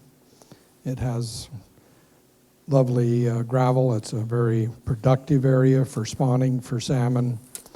And matter of fact, a lot of the species that are in the Kenai River are there. But the sockeyes in particular that spawn there have a genetic trait that when they come out of the gravel, instead of working their way downstream to a bigger lake or a lake, they're wired to swim upstream into Ski Lac Lake. And so when I look at the Kenai River, I look at the early Russian River that's doing just fine. The late Russian River is doing just fine. Hidden Lake seems to be doing just fine. But this particular stock that have this habit, this instinct to swim upstream, they're not doing very well. And the reason it hooks into this motorized thing is that a lot of people will go up there to fish, and in past years it was just carpet of fish. And they would part as you go by, and there were kings in there, there's sockeyes in there. Later on there'd be a few pinks. But we don't see that spawning behavior in there anymore. This particular stock could, in my estimation, use a little bit of relief. And the other way that folks links to this motorized business, they will put in up at Ski Lac on the lake, go across the lake, and then go down the Kenai River, and they go right through this area for 4 miles. Some will stop, some won't stop. Most people do stop. Again, a very productive area. There's lots of fish there. And if there is one stock of fish in the Kenai that my estimation could use a little bit of relief, it would be that one. Thank you.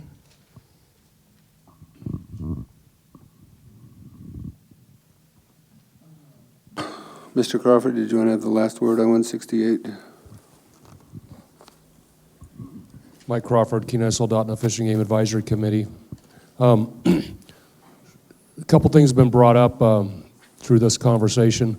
One is I know that they did do studies on sediment in the river, and that was, all of a sudden we were class 18 or 4 or whatever they wanted to call us, and we weren't meeting drinking water quality standards, and so they had to redo the test, and I never heard anything after that.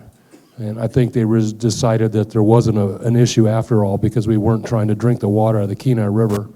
And then, so there are some studies on that. And then also this proposal would eliminate any motorized use, as the commissioner brought up, on the river, and including PU fisheries, sightseers, whatever their use may be on the river. So there's a lot of issues here. Thank you. Mr. Chairman, that was 166, and what was the other proposal you said was withdrawn by RC 99? The next two on the list, 166 and 165, were both pulled by RC 99. Thank you. Withdrawn.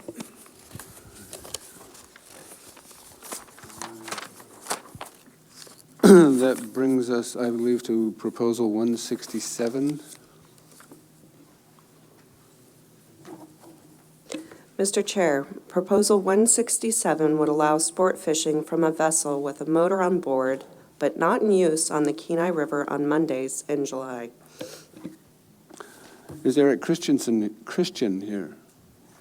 And would anyone else like to comment on this? The issues here seem similar. Seeing no hands, we'll move to 164. Mr. Chair, Proposal 164 would prohibit the use of motorized vessels on the Kenai River from Skilac Lake to the Soldotna Bridge from May 1st to August 31st. Mr. Chair. Yeah, well, similar issues again. A marker, Elbridge Walker, or any other hands? Yes, sir. This is pretty similar to the other drift boat area, things we just discussed for the last half an hour. So I don't know if we want to get into it again. It's the same argument. So thank you. Okay, thank you for that. And Mr. Shador, do you have new information for us? Okay. Sir, I'd like to answer that. It's new to me. Please, go ahead. Okay. Just reading the proposal, we are on 164, is that correct? Correct. So the discussion here is what we were talking about earlier in his justification. He's talking about turbidity. And the Kenai River is considered an impaired waterway from the personal use fisheries of fecal coliform and such that are in the mouths of the Kenai River. It is a concern. It's a real concern. But that may be a different issue as this gentleman is trying to address. So, unfettered, uncontrolled access to the fishery or the river with no consideration to the tenets of conservation gives the public unrealistic expectations of the true sustainability of the resource. So if certain individuals are concerned about conservation, then I can understand that. And we need to do these assessments to determine to see if your rules and other things that we're doing are appropriate to do that. But without that consideration, just say, well, we just need more access and more control, and that's conservation? That's a real strong contradiction, at least in my mind, but maybe I think different than the rest of us. Okay. Thank you. Other hands? Mr. Martin. Thank you, Mr. Chairman. David Martin, Central Peninsula Advisory Committee. On this whole slate of proposals dealing with drift boats, to a lot of us, it's addressing the erosion problems. One thing that hasn't been brought up through decades of observations before and after sports fishery, charter industry started in the Kenai River, and the erosion started from boat wakes. It used to be in the lower part of the river, you had a channel that exited the lower part out to the mouth of the river, and then a channel went out into the inlet. You could get in and out of the river on a 0 tide, sometimes a -1, depending on the size of your boat, if you followed the channel. Now, and once you got in the river, you were pretty much unobstructed from sandbars or whatever. You had a channel to get up to your mooring buoys as far as the Columbia Ward, which is substantially up from the Kenai City dock there. But now we have a situation where in the Kenai River dock, from basically there on down to the outside the mouth of the river, almost to the channel marker buoy 2 miles out, there isn't any channel. You can't get in and out on a -1 or a 0. I think it's about a 2-foot holdup now. So there's been a lot of sediment that's been deposited out there, where that can be attributed all to the boat wakes. Who knows? But it sure hasn't. You sure can't disregard it as not having a significant impact on there. And if we continue this, you know, how are we going to end up on that river? It's something to consider for new information on that part of it. Thanks. Thank you. Yes, sir? Yeah, I'd like to bring up that in the past, you know, I've been fishing the river for about 34 to 40 years, actually. And we used to have a flood event up in Ski Lac Lake every, I don't know, 7 years. And up in the upper Kenai River, we'd have one about every 7 years. Now we're having 3 and 4 and 5 of them a year. Now, when these things release, it moves a lot of gravel and a lot of sediment. And to say that boat wakes are the only cause of, you know, the moving gravel and stuff, it's a thing called fluvial geomorphology. It just moves gravel by the thousands of metric tons. So I just want the board to consider that. Thank you. And your name for the official record, please? Andy Sesden. Thank you. Mr. Anderson.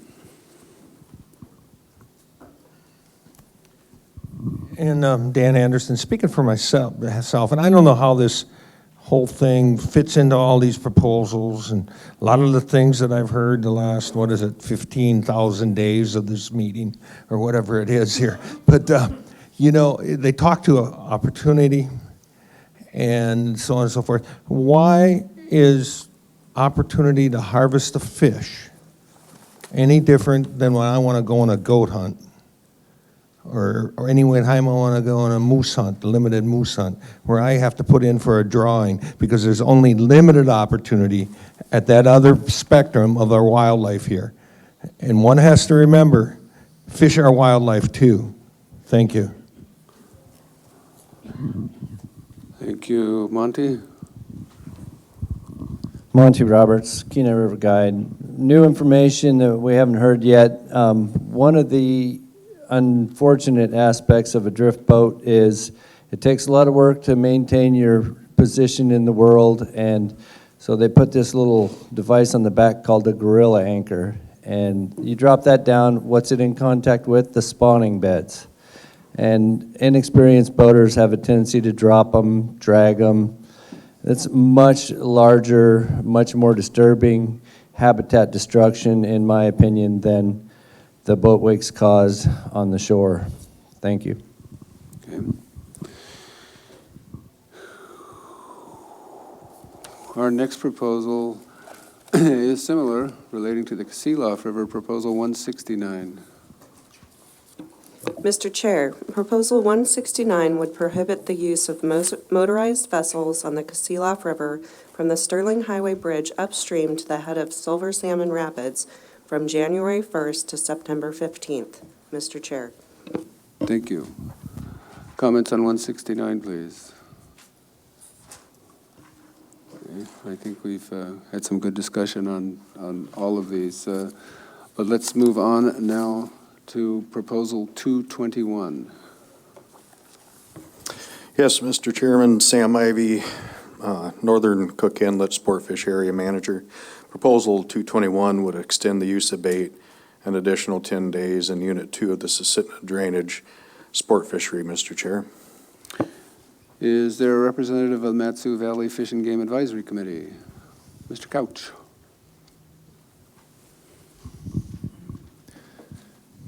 Hello, Andy Couch, Matanuska Valley Fish and Game Advisory Committee. We put this proposal in, and I don't believe there's been much talk, if any, about it, so I would like to cover it a little bit. Unit 2 on the Susitna River is from Willow to Talkeetna.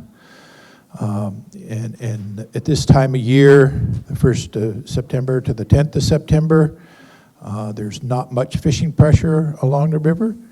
At times, there are abundant silver salmon stocks to harvest. Not all the time, but sometimes there are. In 2017 and 2018, because of a late abundance of silver salmon, the limit was increased. And so we're looking for an opportunity to continue using bait. The issue here is certainly there would be some rainbow trout catch, and there already is rainbow trout catch in this area. Most people catching rainbow trout in this area release them. The place where bait is allowed is down closer to the stream mouths. Several of the streams have bait and salmon restrictions further up. And I'd also mention there is an editorial error in the proposal. At the first part, it says the extension would be to the 11th. That's not true. We're only asking that the extension go to the 10th of September, a nice round date. So the rainbow trout annual catches in Unit 2 area, and it may include, this would be the whole east side, which also includes the Talkeetna, 38,876. That's in our table 1. This table is provided by the Matanuska Susitna Fish and Wildlife Commission. We didn't have, the AC didn't have these numbers before us. So anyway, that's why I'm using this, and both groups support it. Sport fishing effort has been declining in this area because of restrictions primarily to king salmon fishing. So there's less effort there. And anyway, this just seems like a modest proposal to allow an increase coho salmon harvest, and it should not constitute a threat to stable rainbow trout fishing in the area. Thank you. Thank you, Andy. Other hands?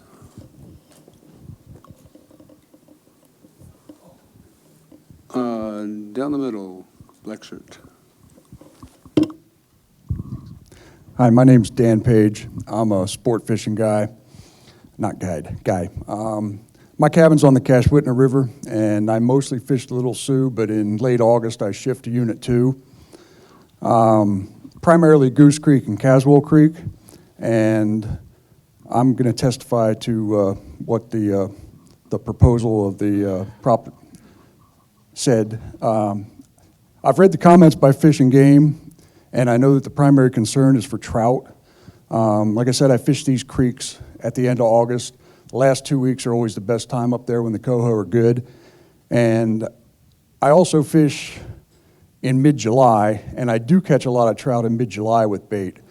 But by the end of August, when we're talking about here or early September, my experience over the last 10 years is I'm not catching the rainbows. They're already fat, they got plenty of flesh, they got plenty of eggs to eat. So I have caught very few rainbows in this time period. I count the the last couple of days until the calendar turns to September, some of the best time to be fishing.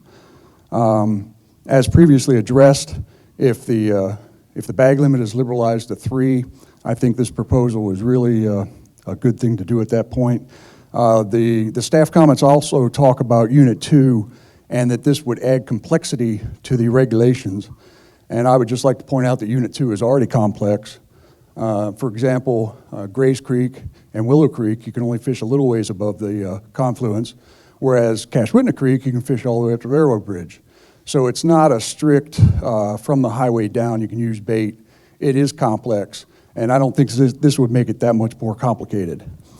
Thank you. Thank you. Other hands? Mr. Martin. Thank you, Mr. Chairman. David Martin, Central Peninsula Advisory Committee. We oppose this proposal. We wanted to leave it as it is. Based on the catch and release mortalities with bait, the reports, the high percentages there, up to 70%. And with this warmer water that we've had, is just exacerbates that. It was interesting hearing that the sports fishing participation at this time is decreasing, has been declining. It was also interesting to hear that the abundance of coho salmon in this drainage area was at a level that we increased the bag limit on it, 2017-18. Upon the management plans, it severely restricted the commercial fisheries on minimizing the retention or the catch of cohos.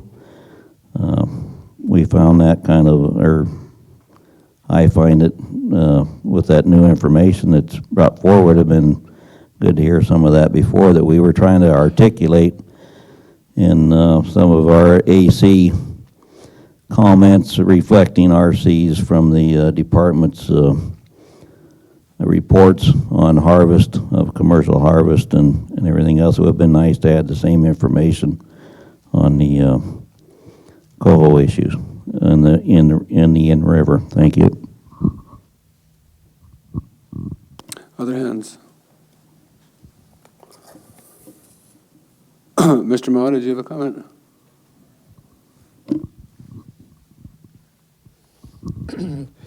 Roland Ma with UCEDA. In light of the previous discussions about coho and what happened on 133, I just find this one to be just right down offensive.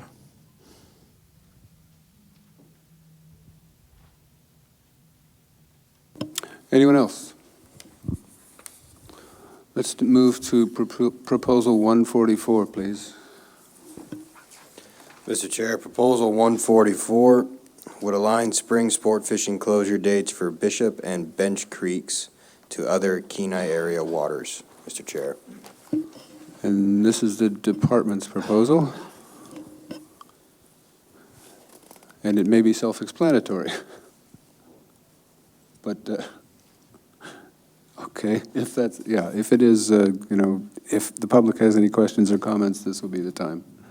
Or not questions, I guess, but any comments on this proposal?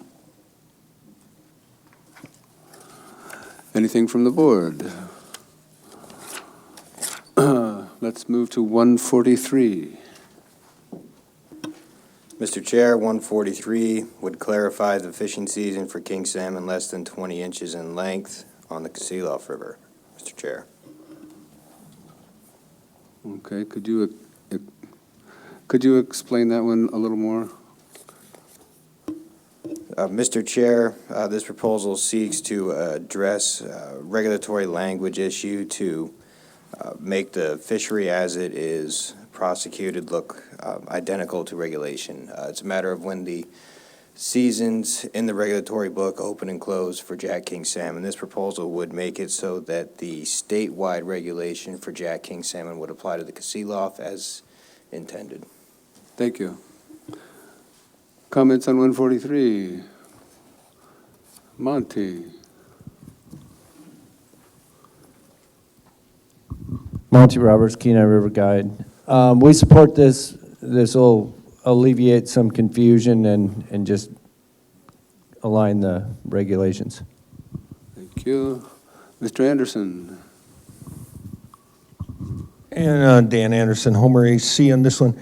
And just for a generalization and all these kind of, I guess you would coin them housekeeping stuff that department wants to do with staff, we really support that stuff because it seems to make sense. And we review them, and if they don't make sense to us, we'll let you know. But we're definitely in support of their trying to make things more easier to interpret and for them to use. Thank you. Thank you. Not seeing any other hands, let's move to 232. Mr. Chairman, Proposal 232, this would close the South Fork of Big River to sport fishing of an island located about 1.25 miles upstream of the South Fork confluence with Big River Lake to protect and aggregate a spawning sockeye salmon, Mr. Chair. Thank you. Comments on 232? Monty again.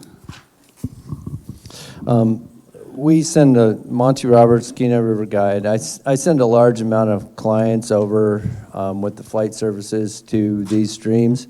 And I talked to the pilots about this, and they said that they would support it if there was the department looking for conservation, but just to indiscriminately pick some and say, let's close that one without any biological data, kind of disturb them. Okay, anybody else on 232? And I assume Mr. Brewer, who proposed this, is not here. Mr. Brewer is also the author of 231. Yes, Mr. Chairman, 231, this would establish limits in the Big River drainage of 2 salmon, greater and late, Mr. Chair. Thank you. Comments on 231? Mr. Roberts. Monty Roberts, Kenai River Guide, and to echo the comments I made on the first proposal, there's no biological data on this yet, and then the unintended consequences, we send a lot of people over there when the limit is 3. It's a June fishery, and if we're not sending them over there to get 3 fish, if they can only get 2, they'll probably forego that cost of a flight over there and just head to the Russian with all 10,000 other people. So, thank you. Mr. Martin. Thank you, Mr. Chair. David Martin, Central Peninsula Advisory Committee. On this slate of proposals dealing with the Big River Lakes and Wolverine Creek area, 230, 31, 32, we supported all of them. This is a small system.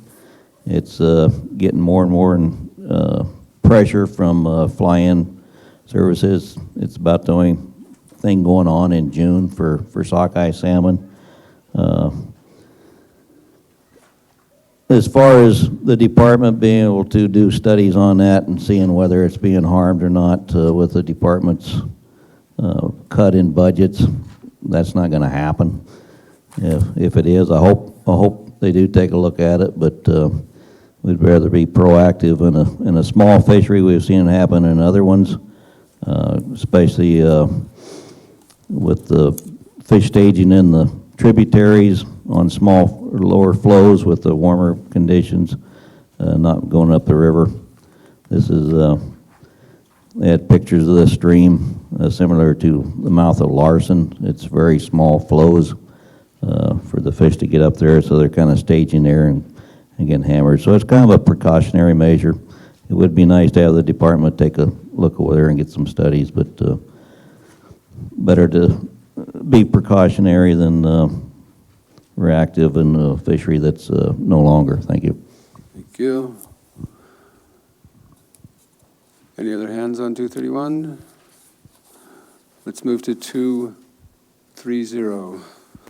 Mr. Chairman, Proposal 230 would allow retention of snagged sockeye salmon in the Big River Lakes and Wolverine Creek area, Mr. Chairman. Thank you. Comments on 230? Mr. Roberts. Monty Roberts. And on behalf of the flyout charters that I spoke with, they do not support this at all. So we need to get them in the mouth.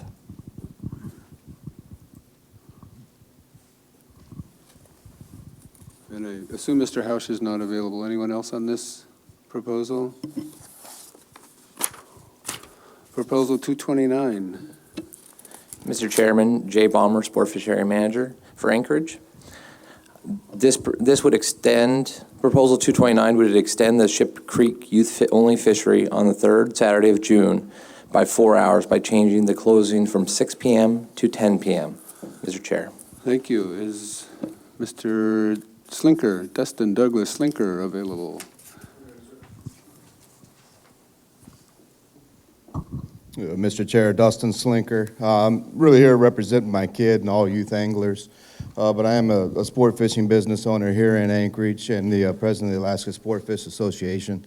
This is just designed, I authored the first one in the last Board of Fish cycle. It's to get kids out on the creek, get them fishing, get them engaged in sport fishing. And like Jay Balmer said, this is just extending the hours from 6 p.m. to 10 p.m. because we got the tide cycles here in Anchorage. That way kids can get a tide cycle because there's sometimes it's kind of synced up to where the tide's at 5 a.m. and a lot of folks don't want to get up that early or bring their kids down that early. And the next one's in the evening time. It's a small portion of the creek that the kids get access to. We've created another event in there to draw them down there. Last year we had roughly 500 kids participate. And I think by extending this time here, we're just going to give the kids a better opportunity, get them engaged with the sport of sport fishing, and just get them on the creeks. Thank you. Hey, Mr. Chair, I have a question.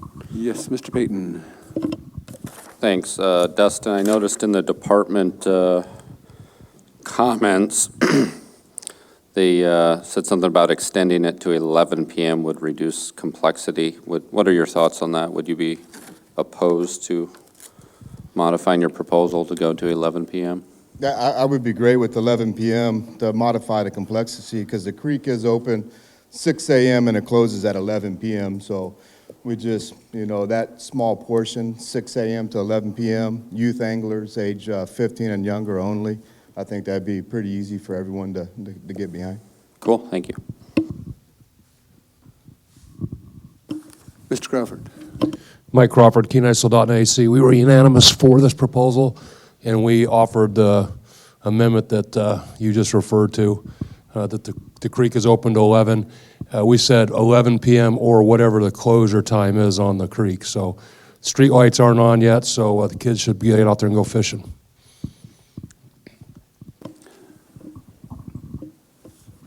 Yes, sir. Hi, Ben Moore, Kenai River Sport Fishing Association. Just want to throw in our wholehearted support for this, especially extending to 11 p.m. Setting it aside the entire day is going to make it a lot easier for people to understand rather than trying to figure out, oh, I've got a 3 or 4 or 1 hour window for adults to go access that portion of the creek. It just makes sense to encourage use of this resource. Thank you. Anyone else on this? Let's go to 229. Mr. Chairman, 227. I beg your pardon, 227. Okay, Mr. Chairman. This one actually do two things. It would open additional weekends fishing opportunity to target early arriving sockeye salmon to the Fish Creek drainage in the Knik Arm prior to when we'd normally open a PU fishery mid-July or so, and then in August when the sport fishery targets coho salmon, it seeks a 7-day per week fishery and doesn't seek to interfere with the youth-only fishery that's presently the first weekend of August, Mr. Chair. Thank you. Matt Veliacy, Mr. Couch. Yeah, Andy Couch, Matanuska Valley Fish and Game Advisory Committee. We did have the department at our meetings, and we were working on these proposals. This particular proposal, the department suggested a change to the language that we not have the August component, but that the June component, or actually it would, yeah, there'd be a June component that starts consistent with other creeks. So the committee made amendment to our proposal and reduced the August part and put in that it would be every Saturday and Sunday from June 15th to July 14th, and that would be before the PU fishery is scheduled to start. And I've got an RC number 177 with amended regulatory language, and anybody could take a look at it if they wanted to. And it's just a small portion of the creek from the mouth of the stream and then 1 to 1/4 mile upstream from the Knik Goose Bay Road. Thank you. Thank you, Andy. Other hands?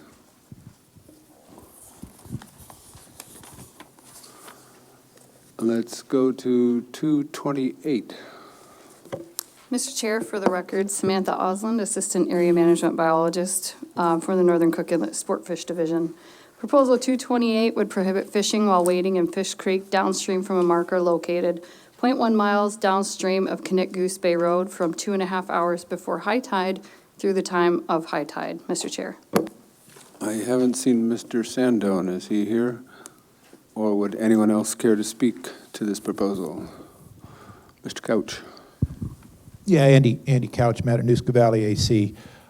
This is a muddy, a lot of this is a muddy intertidal area, and we can understand Mr. Sandone's frustration that somebody's muddy in the waters that he wants to fish in, but this just seemed like a real serious enforcement nightmare. Somebody got the creek muddy. We have more important things for our protection officers to do than see if somebody's muddy in the creek, and we oppose this unanimously. Thank you. Anyone else on 228? Going to 213. Mr. Chair, Proposal 213 would allow anglers to use 5 lines while fishing for northern pike through the ice and designated Northern Cook Inlet waters. Mr. Chair.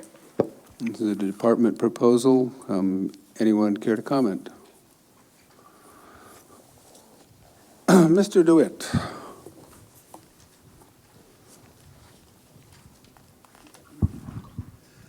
Just for the record, my name's Neil DeWitt. I don't see why we have to limit it to 5. We're trying to get rid of pike up here in northern part of Cook Inlet. Why not as many as you want to have out there? Thank you. Okay.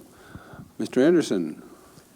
Dan Anderson. I'm speaking on behalf of myself, and I'm going to circle back around to a very frustrating part of this meeting regarding the northern pike and certain things that happened to my user group and how that all pertains to everything, which very, very much so irritates me, but it doesn't make sense to save salmon to feed pike. And so one of the techniques also that has been developed in my fishery that I participated in my earlier life is fishing through the ice. That would eliminate all your birds, most of your beavers, all that stuff. There's a lot of things we could do. I just need spirit of cooperation from you guys. Thanks. Mr. McCombs, did you have a comment?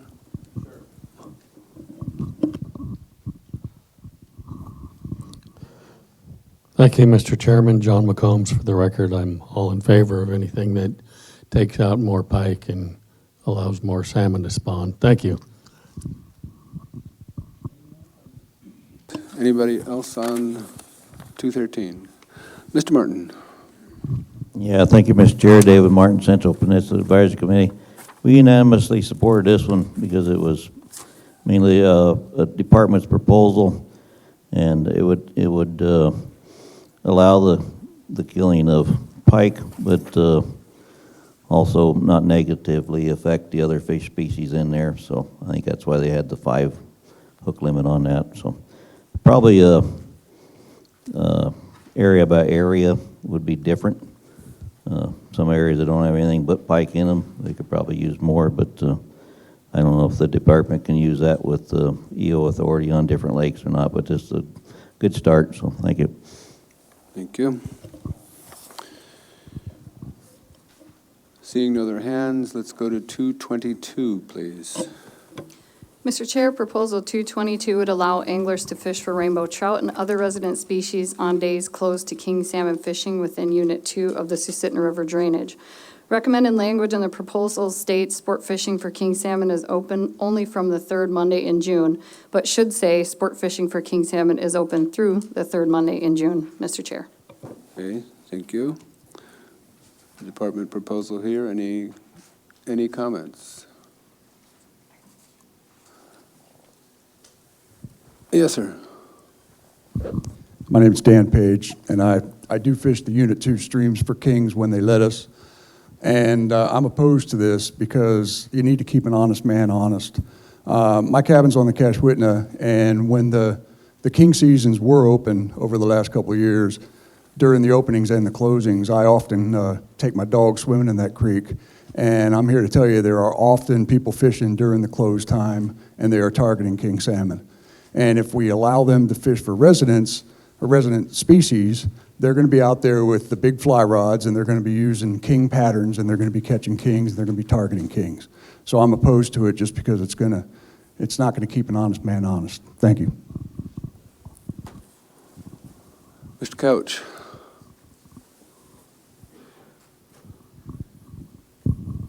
Yeah, Andy Couch, Matanuska Valley AC.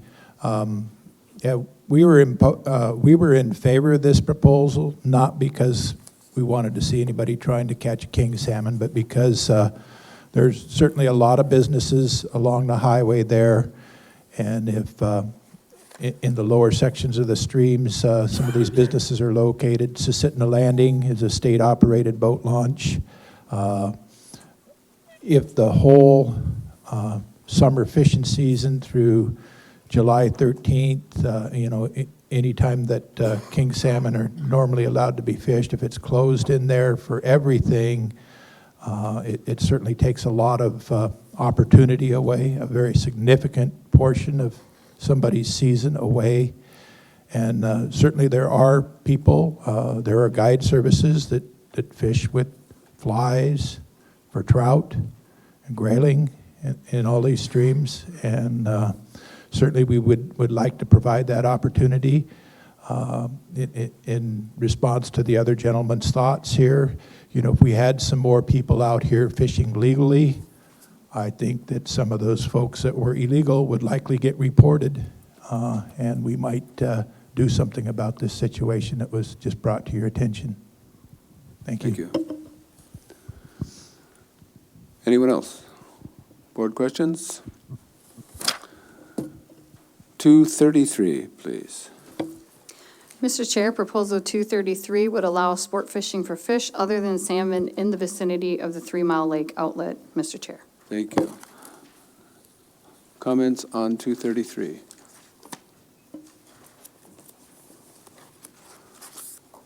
Okay, let's go to 214.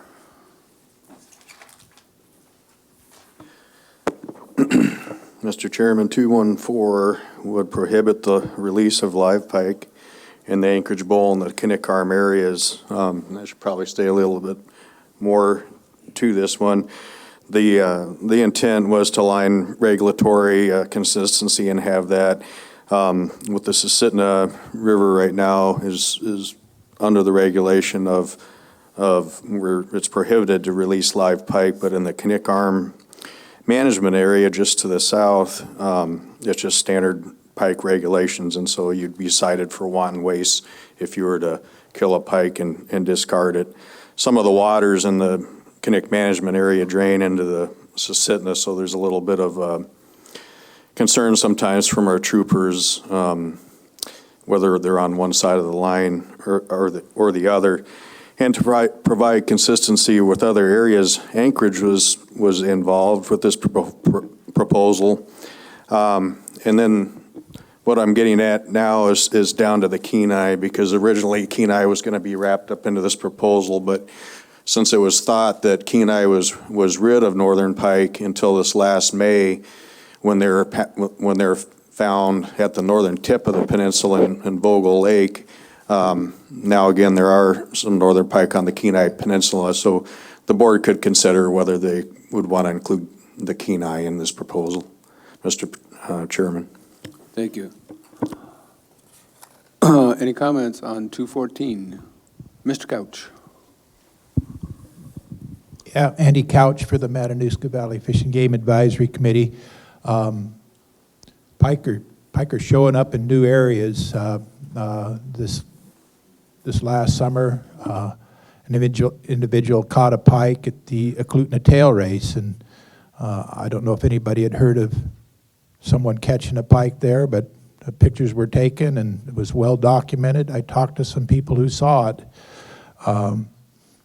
The advisory committee supported this proposal, but we wanted to add an amendment that would include all of Turnagain Arm, the whole Anchorage management area, not just Anchorage Bowl.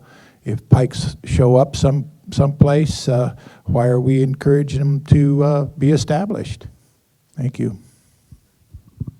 Mr. Payton. Thank you. I got a question for the department. Why don't we just simplify this and make it all South Central Alaska, the whole sport fishing regulation book? And I'd be looking for some regulatory language maybe on that if you're chew on that one for a bit. Mr. Payton, yeah, through the chair, we'll check with Department of Law and Regs on that and come up with something for you. Yeah, Mr. Payton, we'd have to look into that. I guess we'd have to say east and south of the Alaska Range. Mr. Crawford. Mike Crawford, Kenai Soldotna Fishing Game Advisory Committee. We were unanimous in support of this as written, and we'd be, I'll stick my neck out and say we'd be supportive of this being wherever pike don't belong in South Central Alaska. So we're ready to solve this problem. We wrote and owned a bunch of systems on the Kenai, and here they're back again. That's just great. So hopefully we could get rid of it, and maybe the legislature or somebody could pass some stricter laws about moving these fish around. Thank you. Okay, seeing no other hands, Mr. Chairman, just for clarification, was this one additional proposal you wanted to do, or possibly two, or until we get to that proposal? If you can go through the list we have to 83, I believe the proposer is here. We were going to stop at 81, but I believe the proposer's here. So if we could go through 83, do 83, and then we'll stop for the evening. Thank you. Okay, until we get to 83. Very good, okay. Proposals 223 and 224, for the record, please, or for introductory purposes, please. Mr. Chair, proposals 223 and 224 would allow more than one unbaited single hook artificial lure in units 2 through 6 and in areas designated special management areas for rainbow trout. Mr. Chair. Thank you, and I don't see Mr. Sandone here. Is there anyone else who would like to speak to these?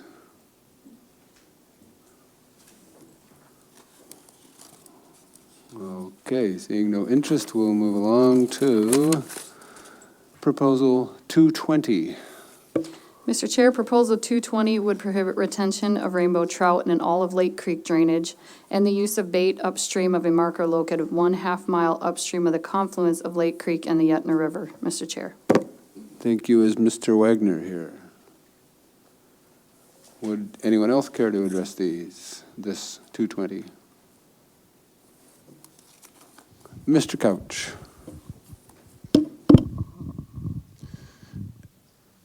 So similar to the Matanuska Fish and Game Advisory Committee, this is looking at rainbow trout, and the department gave us some information, some catch and harvest data on Lake Creek, and the advisory committee looked at that and saw that there was a very large catch and a very small harvest.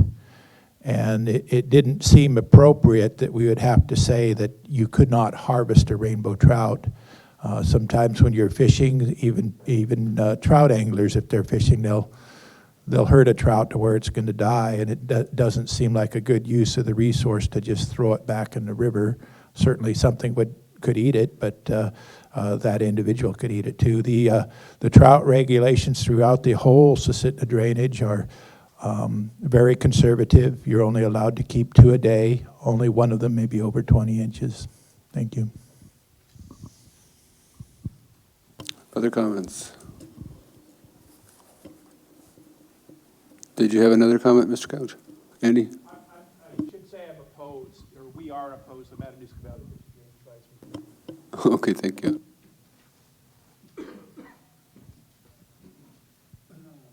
Our next proposal is 81. Mr. Chair, Proposal 81 would adopt a policy in Upper Cook Inlet wherein fisheries are managed by designating types of salmon spawning habitat, and those types of habitat are detailed in the proposal book on page 90. Mr. Chair. Thank you. Is Mr. Chesick here? Okay, anybody else have comments on 81? Mr. Martin. Thank you, Mr. Chair. David Martin, Central Peninsula Advisory Committee. Yeah, we supported this proposal mainly for the concept of the recognition to start protecting the spawning beds.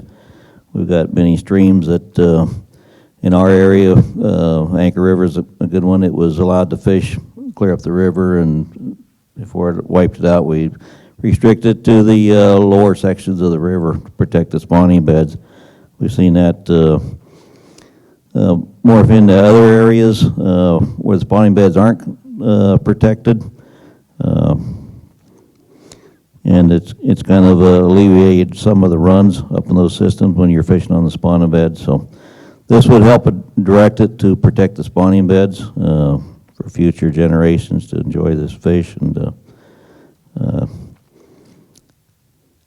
it's pretty hard if you screw up and catch too many fish. If you've also destroyed the habitat in the spawning beds, the fish won't come back. But if you preserve those, then they will come back and sustainable. So we need to be more cognizant of protecting our spawning beds. Thank you. Anyone else on 81? Mr. Anderson. Dan Anderson, Homer AC on this one. Okay, and I often don't reference the votes on this, but in our AC we had 14 members present and 14 supported this greatly, but they supported it. The thing I want to point out is they supported it to the extent of, I don't know, probably 140, not 14. They're so strong behind that habitat protection. They've seen what happened, and they've watched the growth in the other systems. They like what they see in the Anchor River, Niltrek, the closures in the lower end of the river, blah, blah, blah. So just take that message home. It isn't just 14 members. They are really strongly in support of something like this. Thank you.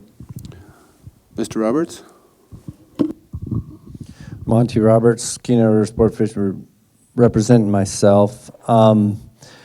I would just like to see how the department's going to come up with a crystal ball that identifies where these are, because I'm on the river every day, generally from May to the end of November, and the fish choose a different spawning bed depending on the water level, the temperature, the use.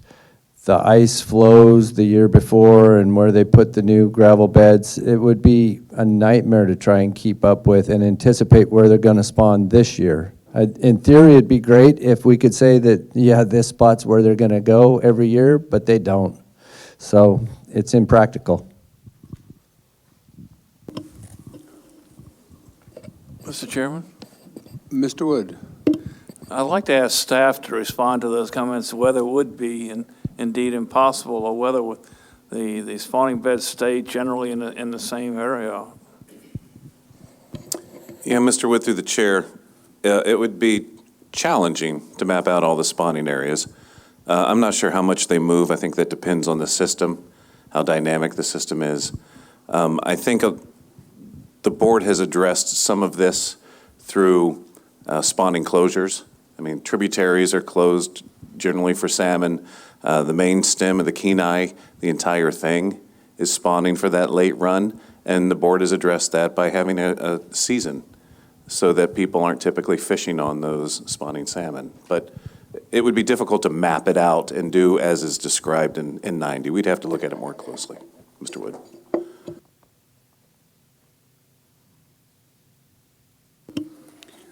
Mr. Shadura.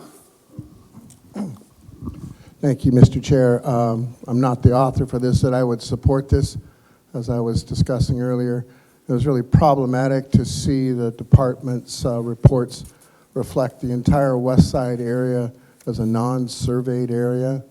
And I think what the author is looking at, well, at least what I see and what the author is trying to do, is say that, hey, that in together, all together as you look at it, that there is several streams in there that need to be monitored. They have lesser stocks, and there is man-made degradation to those, the way the process of fishing is on those areas, and we have little to go back on.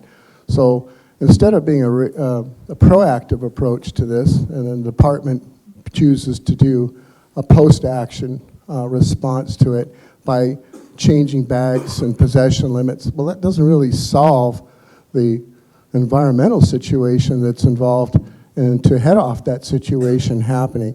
I'm sorry it's a challenge, but quite frankly, I think it's important to the people of Alaska to get their maximum benefit from the resources. We expect the department to maintain sustainable numbers in each one of those systems.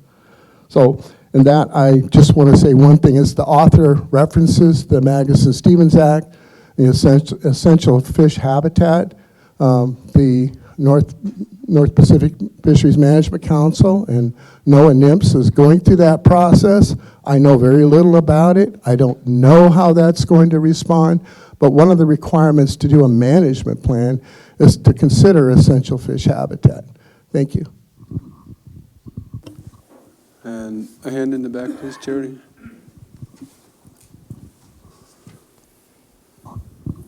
My name is Nathan Hoff. I'm disappointed the author or the man who put the proposal isn't here. I'm kind of surprised he's been here the whole time. But I talked with him a bit about it, and I do know like kind of what his intention was. And it's him was just saying that like it had something to do with the Magnuson-Stevenson, and basically the idea that there might be a conflict of issue if we don't manage ourselves to be like more federally controlled, which I'd referenced my other comments on the belugas. It was the same kind of thing. I wasn't trying to affect, it just came up in my mind when you were talking about it. So just that there's other issues at play potentially. And I think that's what he was saying, is that it was basically on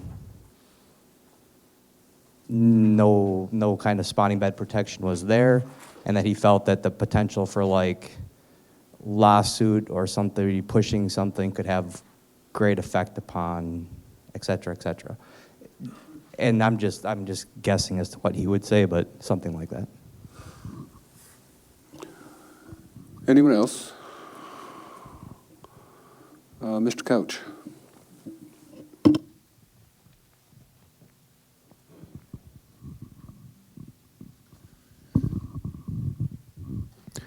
Hello, Andy Couch here. I'll talk on my own behalf this time. As far as what this proposal says, it kind of implies that there's not much spawning protection in the Susitna, and I want to let you know that that is not true. There are lots of spawning protected areas. key areas where fish are spawning that the department has identified, and you're not allowed to fish for salmon in most of those areas. Some areas, I'll give an example, the Little Susitna River. Is there some spawning down low in the river? Yes, there is a small part of the population spawning that low in the river. But when the department flies aerial surveys, the number of fish in the lower river are so low that they don't even count those areas. So the most important spawning areas, identified spawning areas, the areas where there's high amounts of, I could say traffic, or maybe I should just say they're readily available off the road system to get to. Those kind of places have been closed, and a lot of them for a long, long time. But then certainly there's more remote areas where there hasn't been much public use that see very little traffic, and some of those areas have been left open. And anyway, that'd be my comment. Thank you. Mr. Crawford, did you have a comment? Thank you. Mike Crawford, Kenai Sold Out and Fishing Game Advisory Committee. We had a split vote on this, 3-4-11. I don't know if I've got 10 or 11. I can't read my own writing there, but the point is there. You know, obviously, we think of the Kenai River when we first see something like this, and those for the proposal obviously read it and liked the idea of protecting spawning habitat. Not to say that the 10 or 11 of us that voted against this are against habitat. We're totally for great habitat. That's the most important thing we have. However, we're looking at 32 miles of the lower Kenai River is closed to king salmon fishing, retention except under certain circumstances, so it's heavily restricted there. Much of the Ski Lac Lake and below the lake for several miles is in the wildlife refuge, so there's minimal to no development there. We've got a lot of protections on the other streams where angling isn't allowed above the bridge or just the very lower section of certain creeks. And on the Kenai River, for example, we have designated areas that are closed to angling to protect known spawning areas. To identify all the spawning areas, well, I don't know how they're just going to call it the whole river. So I don't know that that's an acceptable answer. So we've got a lot of stuff already closed and taking care of that stuff, and we encourage Fish and Game to identify other areas that this may include, but just to have this blanket proposal, we didn't think it addressed it very well, except for the three that did like it. So. Mr. Martin, I don't think you've addressed this one yet. Thank you, Mr. Chair. We took the approach on this was not system specific, but was a blanket proposal for all the drainage, as it says. And some of our concerns were with the spawning streams of small systems that are still open for fishing and need protection and are easily either wiped out or highly affected. And an example that was brought up was probably 25 years ago or so before this board. There's a proposal by a lodge owner on Donkey Creek that wanted to disallow fishing there because helicopter services were coming in and fishing in this small stream, and the helicopter service guy was there, and he gave a report that, yeah, we go over there and we land to these remote areas, and we have our clients go out and we fish on these fish until they go off the bite, and then we leave them alone, and they're all red. And that's a practice that probably can't continue, and that's what we were supporting on this, to have the department with what funds are available to address these issues, to get ahead of the game instead of waiting until the system's wiped out. So it's kind of a general overall one, but it's very important to protect that habitat. Thanks. Okay, let's go to proposal 83. Mr. Chairman, this is Pat Chisel with the Division of Commercial Fisheries. Proposal number 83 would close all commercial fishing in Upper Cook Inlet, Mr. Chair. And this is Mr. DeWitt's proposal.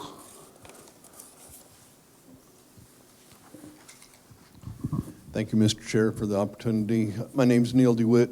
This, when I put it in, was supposed to be a paired restriction, is what I was looking for. But because of not putting that in there, it didn't show up in the book. And after that, I tried to write a PC, which at that time I'd already had my knee operation, so I was under the influence, and I don't know what I actually wrote.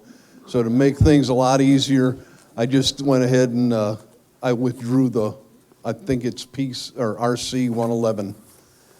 So it's withdrawn. Thank you. Thank you, Neil. We're going to do one more this afternoon, proposal 15.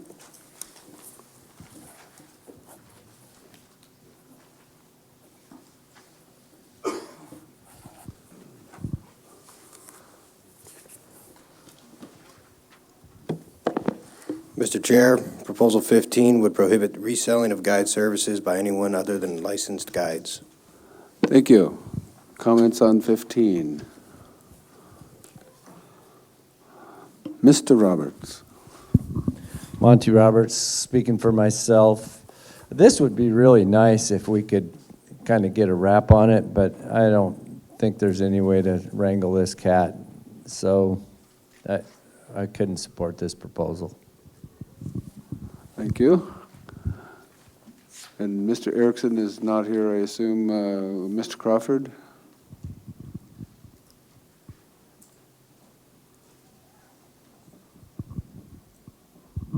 Mike Crawford, Kenai Soldotna Fishing Game Advisory Committee. The RAC was opposed to this proposal, and I'll reference my comments at the Lower Cook Inlet meeting in Seward.